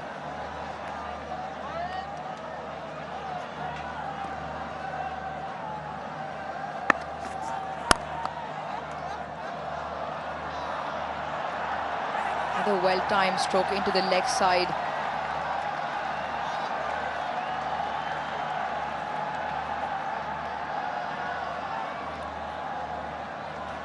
Put down on 18, Pretorius.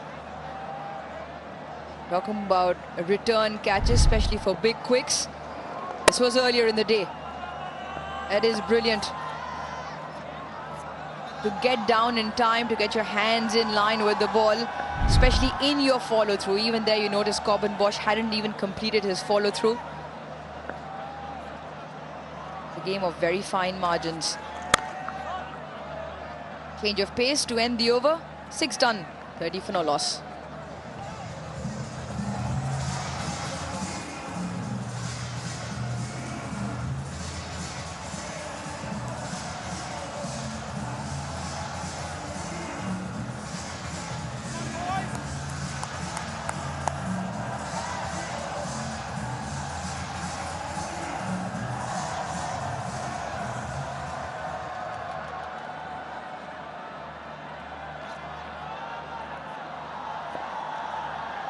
A dent-free white worm, that of South Africa, ahead of runs and ahead of wickets as well. So far,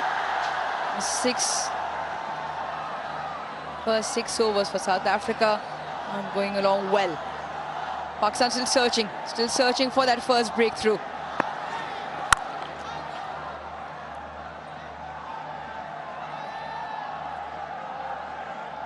Now we picked up on the length, Shaheen Shah Afridi in particular, the line that he was bowling to with the field set predominantly offside, with whether he can square Pretorius up for a leading edge or the slow delivery mistime shot, but then his length and line was into the left-hander. Now whether he makes this adjustment this time round to just go on around that outside off stump line to bring those fielders in play. Yeah, the first one he bowled was outside the off stump. Oh, nice. Went all the way. Yeah, he missed out on so many opportunities presented by Shaheen Shah Afridi. But this time around, took a bit of risks and he's been rewarded. Slow one picked up very early. Also moves early, just using the crease laterally as well. Skips across slightly to the offside. And the fuller delivery picked up. First 6 of South Africa's innings.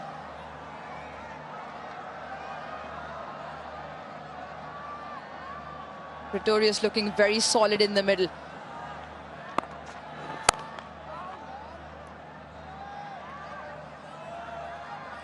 Yeah, another good thing about that previous stroke, you know, he's been timing the ball quite well outside the off stump, but too many fielders on the offside. That's why he moved outside the line and whip the ball over mid-wicket.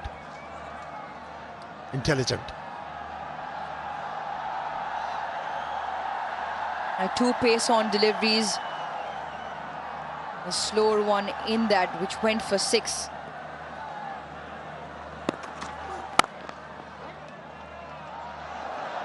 Timing once again very good. And will have the legs to race into the fence. Andre Pretorius is now dealing with 4s and 6s. Another good shot. Deliberately covered the off stump to be able to find that gap. Growing in confidence, and now he's marked areas where he could find the boundaries. And again all along the carpet. Really packs a punch, nifty wrist work as well.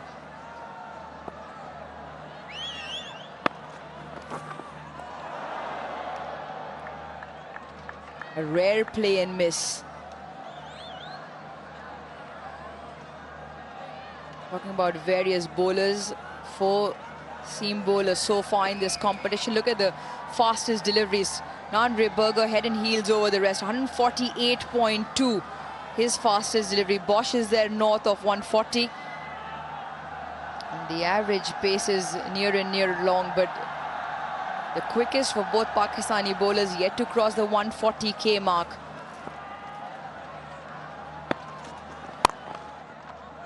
This time straight to the fielder. 7 done, 40 for no loss.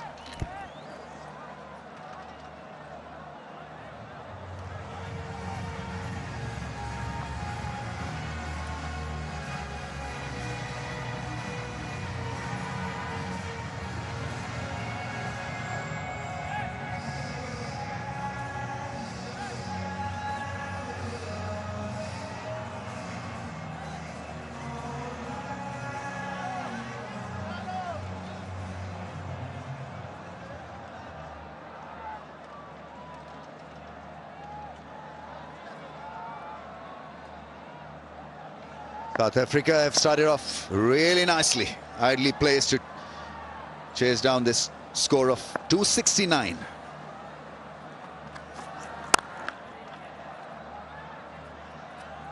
It's been a mix of 4s, a couple of big shots, and running between the wickets. Good rotation of strike. 41 of 43 run. Sorry, 41 run partnership of just 43 balls. It's a very good platform setup. Yeah, and it's important in this run chase. I think we've highlighted the importance of Pakistan having to pick up early wickets. This is a gem of a surface. Only the one chance created so far. It's been put down by Nasim Saar. It's excellent from South Africa. Is a good player of the short ball, and that was nicely controlled. At times on a surface like this, pulling the ball can be a bit tough because you never can tell at what speed the ball is coming at your throat level. Yeah, and I think the one reason there for Ramis is he got grown up at Centurion where the bounds are normally steep. You can see he's unfazed with being challenged above the eye line. Looks in control, but he's some player to watch. There's so much to like about him. Down the track, it's a chip, gets it past Shine Afridi. Gets a couple of runs. That's the other thing about his batting. His range is quite immense. So he can play the pull shot, the flick, the whip off the hips, and then the straight drive to go with all the range that he possesses. And the one thing that I really enjoy about him as well is his willingness to learn. I've been out there during the warm-ups. He wandered across and asked how bowlers' minds work, what we're thinking. That's not a lot. at the best of times. We've got your batters covered. Don't worry about that, Ramis. You see this gay abandon of freedom when he's batting and completely at ease. I mean, You know, he's just made his debut the other day, and he's batting like an experienced hand here. He's certainly a free-flowing player, but the one thing that comes to mind is the balance in his batting. The decision-making, yes, there's clarity around that, but his shot selection are absolutely brilliant when he does execute them. We might have to see Nasim Sa having to bowl this again. Slightly too high. Pakistan will have to think fast to pick up a wicket, otherwise this will be easier chase for Pro Chase. Can they introduce spin right now? It is a newish ball. They've got to think out of the box. Well, I've got a question for you. Who do you turn to? Yeah, that's a good question. Salman Aliaga, Offie. Saim Ayub maybe, who can bowl with the new ball. Pakistan surely in need of his magic. Yeah, we talk about his movements. Loandre Pretorius always looking to get into line. Shots, a whole array of shots that we've seen in the power play so far. He looks in full control. That's an excellent covering of that line. So irrespective of whether that ball moves, he's got his eyes firmly fixed over it.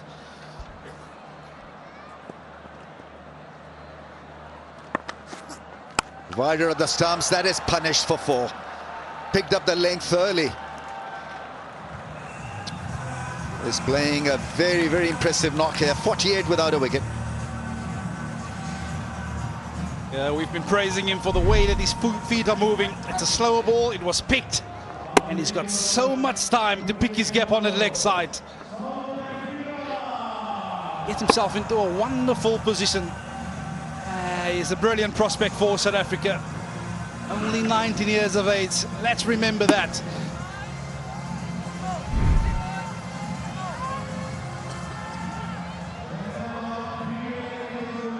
Absolutely. Dream and dream big, my friend. In that last over, 3 slow balls attempted by our pacer. And I think it's just overdoing it. I think time is not ripe for them to be going variations so early in the piece with the new ball. Yeah, you've called upon this change, same Ayub. But I have to agree with you, Rameez. I think in the white ball format, irrespective of whether it's T20 or ODI, that ball's only going to swing for the first sort of 3 to 4 overs. So why not utilize that bit of assistance whilst you have it at hand?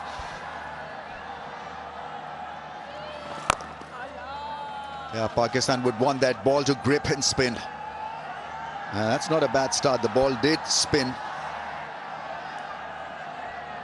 And just back to the seamers.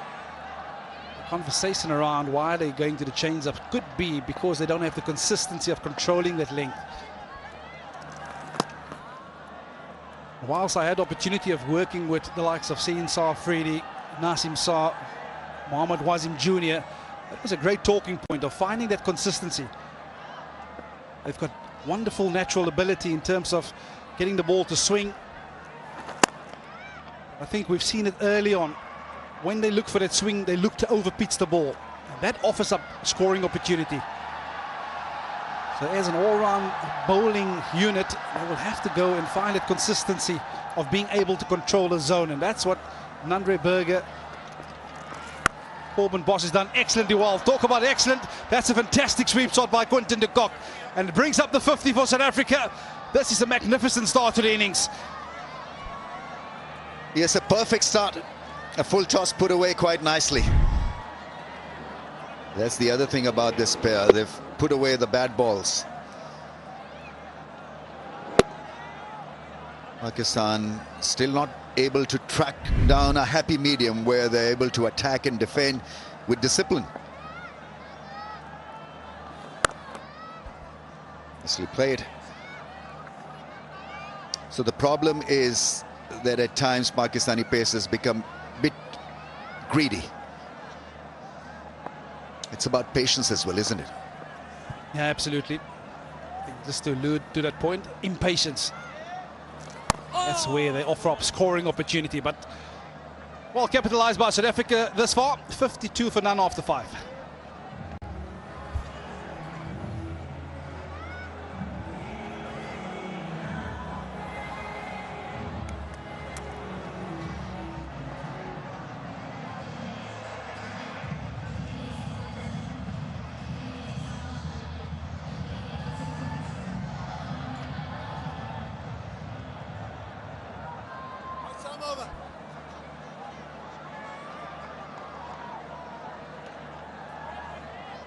Right, in a run-chasing situation, you want your opening batsmen to be orderly, and they've been so good.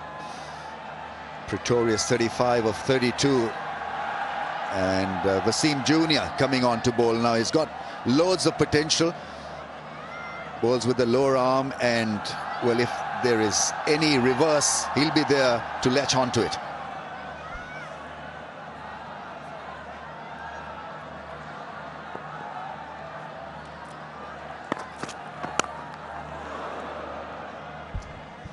Yeah, and a good start for Mohammad Wasim.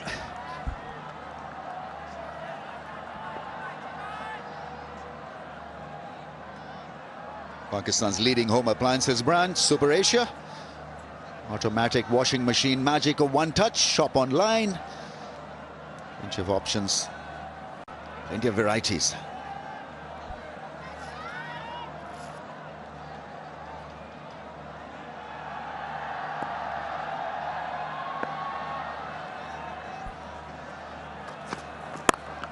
Oh, that's whipped. Chance. Almost took a blinder. Mohammad Nawaz, he hasn't missed many. He's had a terrific track record in the outfield, and that was almost taken there in the deep. Would have been a great catch. Yeah, if there's one fielder you'd have backed to take this, it would have been Mohammad Nawaz. But it just looked like he picked it up late, because he almost moved back first before he came forward, and he might have just lost his momentum. He got there quite comfortably in the end. That's chance number 2 down for Pakistan. That's gone fine for 4. Little bit of width provided by Wasim Jr., and that was enough for Pretorius really to go for a full-blooded cut shot. Perhaps the zone you want to stay away from as a seamer. Offering up any width, yes, many might argue it's an edge that flew down to the third man region, but that's too much width on offer, especially when you add a bit of pace to it.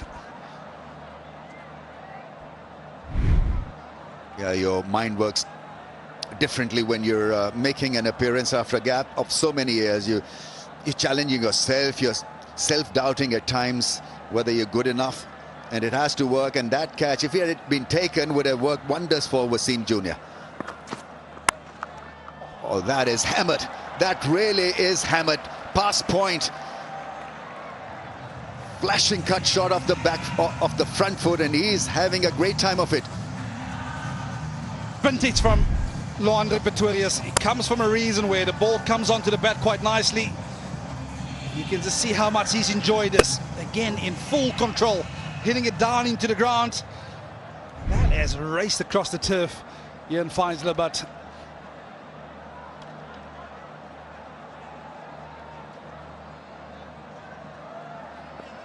finding 4s in different angles on the field. Covers the stumps down the leg side, given a wide. So Wasim Jr. is off to a pressure start. I think you make mention of the fact that he's had a stop-start career, Mohammad Wasim Jr. And that's the difficulty, to get that consistency in terms of selection, but also to get the consistency in terms of executing your plans out in the middle. When you haven't bowled and played that regularly, you always feel under pressure as a bowler. You just get the sense that he's perhaps trying a little bit too hard. Let's not forget, he did present an opportunity. It didn't go his way, but this is an excellent start. A fantastic start by South Africa. 64 for none with 1 ball left in this power play. Well, the onus is on Shaheen Shah Afridi to make Wasim Jr. a success. That's how good leadership works. You get a guy in who is not feeling great, but you give him time. It's a long duration. 10-over stint is a long duration in white ball cricket. So you can have an uneasy start, but can always make a comeback. That's the beauty of ODI cricket. 65 without a wicket.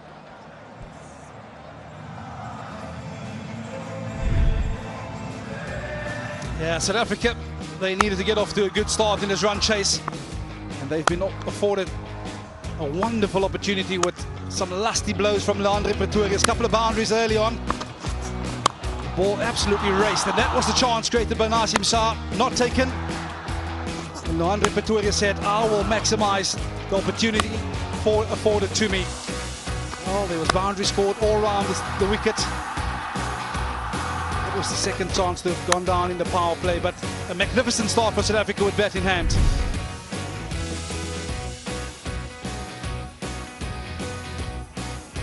South Africa flying at this stage. 65 without a wicket after 10. The fact that he is walking towards you as a batsman has got to put you off from your target. 10 overs bowled, and that's the signal for another power play. Max of 4 fielders are allowed outside 30-yard circle. Can be a daunting thing for a bowler. Remember, Matthew Hayden used to do that. It feels different because here's a guy who's walking out of the crease and giving you the impression that he's going to tonk you for plenty. Oh, that is muscle for 6. That willow made a cracking sound. The decibels were up and the ball travelled. Yeah, a little bit of flight given by Saim Ayub. And Quinton de Kock said, I'll have a piece of you. Gets himself into a fantastic position when he plays that shot. Like you say, the South African willow is making a different sound this evening. South Africa with the right strategy. They're taking on the bowlers with the ball that is still new and hard before it gets just a little bit taxing come the 35th over. So give themselves a great head start here. And it's certainly a talking point in that South African camp. I was out there a little earlier with Leandre Pretorius in the interview, and he said the best time to score is in that first 20 overs. So they're going to try and maximize what they can get in the first 20 overs because they know it's going to, conditions will toughen up. This is a fantastic start. I want to pick you up on that point of batters advancing at bowlers.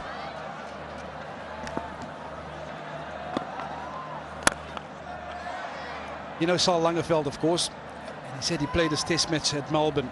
Sean Pollock at mid-off and Matthew Hayden facing. And he walked up to Sean Pollock and said, I can't see the stumps. Broad and wide. Yeah, where do I bowl? I can't see the stumps. And that massive unit advancing you at you as well. Intimidating sights. Surveying the leg side, feel. And goes big off the back foot, but only a single. Harm's record as a wicket taker against the top order is pretty impressive. 90% of wickets this year have come against top order.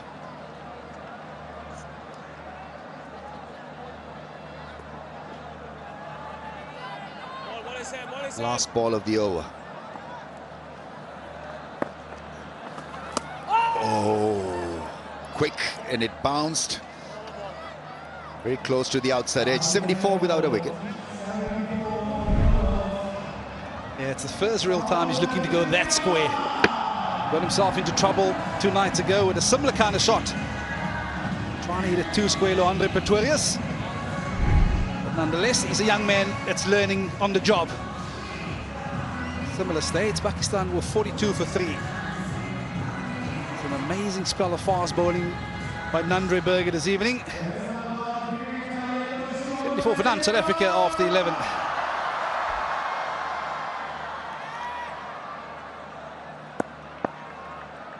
Irrespective of Pakistan being in a precarious situation, the crowds are absolutely loving this. That's a drive, pace on. 100% confidence with dandruff-free hair. Hello hair. Gone tomorrow.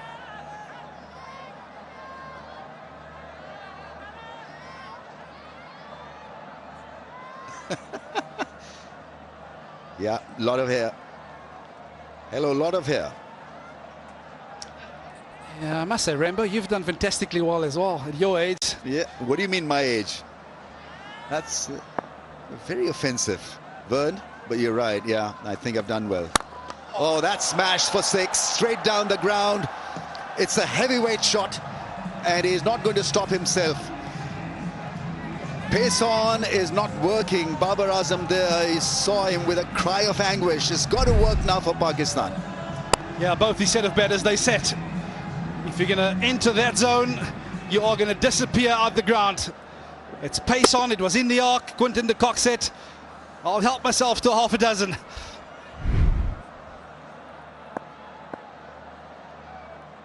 Lovely free-flowing batting. Pace on the pads, that's worked away for a run.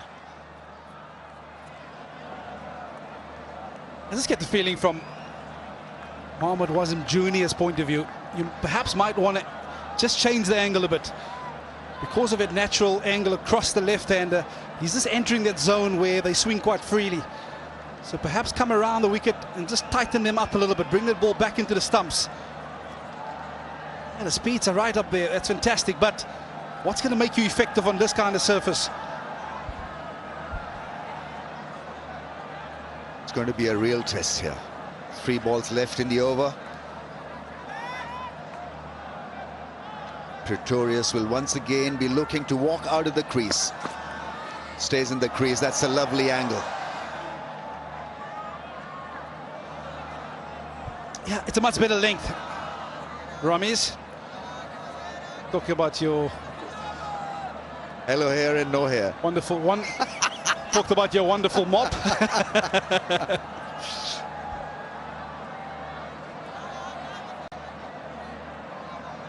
It's fashionable not to have hair these days, right, Vern? I think it's the easiest thing to do, Ramesh, when you don't have to spend half an hour like yourself in the morning. Or Tony DeZorzi. Oh, edge. Taken, caught behind. It finally works for Wasim Jr. The angle taken care by Rizwan with a diving catch. This is a very good breakthrough from a bowler who was being put away for plenty. Fantastic bounce back ability from Mohammad Wasim Jr. He took a bit of tap earlier, but it's the length which is so impressive. He has that natural ability to take the ball across the left-hander. Loandre Pretorius, he saw it, his eyes lit up. He went driving, only to find the outside. That's a fantastic catch taken by Rizwan. Pretorius go for 46, South Africa 81 for 1.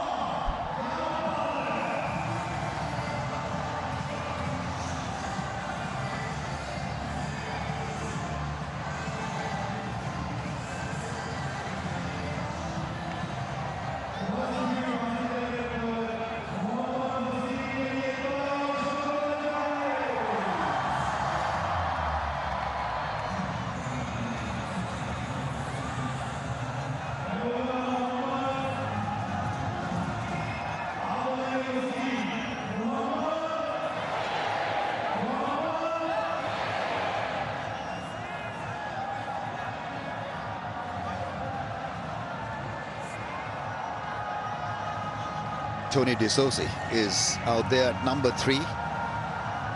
Best of 119. Strike rate of almost 100. And a mop strike rate of 150.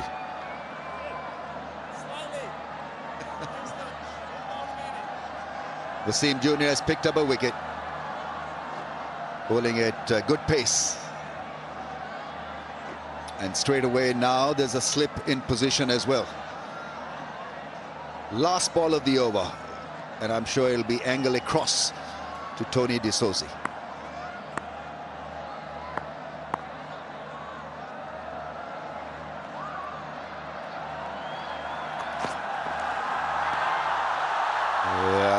got the crowds behind him as well. End of a successful over, 81 for 1. Yeah, the last 3 deliveries in this over. Just got that area spot on. Talked about his pace being up there. That's an excellent invitation to the drive. Fantastic catch by Mohammed Rizwan to complete the dismissal, and there's confirmation on ultra heads. That's what it means. Smiles on faces of bowlers, that's what we want to see.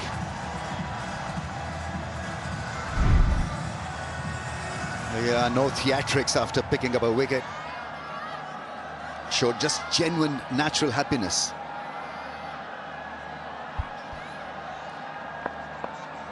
Sam Ayub, what can he achieve? Another wicket here for Pakistan would help matters a great deal. Oh, that's a half-tracker. That's put into the gap for 4. It's a fast outfield, well connected. Smacking it towards mid-wicket. In many ways, a freebie. A guy of the caliber and experience of Quinton de Kock is not going to miss out. He has had to go and fat it way outside the off stump, but he knew where the gap was on the leg side. Bisecting those 2 fielders out in the deep tremendously. A very entertaining innings so far. 3 sixes, 10 fours, wider at the stumps. Plays down the angle towards the leg side for a run. The wind is down this evening, Rameez. Like I said, in that halfway stage, on that stage where we were having a little chat, it felt like Michael Jackson was making his way across the dance floor. And that's Sliding. the reason. Bit of dew.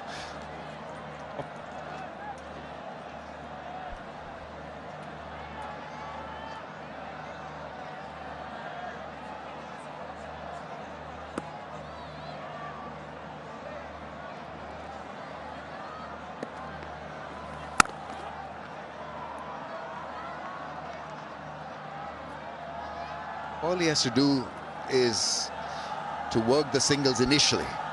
Leave it to de Kock's proficiency. He's looked extremely good on 37. South Africa clearly not rushed at this stage. They're way ahead of the 8 ball. Yeah, full toss been made to go through mid-wicket. Couple of runs. He's got to tighten up a little here, Saim Ayub. I certainly feel that if they are a team who has to make the play, that has to be Pakistan. South Africa, they've batted themselves into a commanding position. They're bossing it so far. So they can only get themselves into trouble by losing wickets.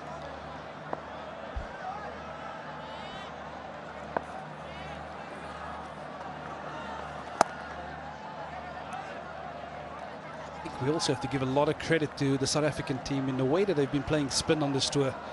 That second test match, all odds stacked up against them. Fantastic options, and it shows throughout the rest of the tour how at ease they are with the spinning options. At the end of 13, 89 for 1.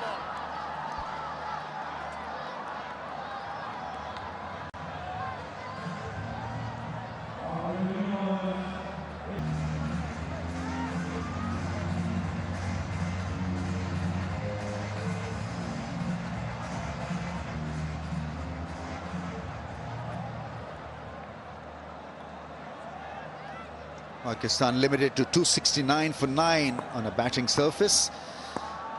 They made a very good comeback through Salman Nawaz and Fahim in the later part of the innings.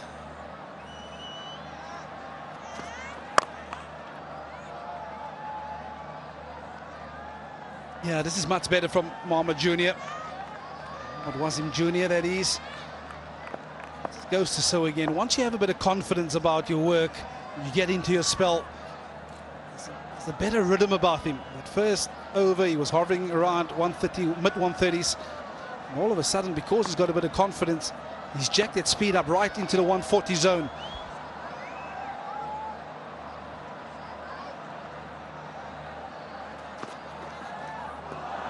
Oh, that's the angle that is certainly now working for Wasim Jr.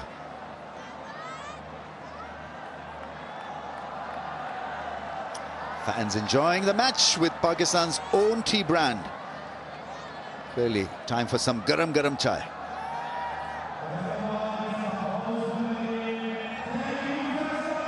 It's a house full once again, and thank you, Faisalabad. You've turned up in numbers to back international cricket here after a gap of 17 years. So extremely well done.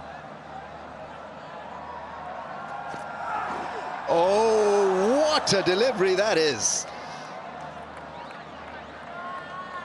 Turned him around. Magical stuff, that length to go with pace and movement. And this is the reason why I enjoy watching him bowl, because he has the ability to bowl jaffers like that. There's absolutely nothing Zorzi could do about that. That squared him up. Anyway, as they say, you need to be a good player to nick those rummies.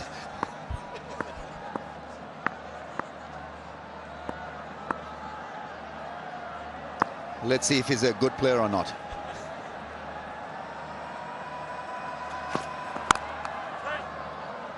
Played it with a stiff front foot.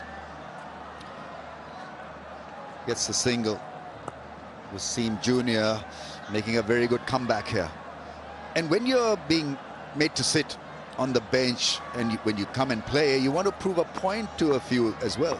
So that can lift your game and maybe make you bowl or bat more than what you expect yourself to be at. Yeah, I think having worked with Mohammad Wasim Jr., especially in the 21 World Cup in Dubai, he played second fiddle. So a similar sort of zone that he's finding himself in. But when presented with the opportunity, he delivers spells like these. Yes, he took a bit of time to get going this evening, but he certainly has that magic ball in him. Look at that speed, 146.3. Really revving it up right now. And it's an absolute luxury to have somebody bowl at 146 at that number 3 spot. So once your fast bowlers are done with the new ball, you get somebody like Wasim Jr. who can amp it up at around 145, 146. That's an absolute luxury. Oh, lovely delivery. Well, he's finding form, finding the length and making it tough, certainly for South Africa. 90 for 1.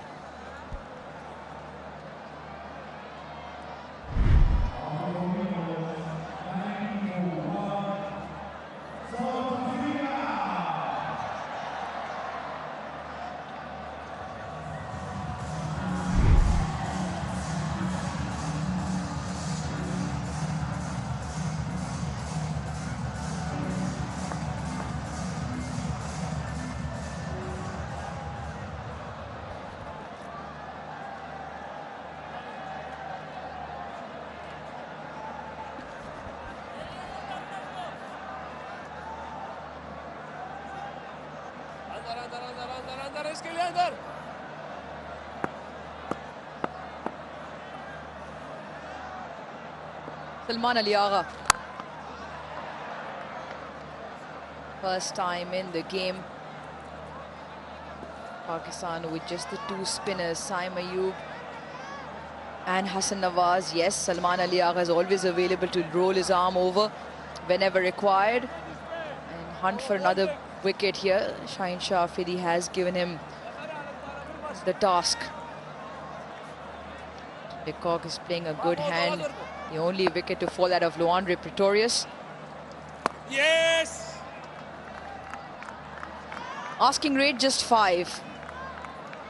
Carrying on with a healthy rate that of 6.3. South Africa off to a really good start.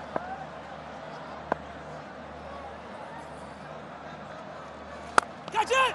Tossed wide, catch it is the call. A fielder will have to do a clean-up job beyond the fence. Another 4 to the tally. Yeah, the batting rhythm of Quinton de Kock continues. A little bit of width on offer. Salman into the attack and puts the pressure on immediately.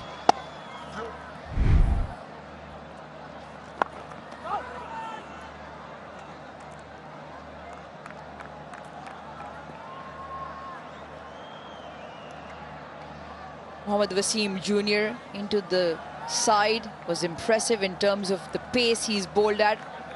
Also picked up the wicket, the only breakthrough so far for Pakistan. What he does need is support at the other end.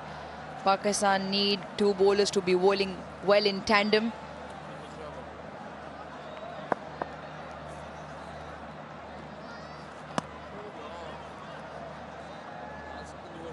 Quinton de Kock, just a little bit of a shrug. It was inside the wide line.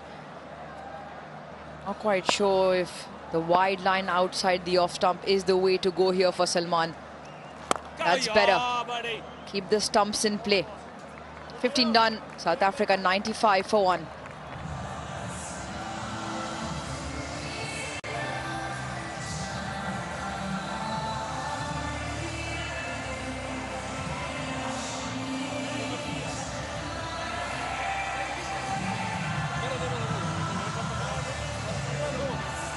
A fair distance in front, South Africa, with the loss of the just one wicket, requiring another 175 ahead at the similar stage. The visiting side in pursuit of another 175 runs. Wasim Jr. will continue. Slip in place as well.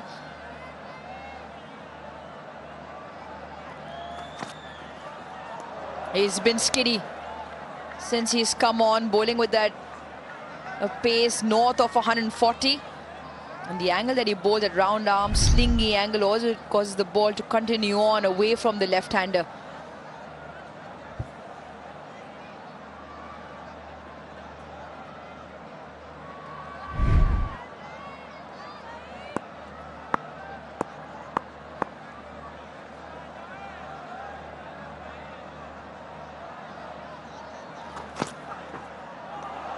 Top stuff, really good control from Wasim Jr. Yeah, take note of the angle of the seam from Wasim Jr. It sort of angles towards that first slip and just goes under the arm. I almost think there's an option here for Tony de Zorzi to possibly get a little bit further onto the off stump. LBW doesn't feel like it is a real dismissal on offer for Wasim Jr. with that angle. Try and close down that off stump.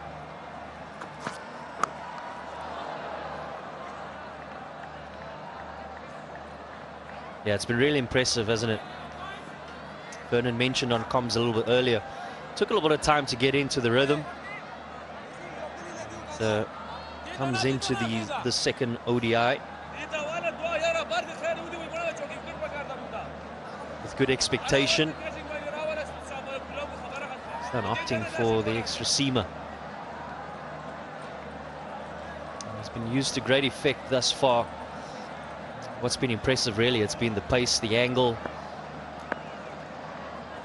Slip still in place with Quinton de Kock.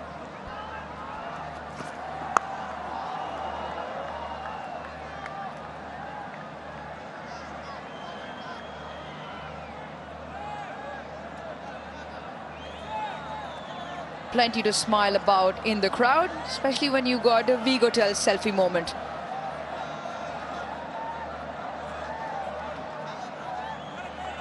Plenty of praise so far, like you say, JP, for Wasim Jr., by far the quickest in the Pakistan contingent with pacers. He's been warming the benches for Pakistan for a long time. Last place played against New Zealand in Mount Maunganui, April 2025. Since then has travelled with the side. The squad member in the Asia Cup as well, didn't get a game. And now with another man catching behind, very close. Just where he was plugged out of, they pick up one. Pakistan just trying different things with field positions, with the angle, with Wasim Jr. is bowling with the pace on especially.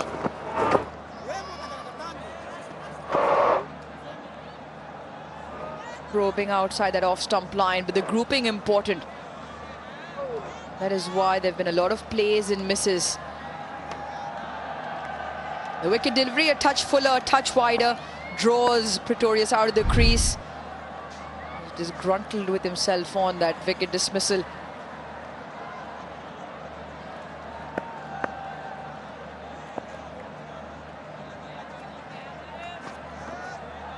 Watchful in the end. And the over goes by. South Africa 98 for 1. Also a moment for all of us to take a break.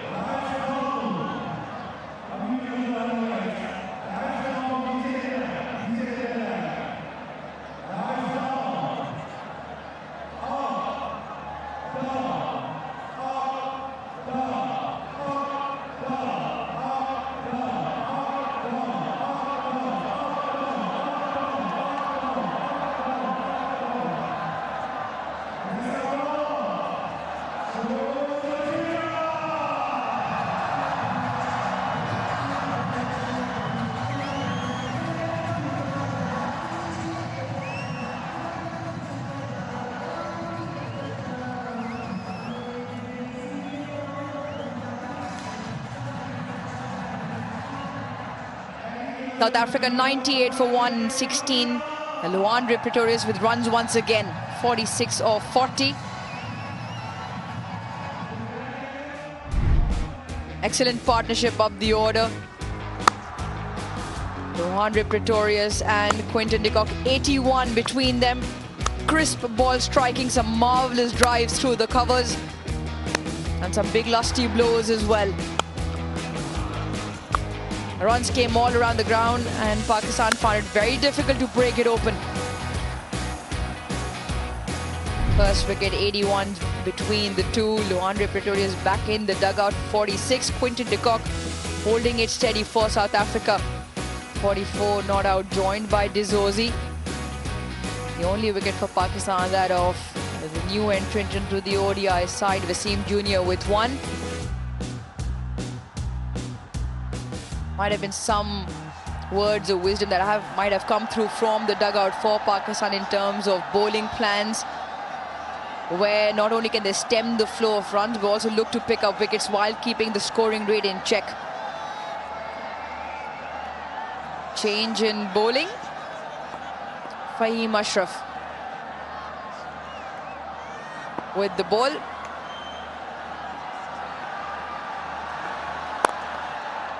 What you will see from Fahim Ashraf is a lot of cutters.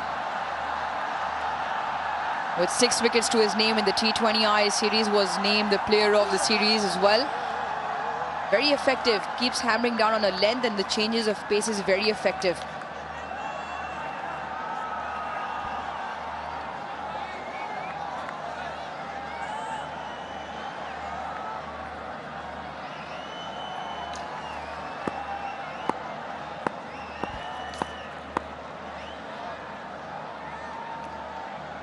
South Africa 100 also comes up in the 17th over.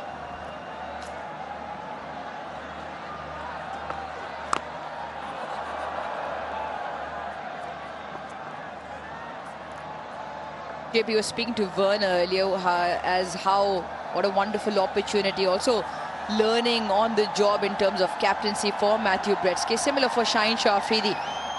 Yes, if you look around, the T20 format, was captain for the T20 Pakistan side for a 5-match series versus New Zealand in New Zealand.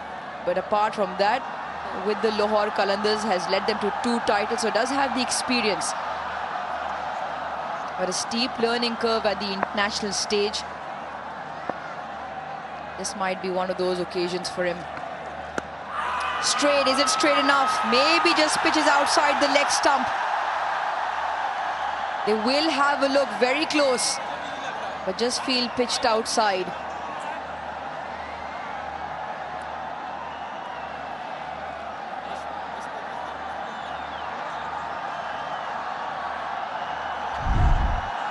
Yeah, certainly from first glance it looked a touch high as well. And hitting him above the pad on the back leg.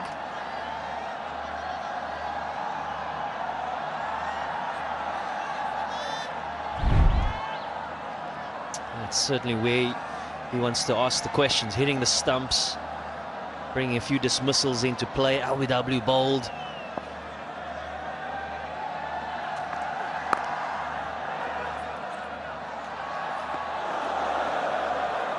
Possibly a close run out there. It gets the deuce in the end.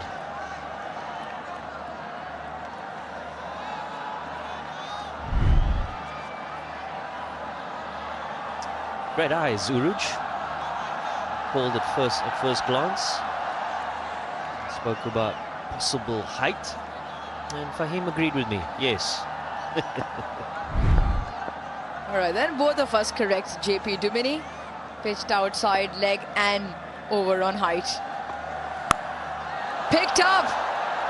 Watch this sail into Faisalabad's crowd. Quinton de Kock in some style gets another half century to his name. 32nd in ODI internationals. Back-to-back 50s for Quinton de Kock. What a time to come back into international cricket. If you're a South African supporter, you've seen this option many, many times with great success. The ability to pick up length really well and just helps it on its way beautifully.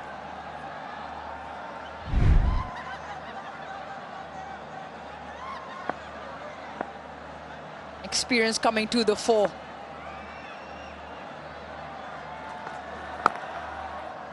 And a very good rate as well. Keeping South Africa ahead of the run rate. End of an expensive over for Pakistan. 1-1 not for 1.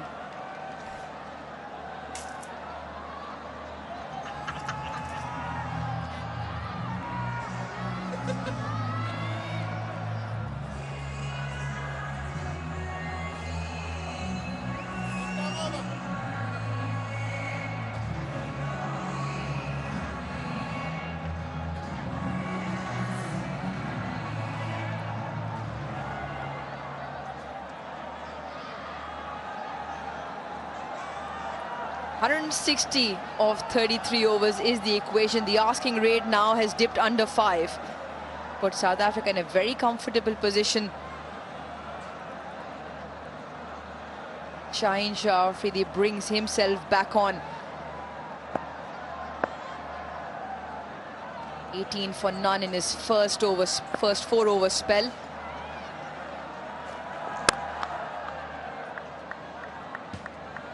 JP, from South Africa's point of view, 2 men in the middle. Dizozi in good form as well. Quinton de Kock back-to-back half centuries now. Puts himself in a very comfortable position, and all it would require from them is to keep building on this partnership. Not try anything out of the box so far, because it is going along nicely.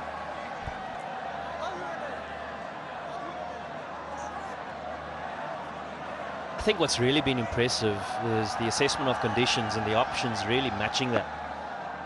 We saw some really exquisite shots in that partnership between Pretorius and de Kock as well. The ability to play the ball late, running it down to third man, trying to rotate strike. And on the up as well, getting through the covers, through the mid-wicket region. The balance at the crease, particularly in that opening pair, has been superb. Talking about the conditions, there's been great talk about this wicket being a lot better for batting compared to the first ODI. And the obvious difference would be the amount of turn that we've seen, particularly in the second half of the first innings. We saw quite a bit at Purchase. Turned away nicely by De Zorzi. Fielding Pak Vs Sa. And that leads us nicely into a figure-free moment. You can download the app. You have all the insurance you need on your fingertips. Now, talking about the surface, it's been a good one. The ball coming on nicely onto the bat. We saw the new ball very effective off the surface, a little bit of nip earlier on when South Africa bowled, and something in there for the spinners as well. So all around, good competition and a good balance between both bat and ball.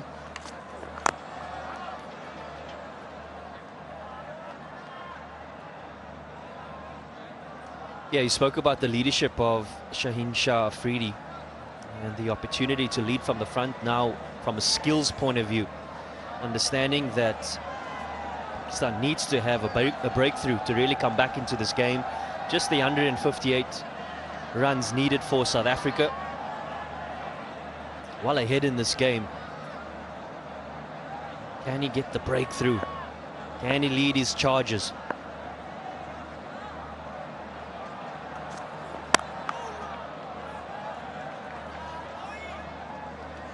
There was conversation around whether the ball would reverse or not. Wasim Jr. with a natural angle always has a hint of shape and a hint of tail away. And the reverse swing normally would come from two areas. If you have a look at lush green surface, there are obviously 4 strips that you can see, the browner patches. The wicket slightly scuffed up as well, but nothing too extravagant so far. The bowler's looking to scuff the ball up from the 22 yards in the square around by throwing it into the surface. Timing throughout South Africa's innings has been top quality. 18 done, 1-1-2 for 1.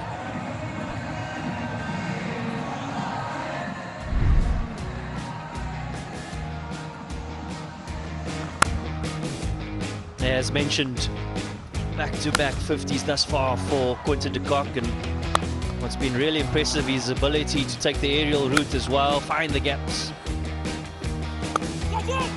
Hasn't been afraid to commit to his options.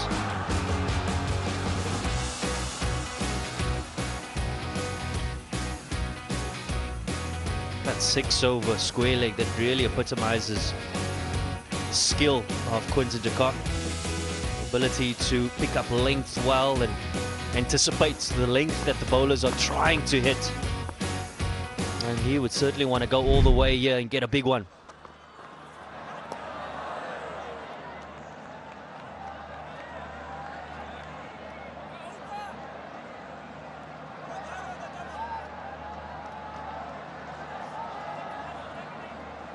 Talk about Pakistan cricket and the lush history they bring to the game in terms of fast bowling prodigy, and almost you feel a dying art is that of reverse swing. A few contributing factors are obviously now the law has changed, but 2 balls from either side, so the ball only gets 25 overs old.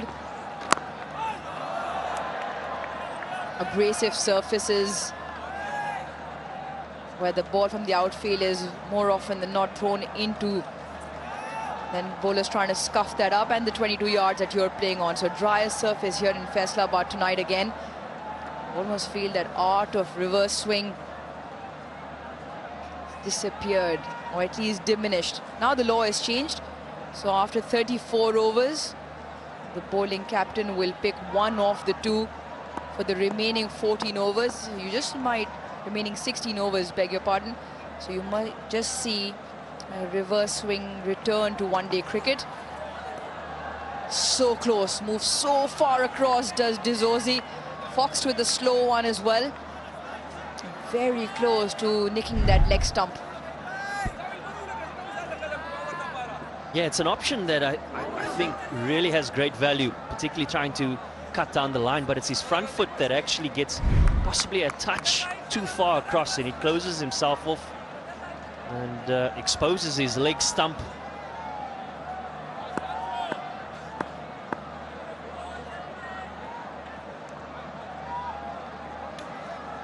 Good over, 3 dots.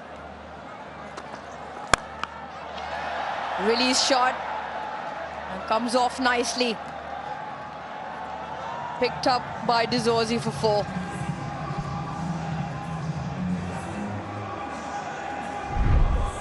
Yeah, De Zorzi gets his first boundary for the evening. Doesn't quite get it out of the middle of the bat, but effective nonetheless. Once again, it's the angle that comes around the wicket into the left-hander and just helps it on its way over mid-on.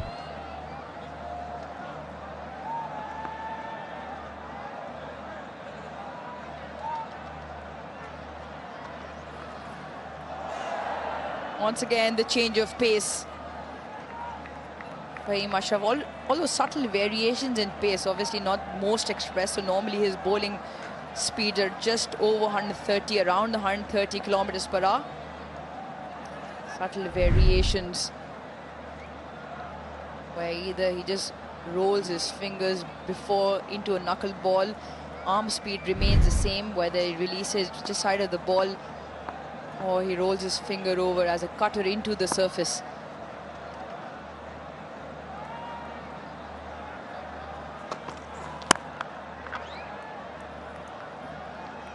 Four of the over, 116 for 1.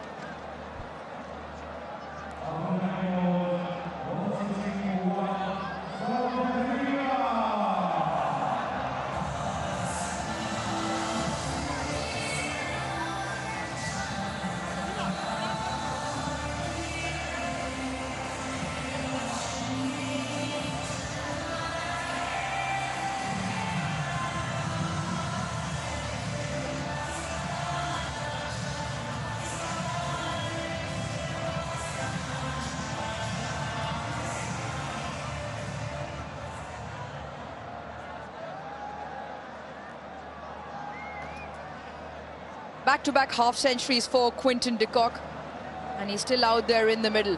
Partnership 35 of 43 between him and De Zorzi. Captain will continue with the ball.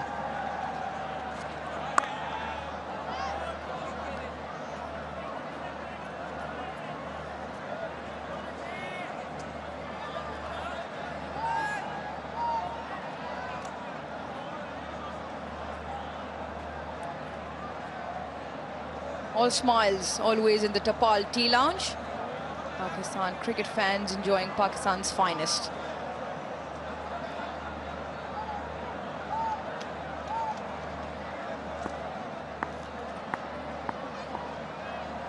Required rate just under 5. Current run rate just over 6. I'll speak about where are the most likely opportunities in terms of personnel to get your wicket. That's why Shaheen Shah Afridi's brought himself back into the attack in this middle phase, in his second over in this spell. He looked out the bowling card for Pakistan, and Naseem Shah went for a fair few in his 4 overs, 29. Saim has bowled 3 for 21. Wasim Jr. by far the most effective. Tried that hand to the left-handers with Salman Ali Agha with that 1 over. So far haven't been able to provide that breakthrough. Sometimes the luck also not falling in your favor.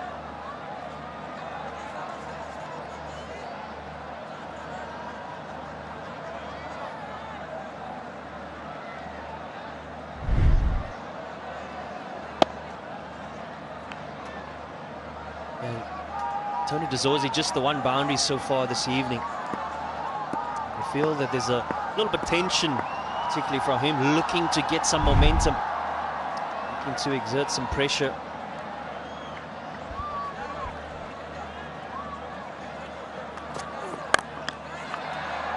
Heaved into the leg side, the chase will be on.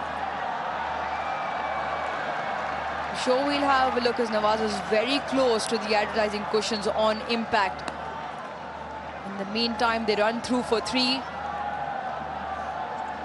Do they get one more added into that? The leading foot there, making contact. Now, whether he has contact with the ball at that same stage is difficult to tell from that angle. That angle, you can't see if the ball is in contact with his arm. This might tell us. Maybe touch and go, but maybe just 4.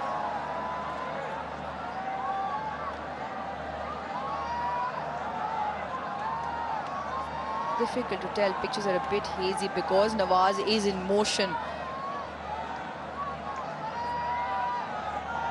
Luckily, JP Dumini and myself do not have to make a call on that, so we'll just go by eventually what we're told. JP Dumini is given 4, and the on-field umpire is given 4 as well. So as Quinton de Kock. We just put him back onto strike. Tony De Zozzi.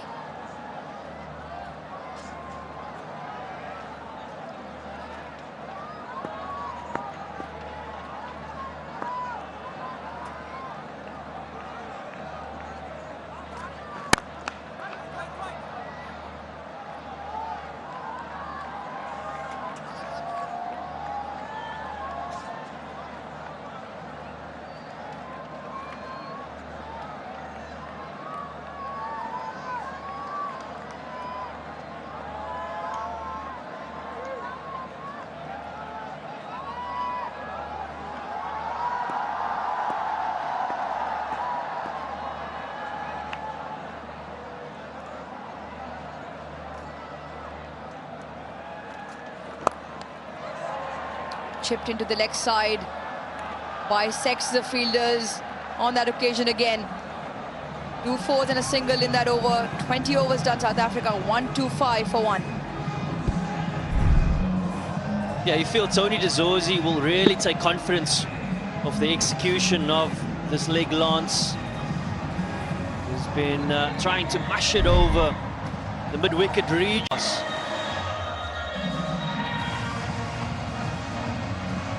Captain of the series for South Africa, Matthew Breedska.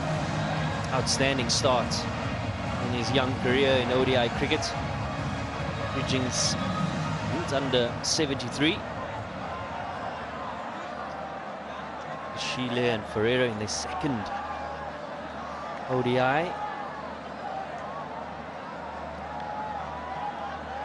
What a start this has been for South Africa in the run chase.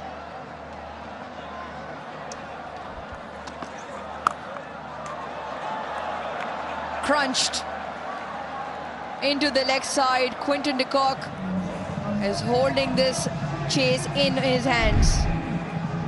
48 the partnership as well. Majestic from Quinton de Kock. At no time did he try to hit it in the air. Rolls the wrist beautifully. And the timing, well, no question about it.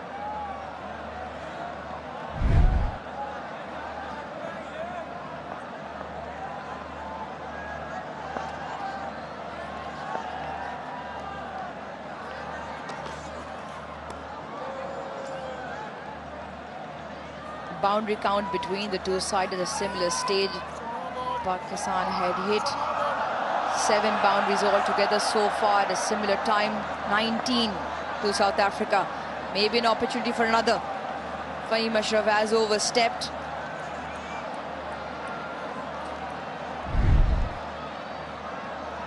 Confirmation.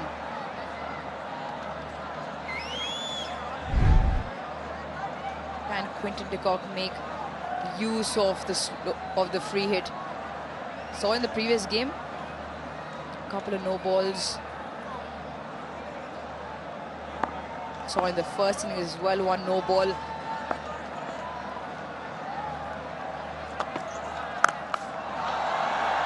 Gives it the kitchen sink and gets 6 for it. Well taken outside the fence.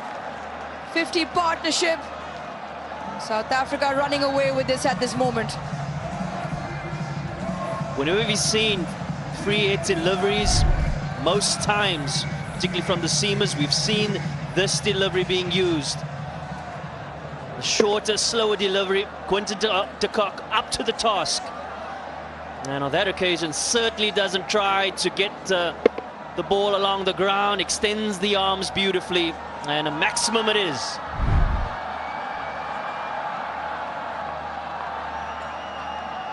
This is quite tremendous from South Africa. Another 50-run stand.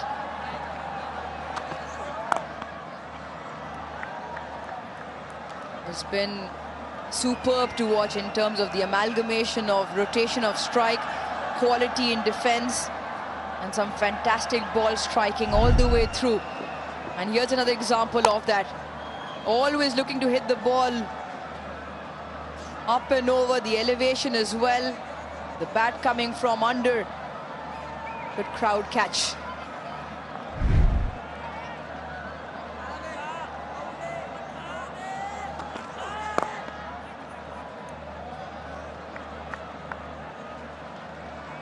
From Pakistan's point of view, it's a little bit difficult to just try and understand what are the bowling plans right now. The bowling's been wavered in terms of both line and length. There hasn't been a consistent period of a particular tactic that you can recognize and pick up on. I also feel, JP, that haven't seen a short ball bowled throughout this innings in terms of a change-up. The previous game, Pakistan did resort to a few slow ones into the surface that just got high on the South African batters. Not tonight. Tonight, everything has just been almost running through the motion with no real plan in place. At least that's what it looks like at the moment, and hence why they found it very difficult not only stem the flow of runs but also to pick up wickets. Yeah, no Mohammad Nawaz used as yet as well. I know that he's certainly found some success on this tour. You understand why. Two left-handers at the crease, generally that is the matchup for a left-hander. They've opted for the two off-spinning options, but to no success thus far. Been a good over for South Africa. 11 from it. 136 for 1.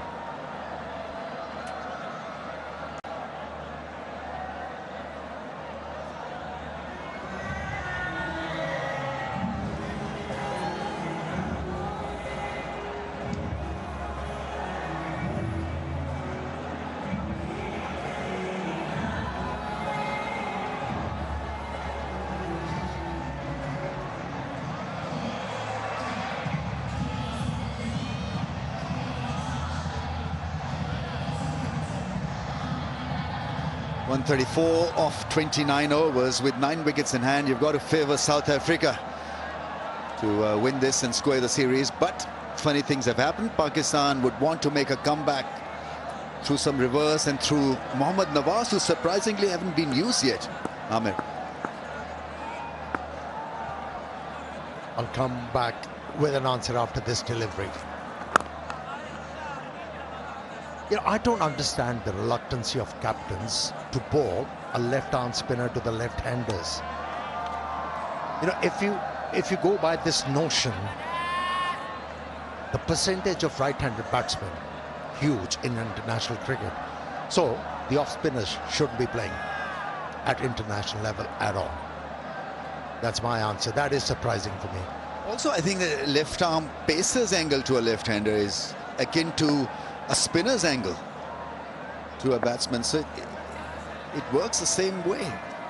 Anyway, I think South Africa know that they've got this covered, so you'll see a lot of dead bat and leaving the ball outside the off-stump, and that's the beauty of ODI, because there is scope for some dead bat batting also. So after a very good first couple of balls in that last over, he just calmed down, de Kock. I think he needs to get engaged now, Mohammad Nawaz. He's got this, he's the form bowler for you, and he's got this ability to break a partnership as well, and Pakistan in desperate need to break the pair. And we saw the South African spinners getting a hint of turn. So it won't be a bad idea to use him in this situation and try and break this partnership.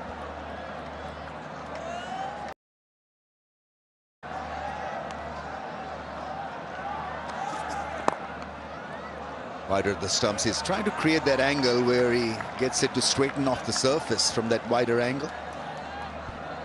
Yeah, by rotating his arm, Nawaz is signaling the captain, I'm not a missing person. I'm very much here. I can be used.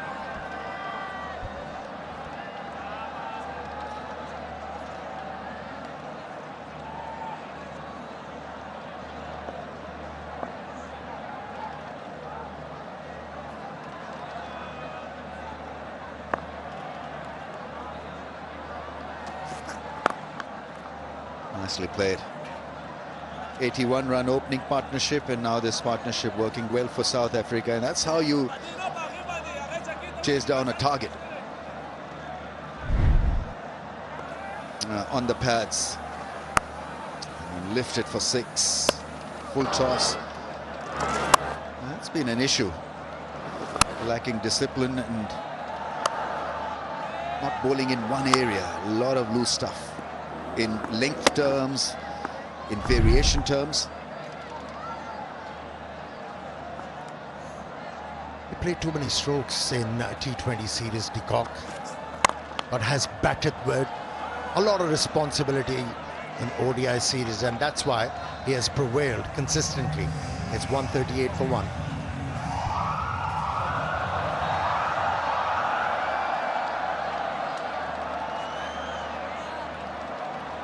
You have to cut short the break, because breaking news is that it's a free hit. He overstepped Naseem Shah. The dreaded siren was sounded. Some part of the heel boot has got to be behind the popping crease. It's a freebie.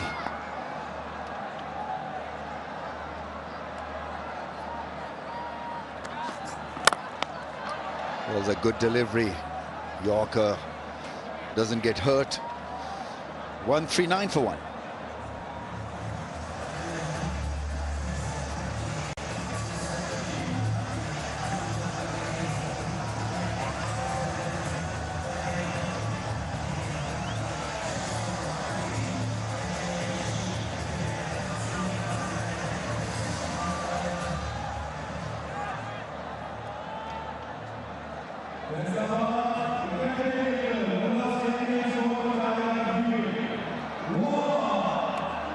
It's been a patchy performance from Pakistani bowlers. Some have looked seriously good, like Wasim Jr., for example. After an uneasy start, he got back into rhythm, 1 for 24. Sam is rather expensive. Right. Huge roar as Mohammad Nawaz comes on to bowl.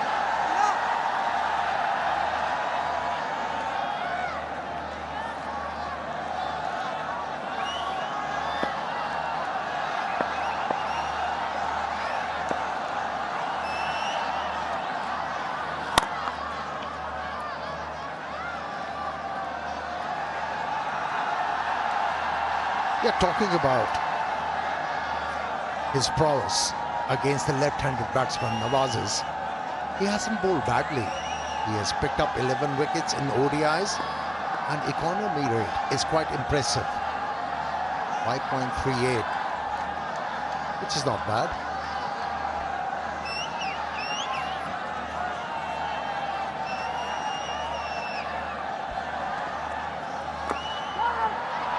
Oh, that's gone through for 4. It was an awkward bounce for the fielder to deal with. Nicely struck. Saim Ayub was the fielder. Yeah, for a minute everybody thought there is a chance to remove De Zorzi. Wasn't to be. Did not carry to Saim Ayub. I should have stopped the ball.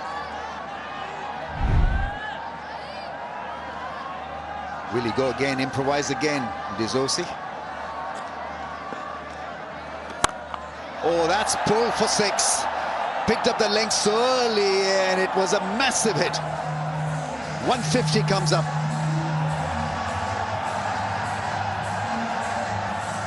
Well, now we know why Shaheen Shah Afridi was reluctant.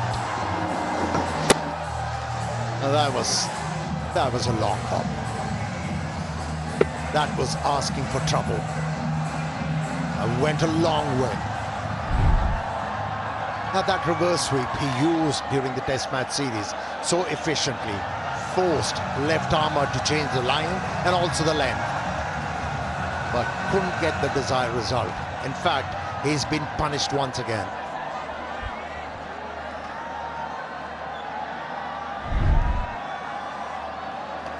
Yeah, how quickly he moved back, used the crease so well.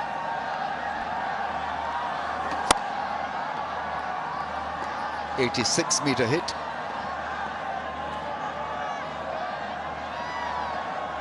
It's got to be up from him. Look to deceive the batsman from that off-stump angle.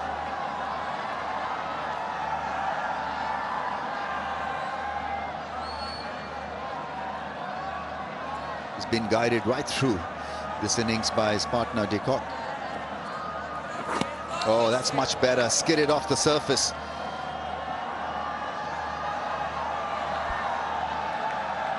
Yeah, maybe that's the way to go. Ball with the arm, with that wet ball. Do not try to flight the ball or try to give a tweak to the ball.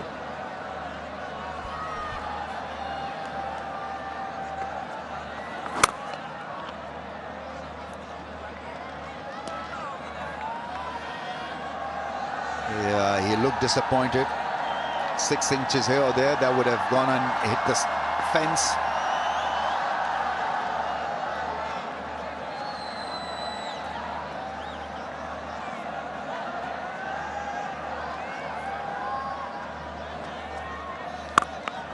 In the slot, and that ball has travelled.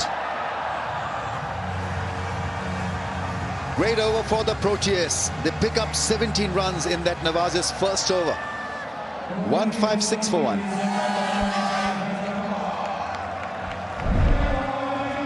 Yeah, tried to flight the ball and tried to use that patch outside the off stump, but Dizorsi had the answer.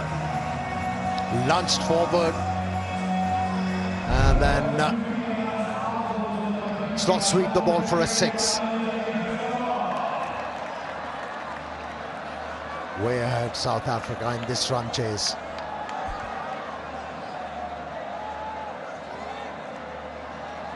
Pakistan in desperate need of something to happen.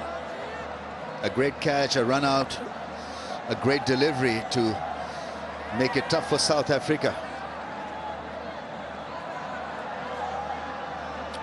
We've seen none for 32 in 5.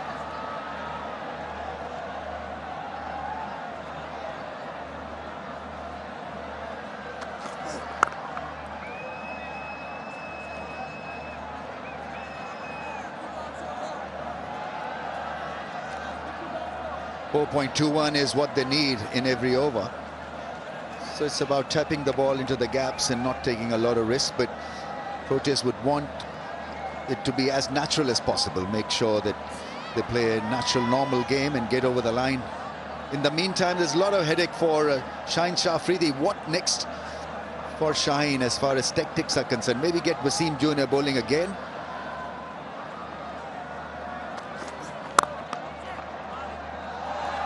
But they need to do this, field well. Babar Azam with a good stop. Early days for Shaheen Shah Afridi as a captain, but one thing he has to understand, when there is a chance of a due around, you've got to get your frontline spinners into the attack early. He delayed it, and that's why Nawaz went for 17. Lesson should be learned.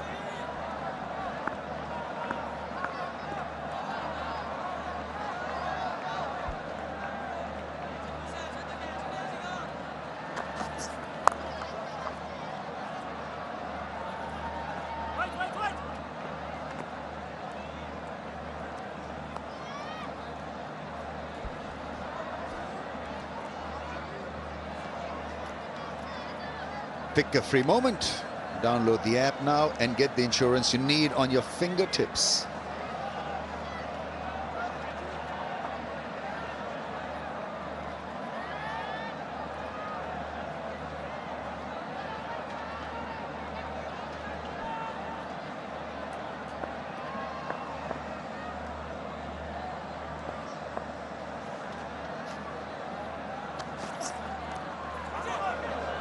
Hit him on the side of the helmet, off the bat.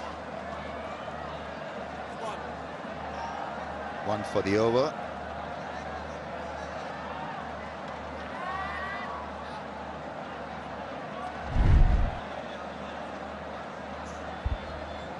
See, one thing Naseem Shah has to realize, when a batsman is going after you, then you bowl those slow deliveries, then it becomes a good idea. But if the batsman is looking to rotate the strike, it's a waste of breath, waste of effort. Should rely on seam-up deliveries. Hope for some seam movement or movement in the air to deceive the batter. He's got to find the right medium to pick up a wicket.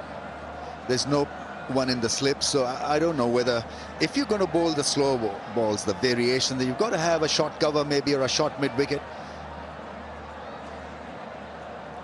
But it's not working. 158 for one. South Africa flying away with this game.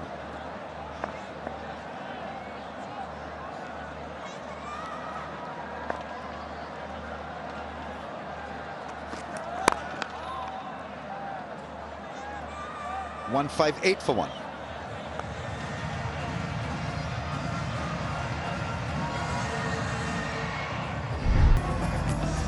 Fielding is very popular in Faisalabad. Even in the Isles, we have seen some good catches taken. Yeah, not a bad job at all. They should keep that ball as a souvenir. Why not?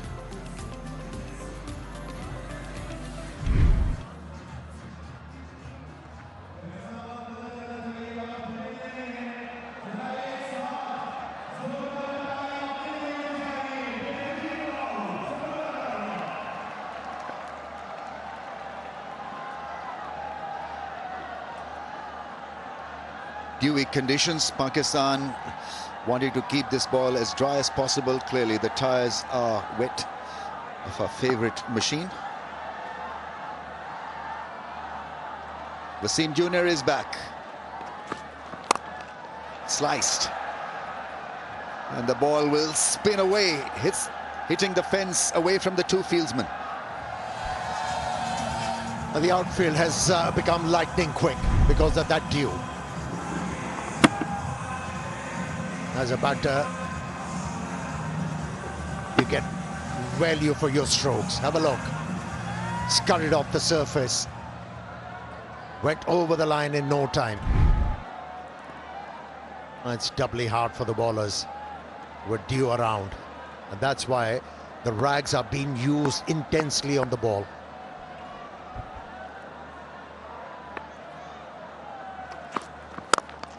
Nice, beautiful shot. Really is a classical drive from De Souza. Gaining in confidence. And he's not playing some serious shots.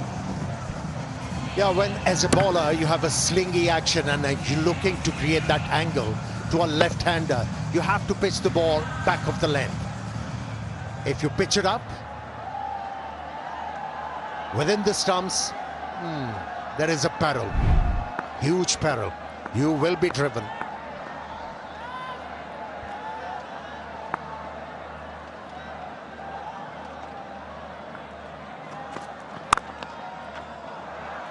Blink of an eye, he's on 47 of 37.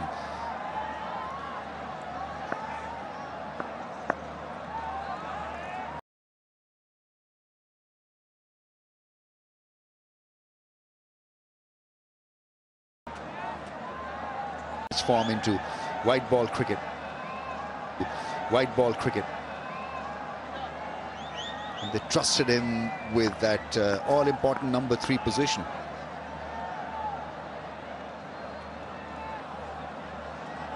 first 20 balls, he only scored 13.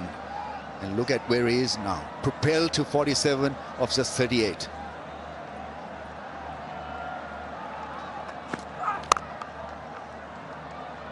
And the timing has been outstanding, flawless. Aren't they enjoying a bit of pace off the surface? Protea batsman.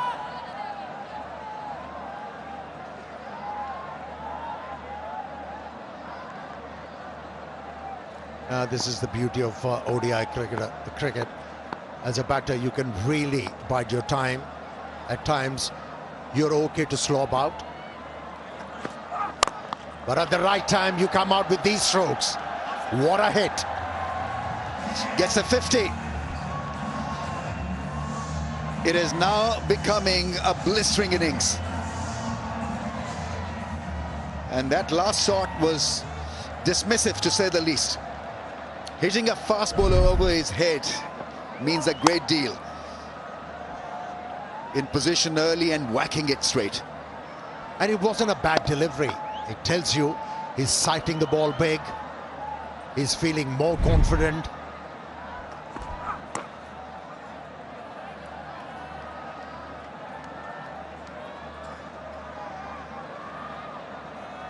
.25 done, 171 for 1.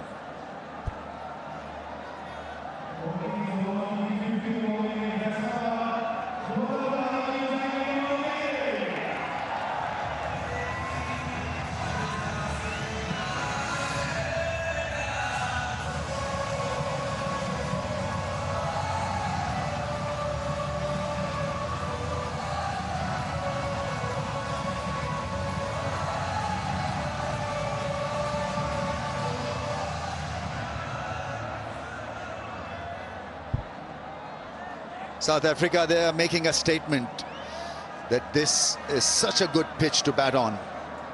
Pakistan probably missed the trick when they were jolted in the first 5 overs. 3 wickets went down, could never really recover in terms of strike rate.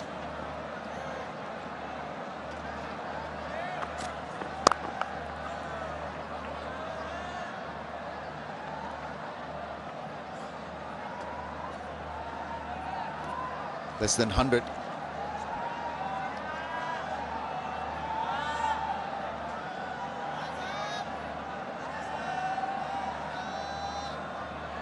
There's been hardly any deviation from the floor, from the target. So D'Souza came in, he was quiet for a little while, and then he found the rhythm, and look, he's matching De Kock shot for shot.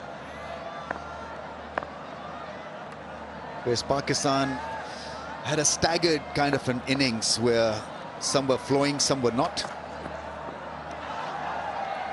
Close.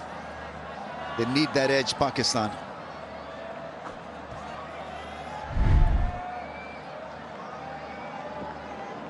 Yeah, this resurgence was from the low order batsmen. Yeah, Salman Ali Agha scored a 50 for Pakistan. It was a painstaking innings, but the flurry came from man in the picture, Nawaz and Fahim. They were the one who ramped it up for Pakistan. Oh, that is a very good shot. That bat is making a great sound. De Kock is batting beautifully. This innings is flowing. Shine Afridi is under pressure on the pads and worked into the gap. Yeah, he was looking to hit the ball towards mid-wicket. Lucky that the ball hit inside half of the bat, and that's why it went square of the wicket. Nevertheless, a good result for South Africa.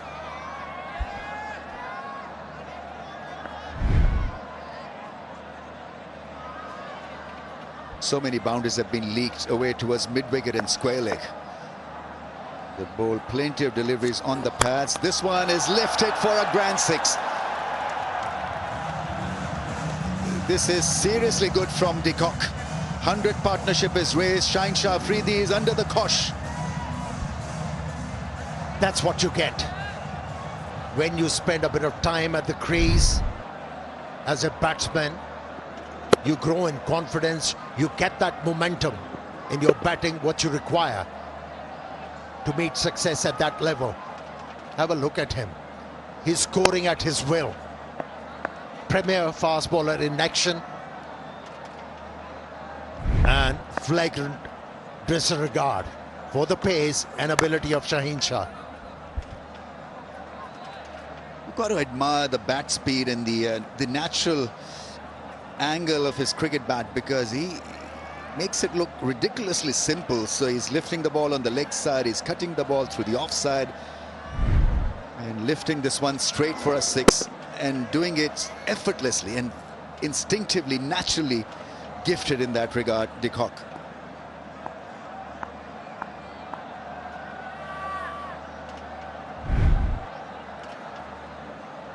Partnership of 102 off just 86 balls. 183 for 1.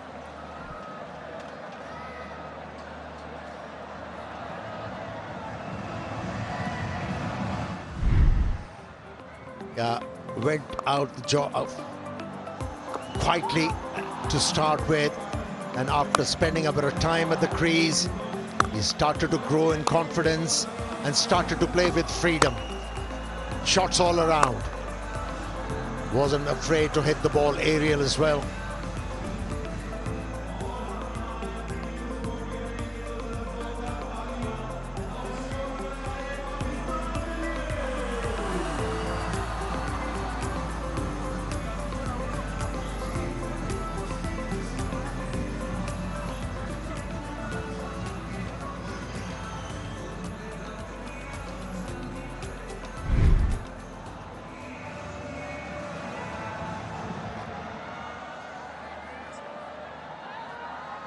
Sure, Faisalabad crowd in a strange way would be loving this. There's high quality batting from Dizosi and Quinton de Kock.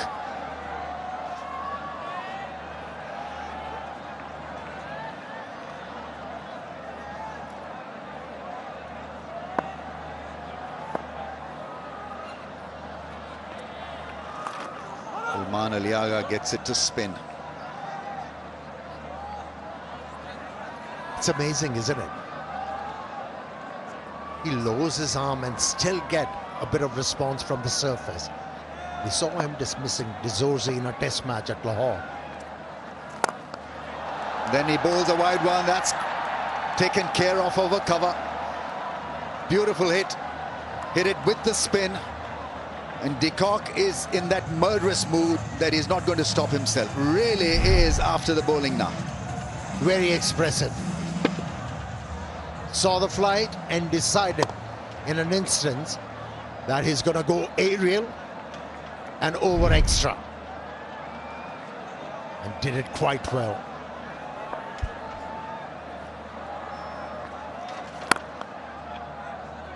Gets it past the man at cover. Should be an easy 2 for de Kock.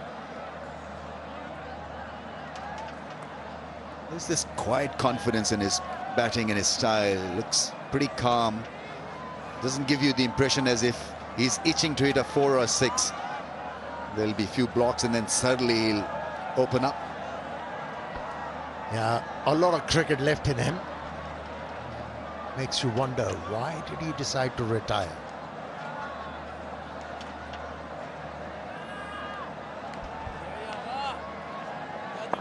Terrific record this.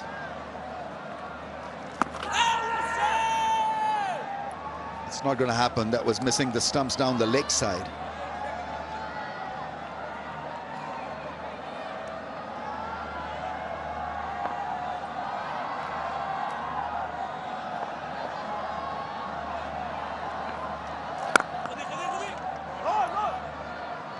Well fielded by Salman Aliaga, diving full length.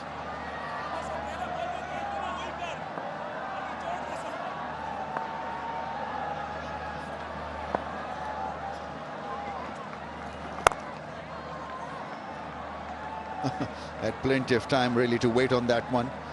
Picks up a single of the last ball of that over. 192 for 1.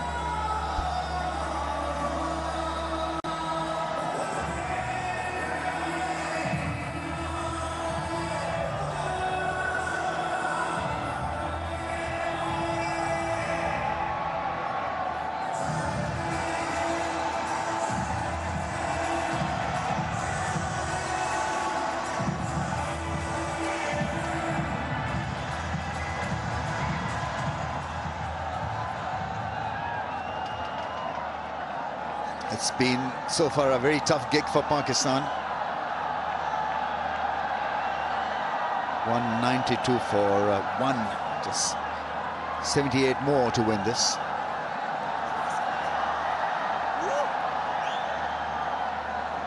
Some of them are leaving. I think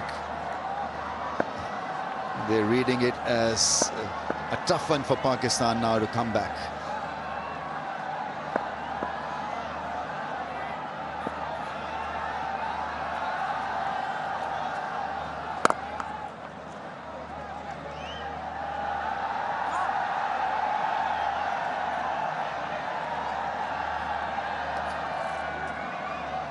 Zosi is a very good example of someone who's learning from de Kock and putting it right, complementing each other. At times you're in competition with your partner also. You want to be as good as de Kock, and so that has spurred him on, I think.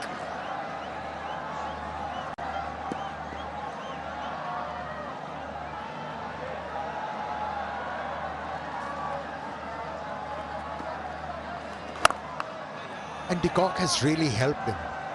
Before every delivery, he kept reminding him, what's the job in hand? How to go about the job. And this partnership has taken the game away from Pakistan.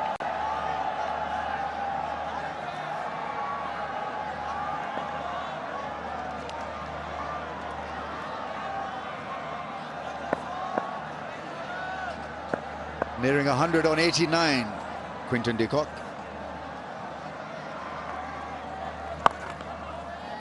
His batting against the left arm angle is out of this world. He's played Mohammad Nawaz brilliantly. If he gets 100, it'll be his 22nd ODI 100.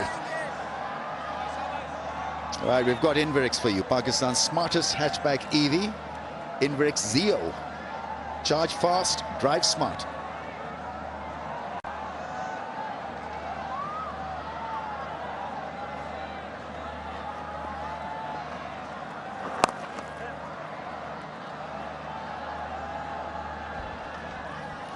Yeah, so far a decent over.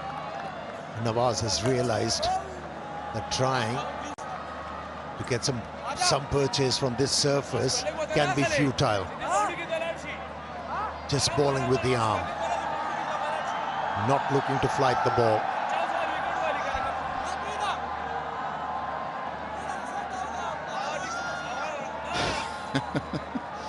Can't make out what is happening out there. Rizwan is suggesting few things. Nawaz not falling through, I think.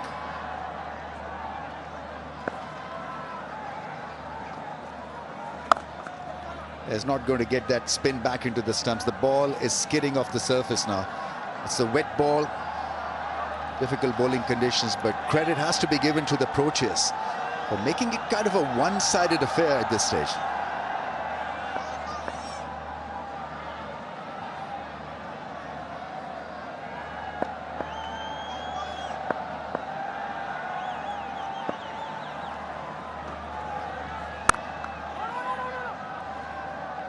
After 28, one down for 196.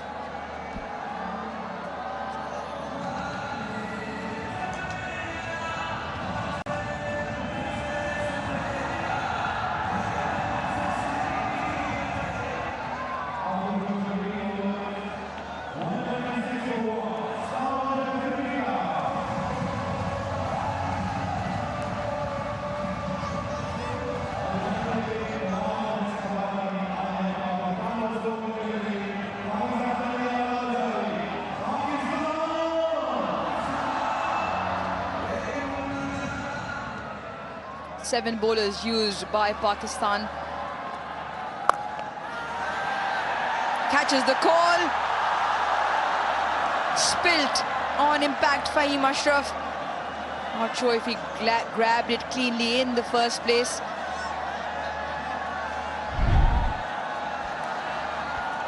Square leg up in the ring. And Tony de Zorzi has been in fine form. Shuffles across the off stump. It's a little bit cramped and doesn't quite get the line that he was after, and just flops it up to mid-wicket. Yeah, you feel it was an opportunity gone a begging for Pakistan for sure. Yes, he had to dive forward.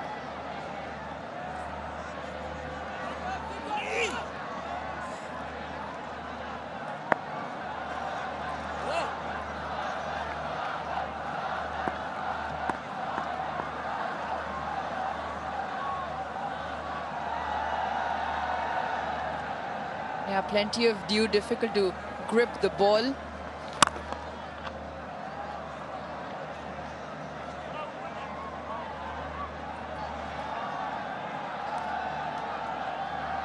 South Africa firmly in the pound seats for sure, but you still have to take your opportunities. It's a thick top edge. And yes, he had to dive forward, but certainly asking him to take that for sure. You talk about drop chances, 3 of them put down. Pretorius put down, cotton bowled by Naseem Shah. He was on 18. Nawaz dropped. De Kock, slightly difficult grab. De Kock was on 15. And then now a relatively easier one in the outfield. Fahim Ashraf, nowhere in the middle of the hands.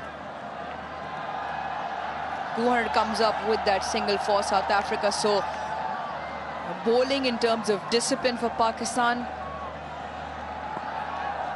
it's been a bit of a miss, and the catching in the outfield as well. 3 reigning boundaries here this time. The 10-6 in the chase, courtesy Dizorzi.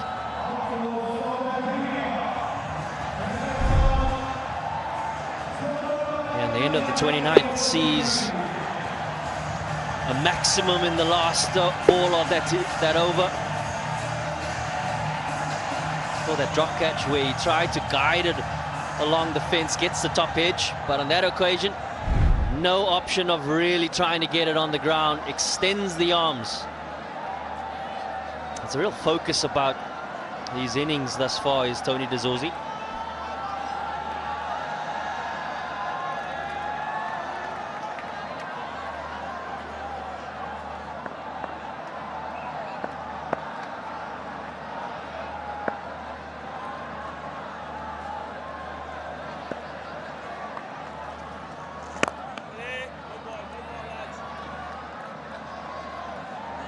Quinton de Kock, a story that has made headlines on plenty of occasions in his international career. And he likes a chase. Every time he gets 50 or more, the win percentage for South Africa, 75%. That is an extremely high number. Glorious, absolutely glorious from de Kock. A laboured chase, not quite sure if Shaheen Shah Afridi opted to go after it from the get-go. And in that, in the end, has crashed into the advertising screens. Hopefully there's no serious damage done. But once again, marvellous timing of the bat of de Kock.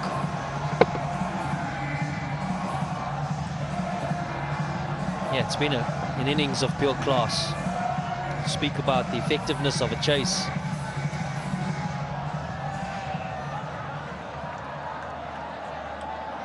I hope he's all good. Seen any damage done in those situations, but he seems to be okay.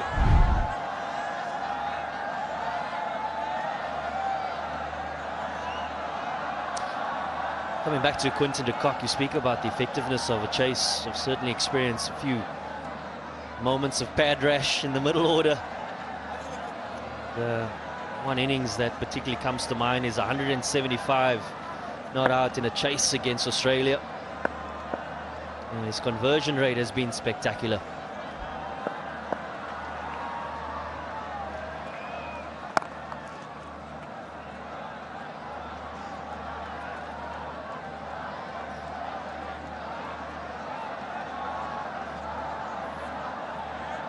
Maybe just graze his leg, an impact onto those digital screens.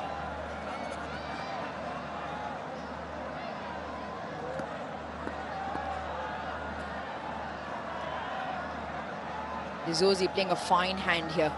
62 of 48, 7 boundaries, 3 big sixes. A lot of flair about his game. Enjoying a purple patch as well.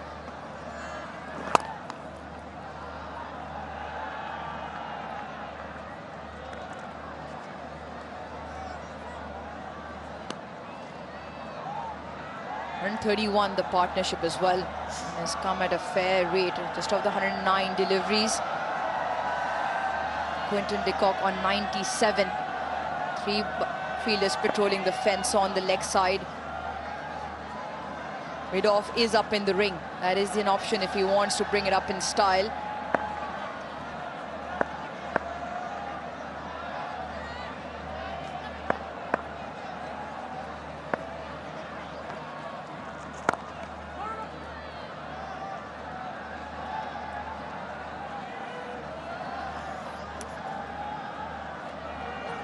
The sign says it all. South African fans and fans all around the world happy to see a man wearing the number 12 jersey back in international cricket.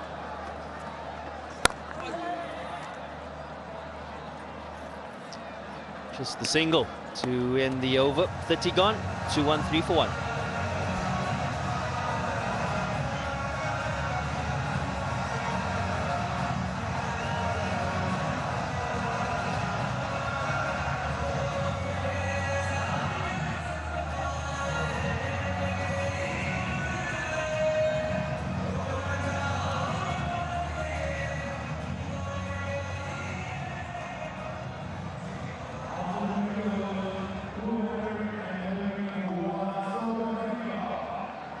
.213 for 1. South Africa 98 Quinton de Kock and Tony de Zorzi 63 in quick time. Together they've put on 132 from 111 deliveries and are far ahead in this run chase. Only required another 57 runs. An asking rate of just under 3.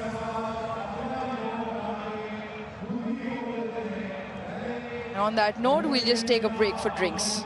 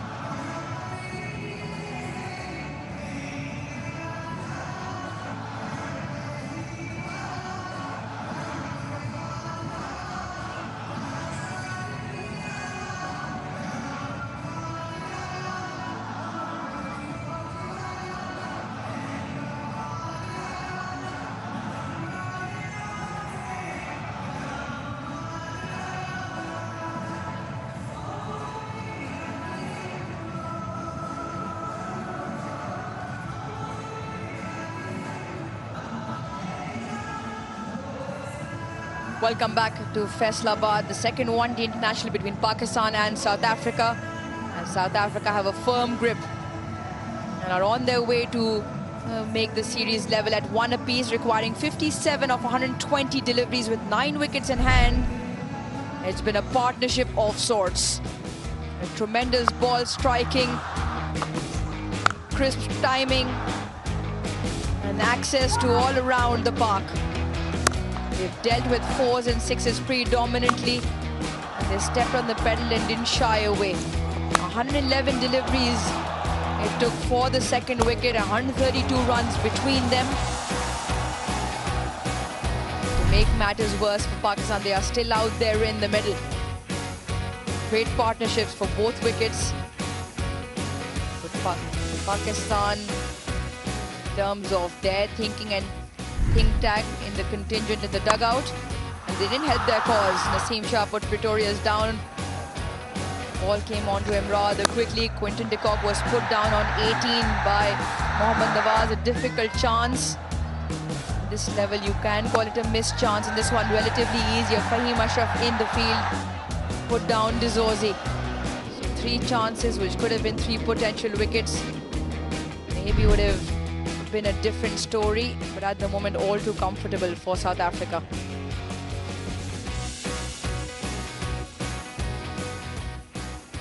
Seven bowling options, just the 1 wicket to show. Return to international cricket since April of 2025, Wasim Jr. The only wicket taker for Pakistan tonight so far. Will continue with the slip. Want the ball to shape nicely away from the left-hander. Looks like it just pitched outside the leg stump. Appeals all around from Pakistan.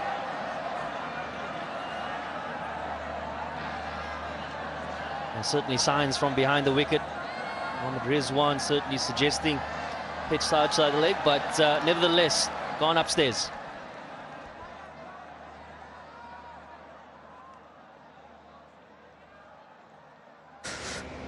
TV umpire to director, we have a player review for LBW.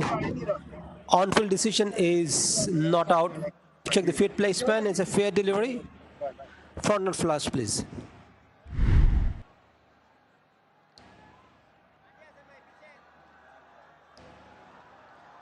It doesn't appear to be any bat involved. Need to check that with our ultras, please.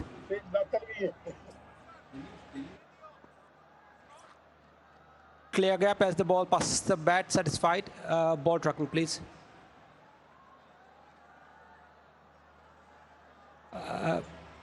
Pitching outside leg. Asan, you will be staying with your not out decision. Stand by. Maybe another set of stumps. And a law change.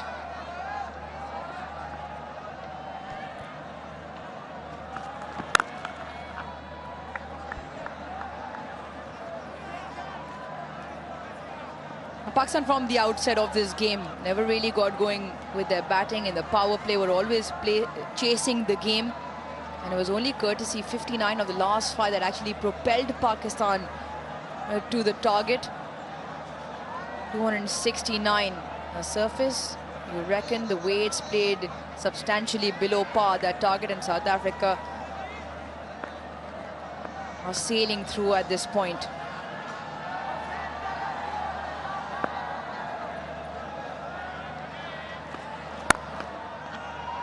Through the inner field, and you feel there's an opportunity here for Quinton de Kock to get his triple figures, and he does so. And what a comeback to international cricket for Quinton de Kock. His 22nd in ODI internationals, his second against Pakistan. Last time he played in the green and gold was the 2023 World Cup, where we saw 4 centuries, close to 600 runs. Welcome back, Quinton de Kock. And a moment that adds another spotlight in his international career. Applauded by the dugout and the crowd as well. And he's been the star of the night. Is that impact in line? Maybe again just outside. The first review required an additional set of stumps. This one also seems like it was outside. Yeah, Mohammad Rizwan as well saying outside. LBW. On-field decision is not out. I've checked the field placement and it's a fair delivery. Fronted first, please.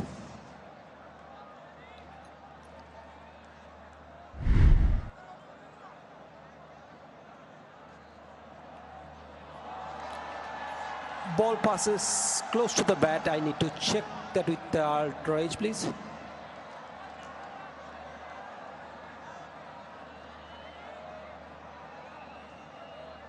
Keep rolling. Clear gap as the ball passes the bat. Satisfied. No bat involved. Ball tracking whenever it is ready, please.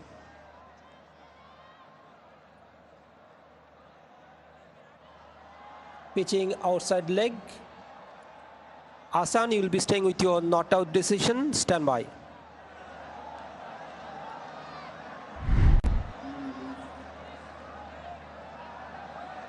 Your screen signal now. They've burned both. And both, if you may call, poor reviews. Yes, the ball has a significant tail on it with Wasim Jr. bowling.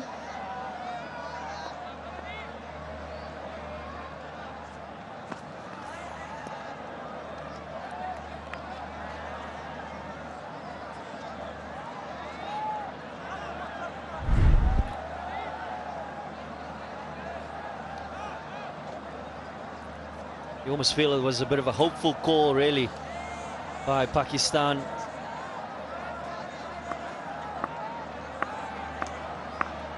Boards, it's on offer, why not? And JP Dumini laughs after he says that, delaying the inevitable. Better line to end the over. 2-1-5 for 1.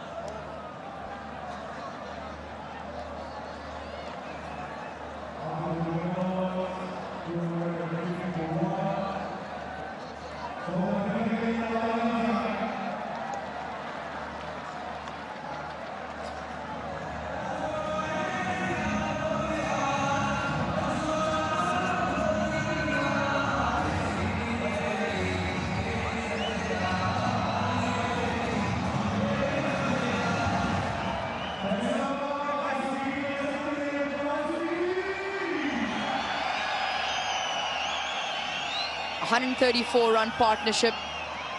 Quinton de Kock and Tony de Zorzi. Quinton de Kock, another 3 figures, 22nd time in his one-day international career. 63 to de Zorzi, and 46 up front from Pretorius as well. Comprehensive going and very much in command, South Africa thus far. Just 55 now required.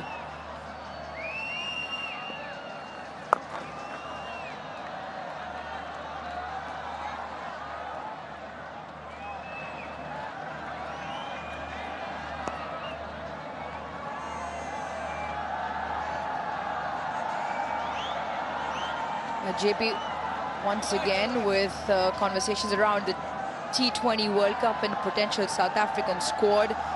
Obviously a few big names resting during this series in terms of Aiden Markram, Tristan Stubbs, Deval Brevis with a shoulder injury, misses out in this one-day series. David Miller in there as well.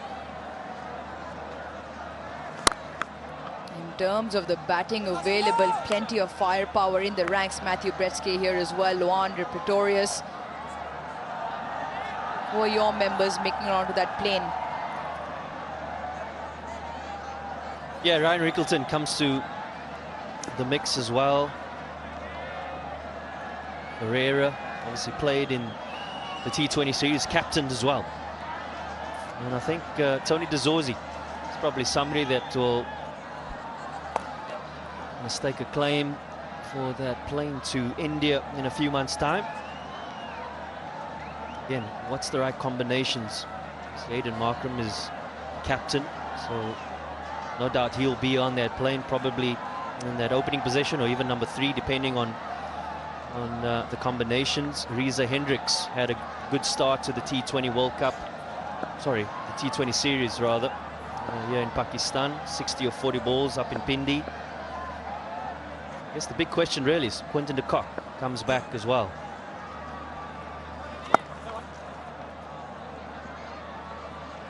So it's a headache, no doubt, for selectors, for the coach.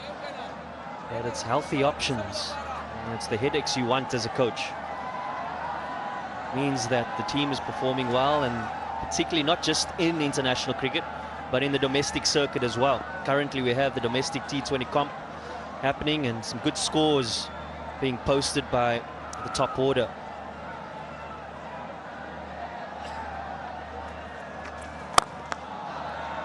Charges, pierces the gap and picks up 4.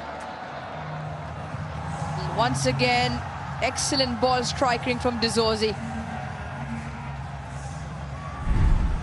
It's an option we haven't seen too much of from Tony De Zorzi in this innings.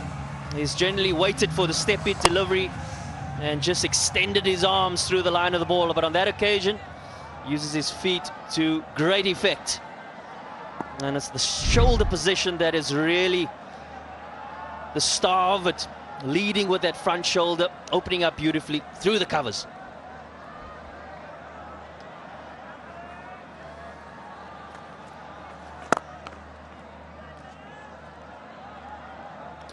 Nine of the over with that single, 224 for 1.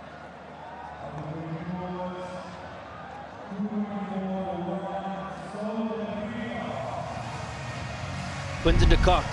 And when you think about ODI cricket, you think about big scores.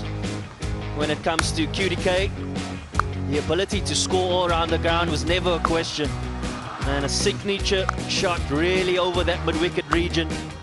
But the ability to hit straight over the top and over extra cover, it's been pure class. As a South African, you love seeing Quinton de Kock scoring runs.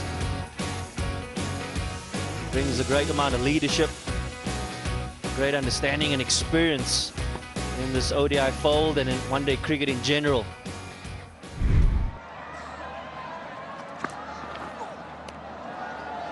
Every now and then, Pakistan bowlers will find that length. Problem is, they just haven't been consistent enough. Went to the change-ups very early on, provide a lot of width outside the off stump. There was that length which Nanreberger frowned earlier, but they've been few and far in between from Pakistan. Just a hint of reverse as well, leaving the left-hander. It's also the natural angle with Mohammad Wasim Jr. given his bowling arm and his bowling action.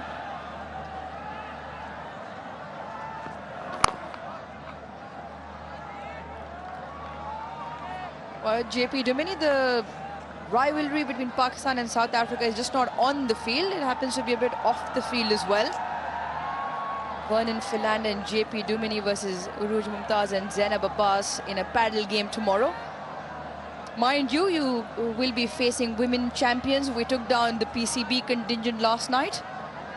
Adnan and Ahmed faced off in the women's final against us. There's a lot of banter and chatter and sledging going on prior to the game. The boys taking a claim that they take us down cleanly in a 6-0. I let you tell us the scoreline. I was in a meeting, Uruj. Didn't make the game, unfortunately. You saw it on Instagram as well. I was on the phone, wasn't I? Well, there you go. We never leave anything to chance. There is proof on record. You can visit Zainab's Instagram and you will find who came out victorious. Really, 1.5 team, really. Zainab doesn't really feature outside of a serve. Well, she held her own and did it perfectly. 6-2 was the scoreline in that women's final. Broadcast versus PCB women's final. And the men who we took down have refused to show up to work this morning. And are still missing.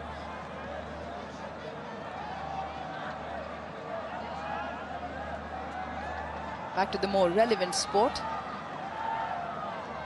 46 of 104, the equation. You almost feel with 46 runs, Dizozi needing 29 for his 100. That'll help, certainly will help. 75 now, he only requires 25. And he's going at a certain knot of rates in 127 strike rate. It's been the angle that we've seen on multiple occasions where he's beaten the bat is Wasim Jr., but he gets a healthy edge. And with Tony Dizozi creeping on that three-figure mark, he doesn't mind how they come.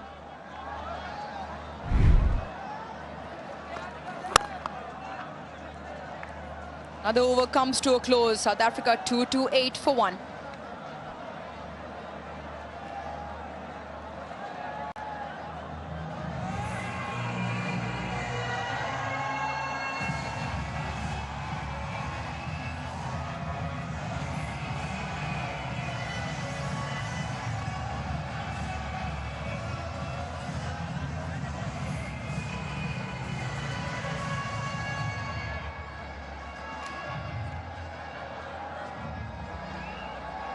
.33 boundaries, 10 big sixes in that.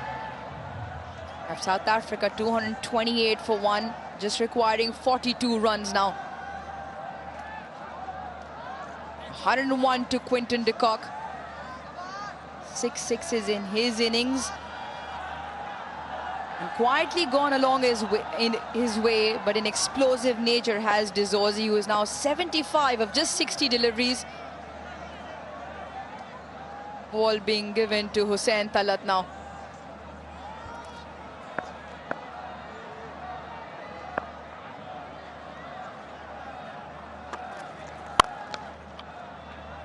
Not quite off the middle. He chases beside the ball, gives away to Shaheen Shah Afridi.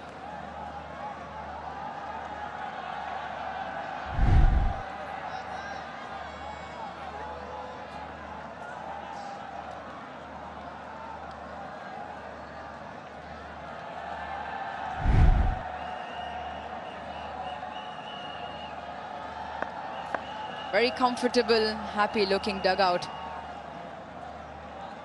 Brevis on the screen. Rehab. Up and over. Also brings up an excellent 150-run partnership. And more importantly, it's come quickly, that of 131 deliveries. Both men have played their part quite magnificently in the middle. Dizozi and Quinton de Kock.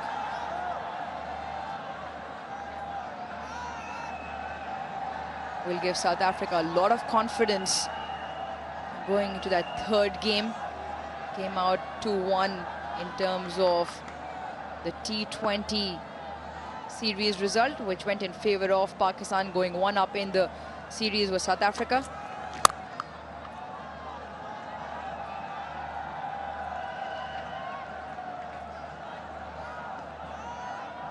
Eighth bowling option tonight for Pakistan.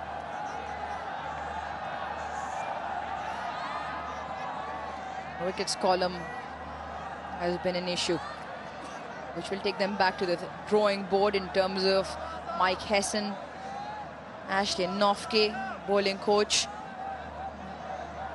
Put their heads together to come up with what went wrong, identifying that, and to do better. Use conditions to your advantage.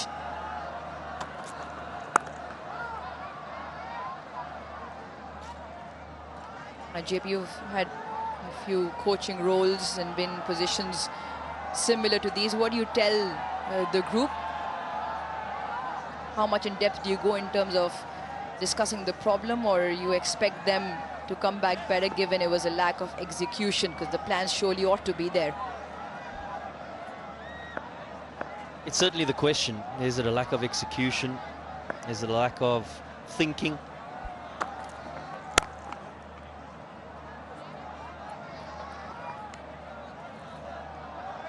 The real standout for me is the first innings, the batting innings.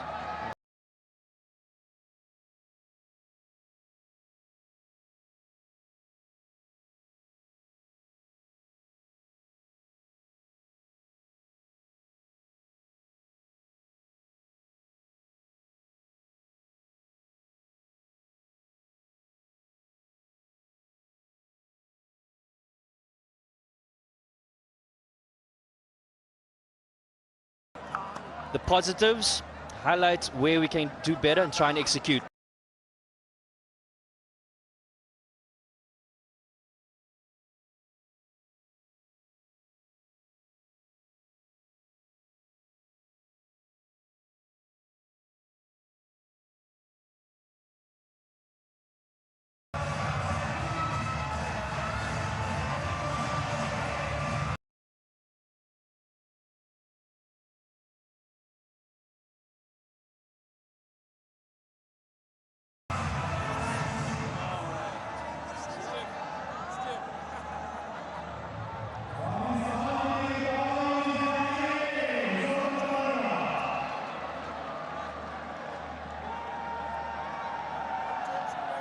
"37 of 96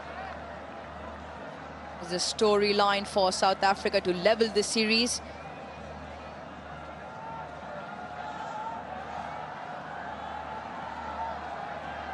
Batting display has been quite exemplary.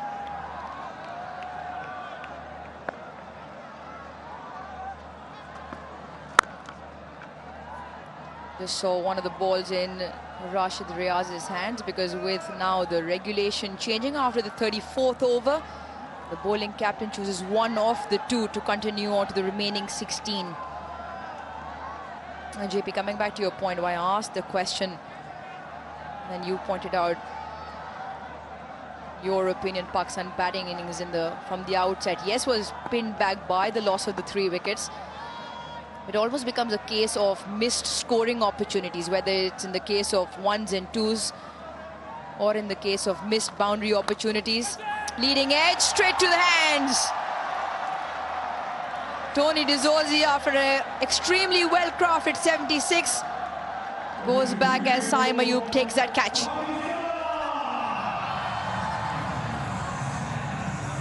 Yeah, pat on the back from Quinton de Kock. It's been an outstanding partnership. 153 of 137. But take nothing away from that man, Tony De Zorzi. He's shown pure class tonight, and no doubt he'll be bitterly disappointed, wanting to be there at the end. He goes for 76. 2-3-4 for 2.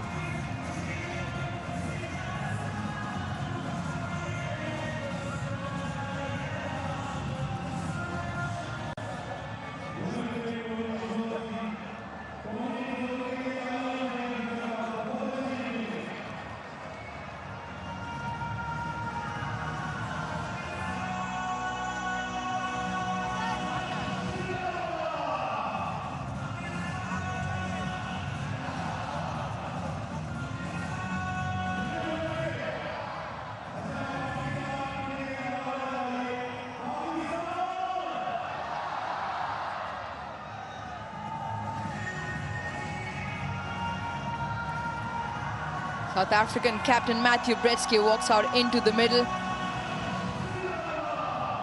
He likes this format and he's got the numbers to show for it as well. The 150 best coming versus New Zealand earlier on in the year in Lahore.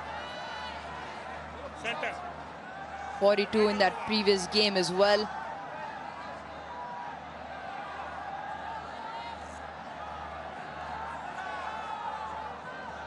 Comes in with a very comfortable platform,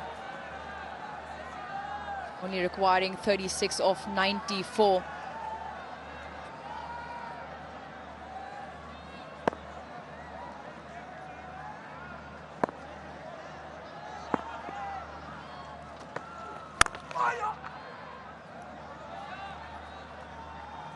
Off the mark with 1.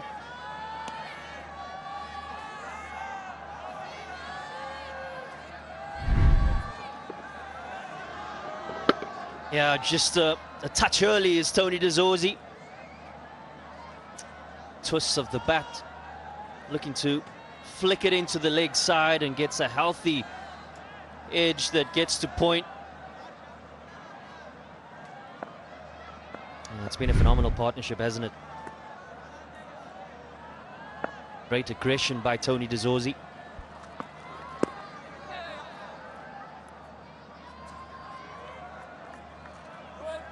Now coming back to that point, and that discussion looms over like a dark grey cloud over Pakistan, is because it almost seems like a repeated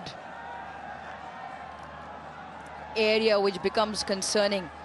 And why I say that is because now you compare the dot ball percentage between the two sides at the moment. Very similar. But if that also amalgamates with the lack of boundaries, the number of boundaries being less, that combination leads to trouble. At the moment, Pakistan and South Africa, similar dot ball percentage. Just keep slow that one, but for South Africa, the boundaries far ahead. 19 fours to Pakistan, 23 fours already to South Africa, and 8v 10 sixes to South Africa. So, yes, if the boundaries are coming thick and fast, you can afford to maybe play a few more dot deliveries. But Pakistan, where they found themselves struggling, is that dot balls amalgamate and the boundaries do not come by to back it up. And sometimes finding it difficult to score the ones and twos, the pressure mounts, and that results in leading off or the loss of wickets. It's been a similar issue in the T20 format as well as in the one-day format. 35 done, 2-3, 6 for 2.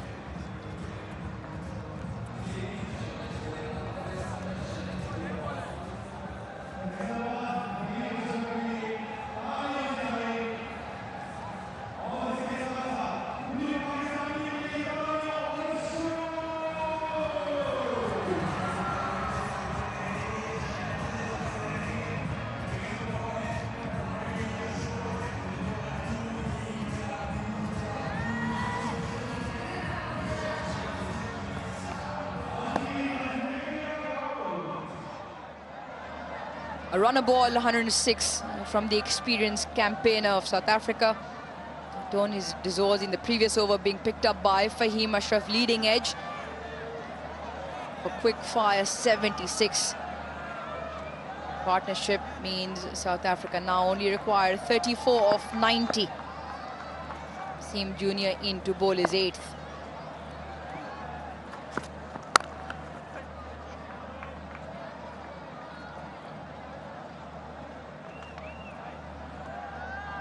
Just see the way Quinton de Kock ran through for that single, testament to his fitness and determination as well. So many years into the career, he was still looking, being at 107, being there for over 2.5 hours from the outset, still looking to run hard between the wickets.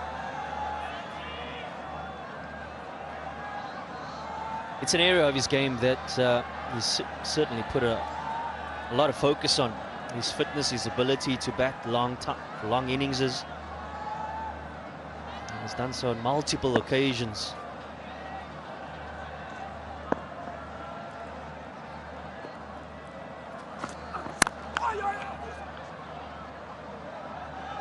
Standout, really, Uruj has been the sound of the bat tonight has been really crisp. Batters are getting into really strong positions, playing the ball late under the eyes. Certainly been some exquisite shots tonight.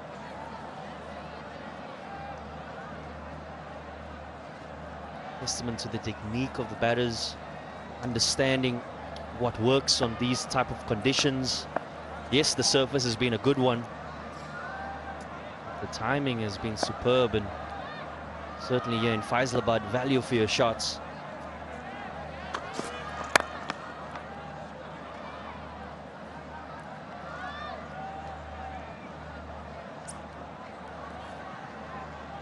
Just coming back to your point around the dot ball percentage, you think of 35.3 overs. Pakistan 157 for 5. And it was certainly the breaks were around the boundary count at this point in the game. Yes, they were three more wickets down. The credit to the South African spinners who bowled in tandem. They kept the squeeze on. The consistency in line and length were really good. That's probably the reflection point for Pakistan going into the third and final ODI in 2 days' time. How do we create more opportunities with ball in hand if given the opportunity again? And more importantly, from a boundary count point of view, what options are on offer? Can't see South Africa changing their team too much going into that last ODI. Everyone's pretty much played their hand in the second ODI.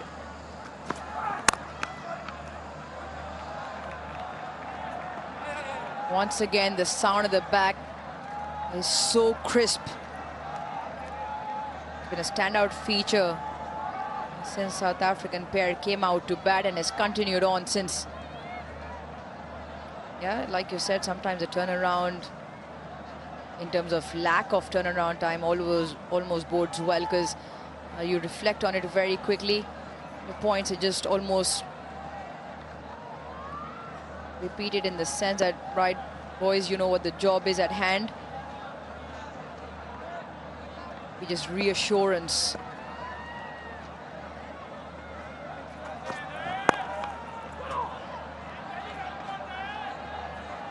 Ticked away for 136 done, 2-4, 2 for 2.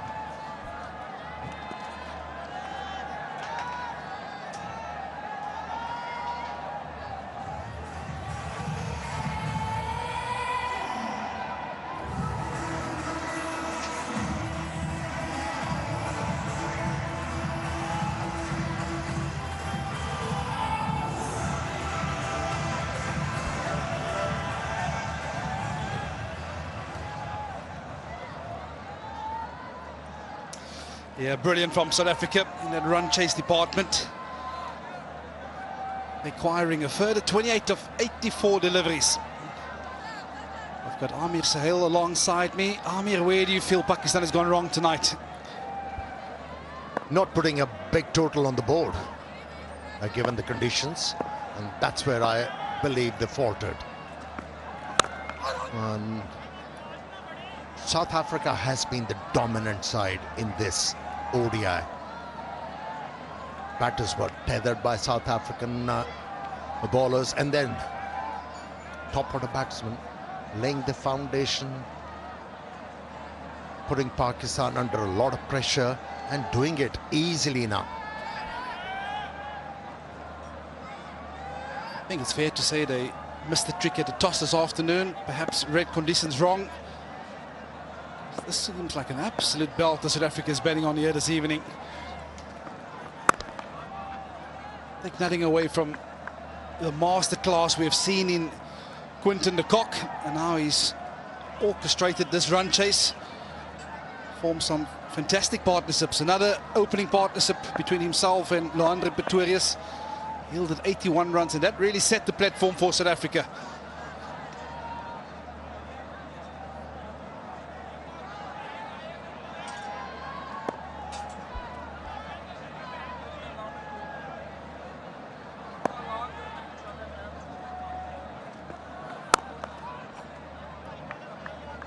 And I think it's so important, especially in this format, that you don't lose wickets in quick succession. I think that's where Pakistan had faltered in that power play. Yeah, we talk about losing 3 to 4 wickets in the T20 format, but equally important in this format as well.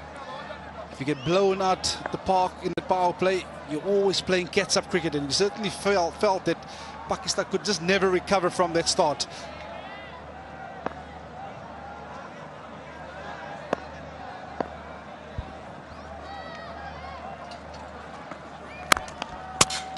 Excellent shot for none. As a batter, you're not supposed to play that straight.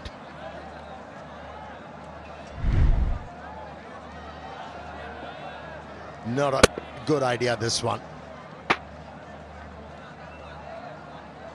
But yeah, there are so many lessons to be learned for the Pakistani side. Never to lose wickets in cluster.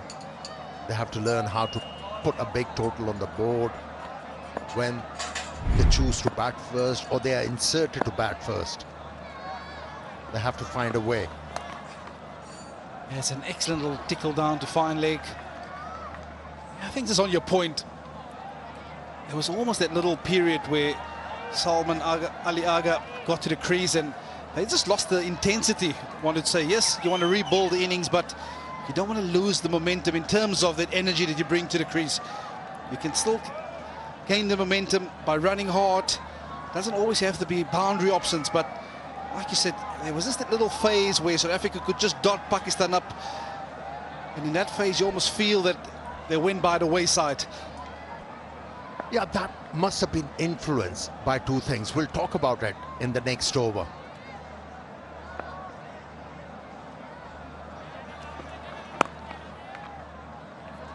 At the end of 37, South Africa 2-4-4 for 2.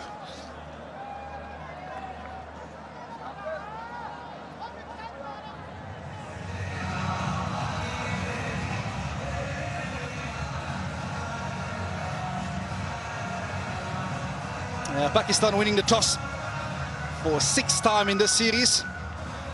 Opted to bat, but it was Nandre Berger who had other plans at the top of the order for Pakistan, finishing with figures of 4 for 46 and restricted Pakistan to 269. And in pursuit, South Africa sitting pretty, 244 compliments of magnificent 100 by Quinton de Kock. He was well supported by Loandre Pretorius and Tony de Zorzi.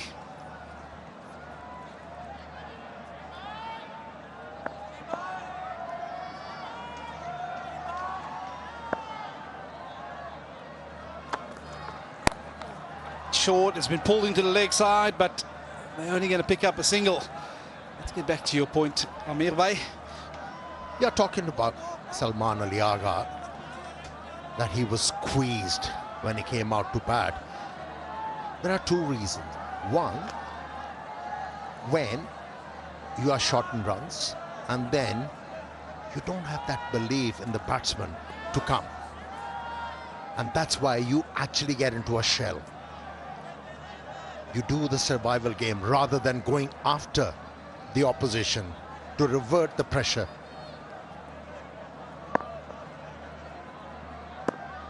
It's a learning curve for this young Pakistani side.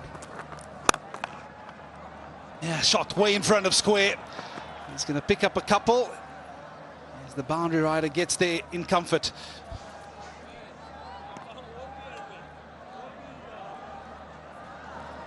Yeah, and we're not talking about the ages. We are talking about the experience in international cricket.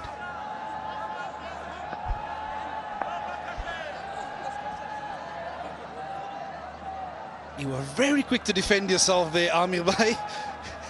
Defend? I was elaborating. Yeah, beautiful. Yeah, but I think just to get back to the way Quinton de Kock has positioned himself in this run chase, it just goes to show how good a surface this has been. Now, yes, we talk about the toss having a massive influence in the outcome of a game, but take absolutely nothing away from that spell that Nandre Berger bowled, because that's where you end up winning games. The intensity that he brought to the party, but also the control by both those seamers, especially with the new ball.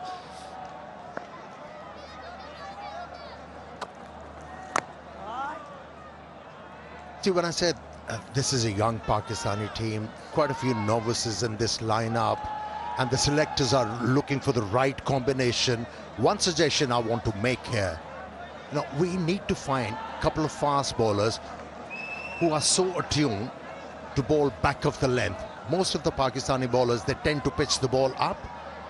They do not extract that bounce, which can trouble the batter. I think if we can bring in a couple of fast bowlers who could actually bowl back of the length and extract bounce, the balance is going to be sorted. Yeah, I think it's more about the consistency which you're pointing out here. I think from a skills perspective, they've got it all. But because of the amount of T20 cricket being played, the impatience from bowler, that is what led to Pakistan offering that scoring opportunities up front. Talk about a Sahin Sa Afridi. Yes, he's got a magnificent Yorker. But every now and again, when he misses his length, it becomes a half volley. That's a scoring opportunity. In this format, if you offer up 3 or 4 of those in an over, batters will capitalize. A bit of width on offer. They're going to pick up another one. That brings up to 250 for South Africa in the 38 over.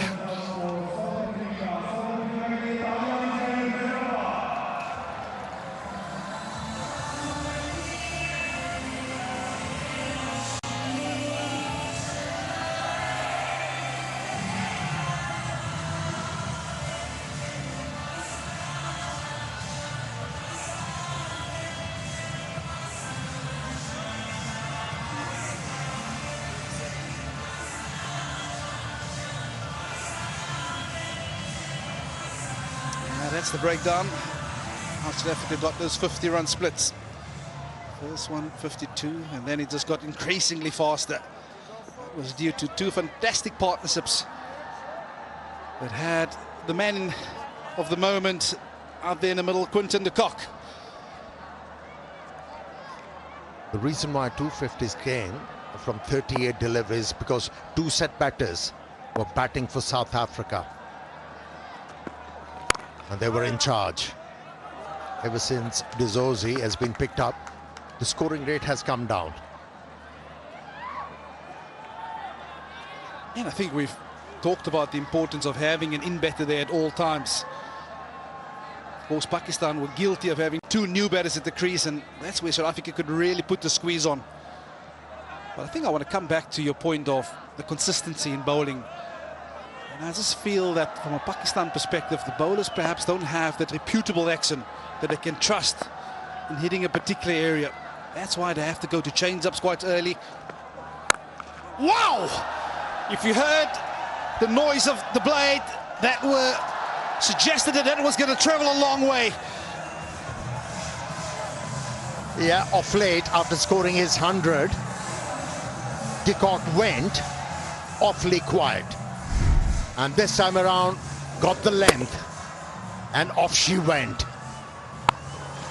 No stuttering on the cue, went with the stroke, middled the ball, and did the distance. Wow, wow, wow. When he hits them, they stay hit. He's got a wonderful swing of the blade. And tonight we were thoroughly entertained. And it's good to see him back in the colours of his country, Quinton de Kock. Crowd catch? Yeah! I must say, these guys in Faisalabad, they can catch. And caught it with these, sitting on that pillar. Amazing. Yeah, the crowd here in Faisalabad royally entertained, without any doubt. De Kock's 100, Burgers' effort with the new ball, and contribution from Dizozi. All combined in the shape of South African victory here, which is not very far.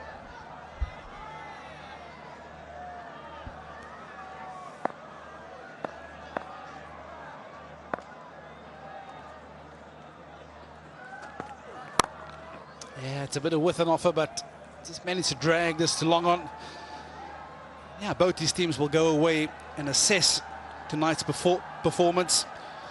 South Africa will have a lot of right ticks, whereas a couple of question marks formed after that display in the first ODI from Pakistan. It's going to be a decider.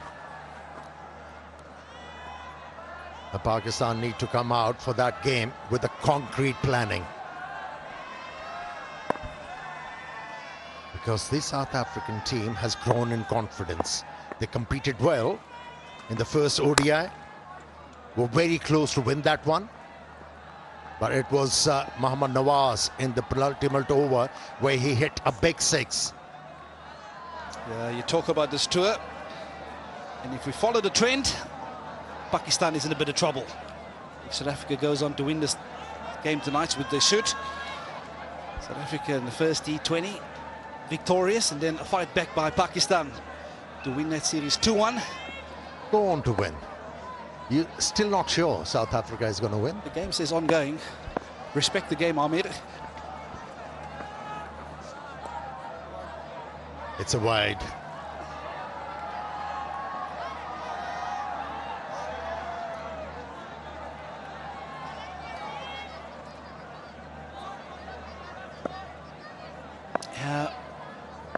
You ask yourself, what will some of those talking points be? From a Pakistan perspective, of course, South Africa would want to make sure that they repeat. When they came out this afternoon to bat, early evening that is, there was a similar trend between Lohandre Pretorius and Quinton de Kock. It was really to set the tone with bat in hand.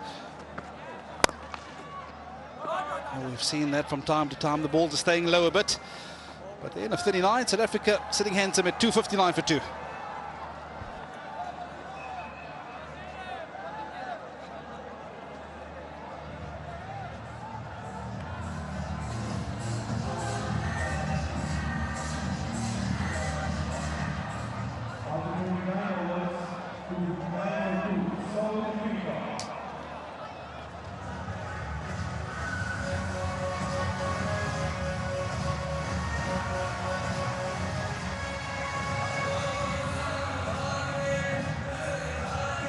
Yeah, an absolute beautiful evening this evening in Faisalabad.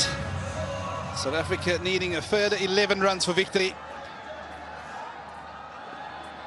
Well, I suppose, Amir, one of the big talking points will be from a Pakistan perspective on how do they combat that new ball. Because by watching how Berger has operated this evening, I don't think we're going to see anything less come their third and final ODI, which is now a final. Oh, the sound of the bat of Quinton de Kock.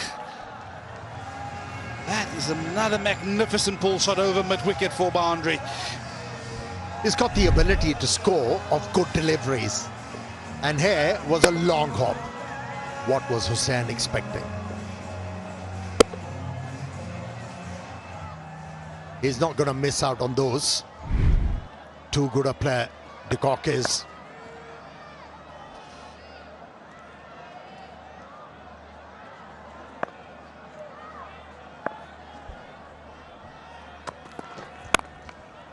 See, one thing Pakistani batters, they need to learn. When a fast bowler is bowling back of the length, how to use your back leg.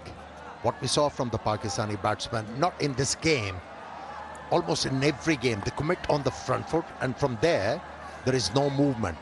They just hang their bat and they've been getting out. Now, when you're looking to play bowlers who are bowling with pace and also back of the length, you got to be efficient off your back foot.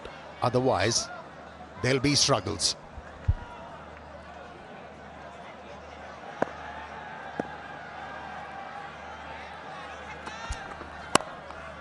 Yeah, a bit of width on offer. And the captain's not going to miss out. He's helping himself to a boundary on the offside. He's first for the night.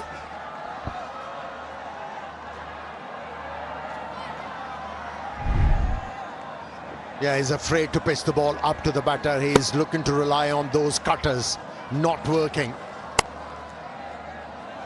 Easy pickings for both the batsmen in this over. Help themselves with boundaries in this over.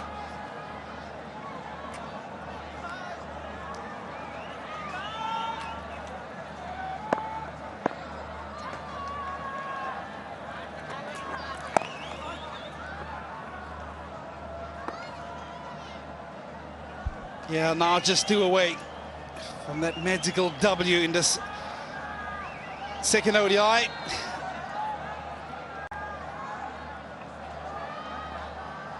They had to win this encounter to stay alive in the series. They've done a magnificent job of this run chase. A happy changing room, South Africa. Won't it be fitting if the captain allows de Kock to score winning runs?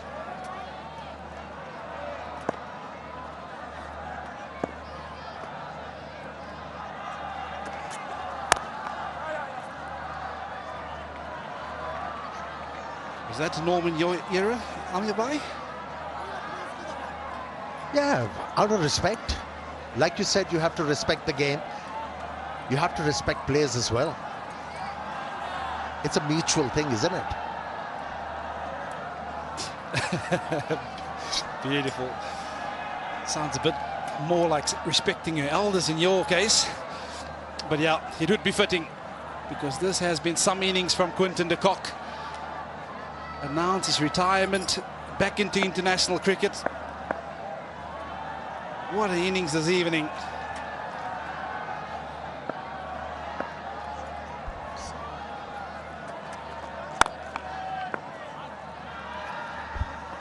Well, we'll have to wait another over. South Africa 269 for 2.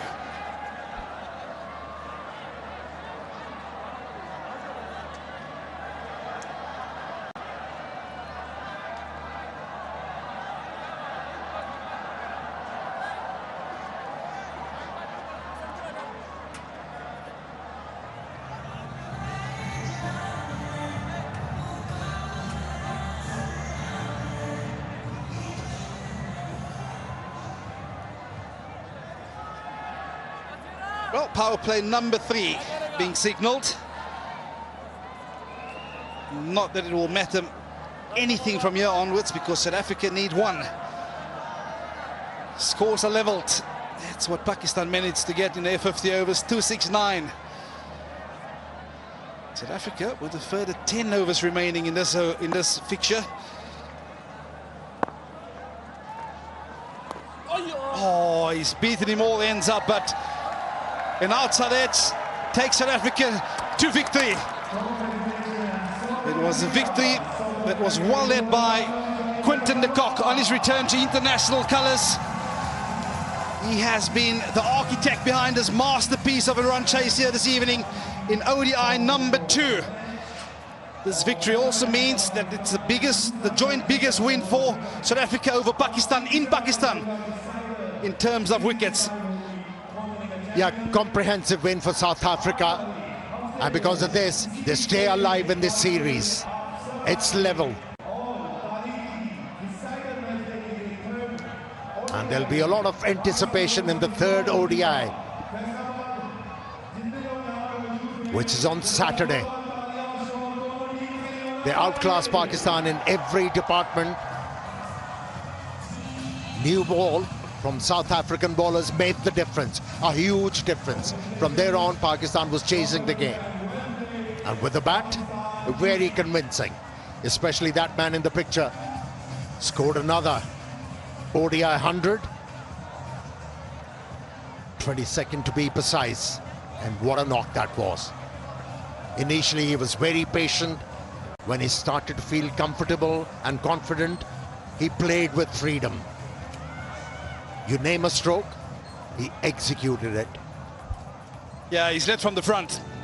And he's taken a lot of youngsters with him in terms of the belief factor. Youngsters like Leandre Pretorius, Tony de Zorzi, forming partnerships with that informed Quinton de Kock.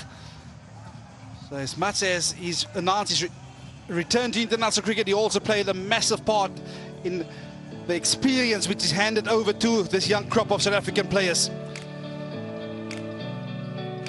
South Africa, they had to win this encounter, they had to win this fixture to stay alive in the series, and they've done so in pure South African fashion. Yeah, Quinton de Kock demonstrated how a total should be chased. You do not have to go berserk.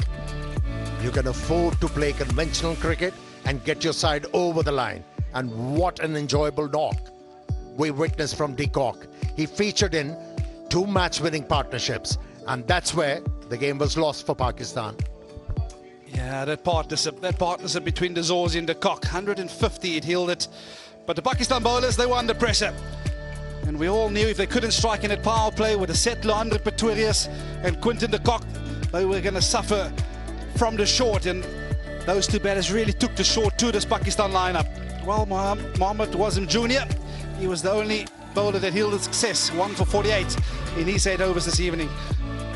Yeah, 8 options were used, and only 2 bowlers had joy. And this is the story of the game in a nutshell.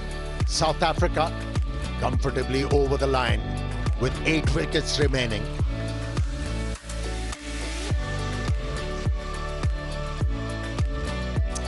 Well, just to confirm, the ODI series is level, 1 apiece, with 1 game remaining on Saturday the 8th, which will be a grand finale here in Faisalabad.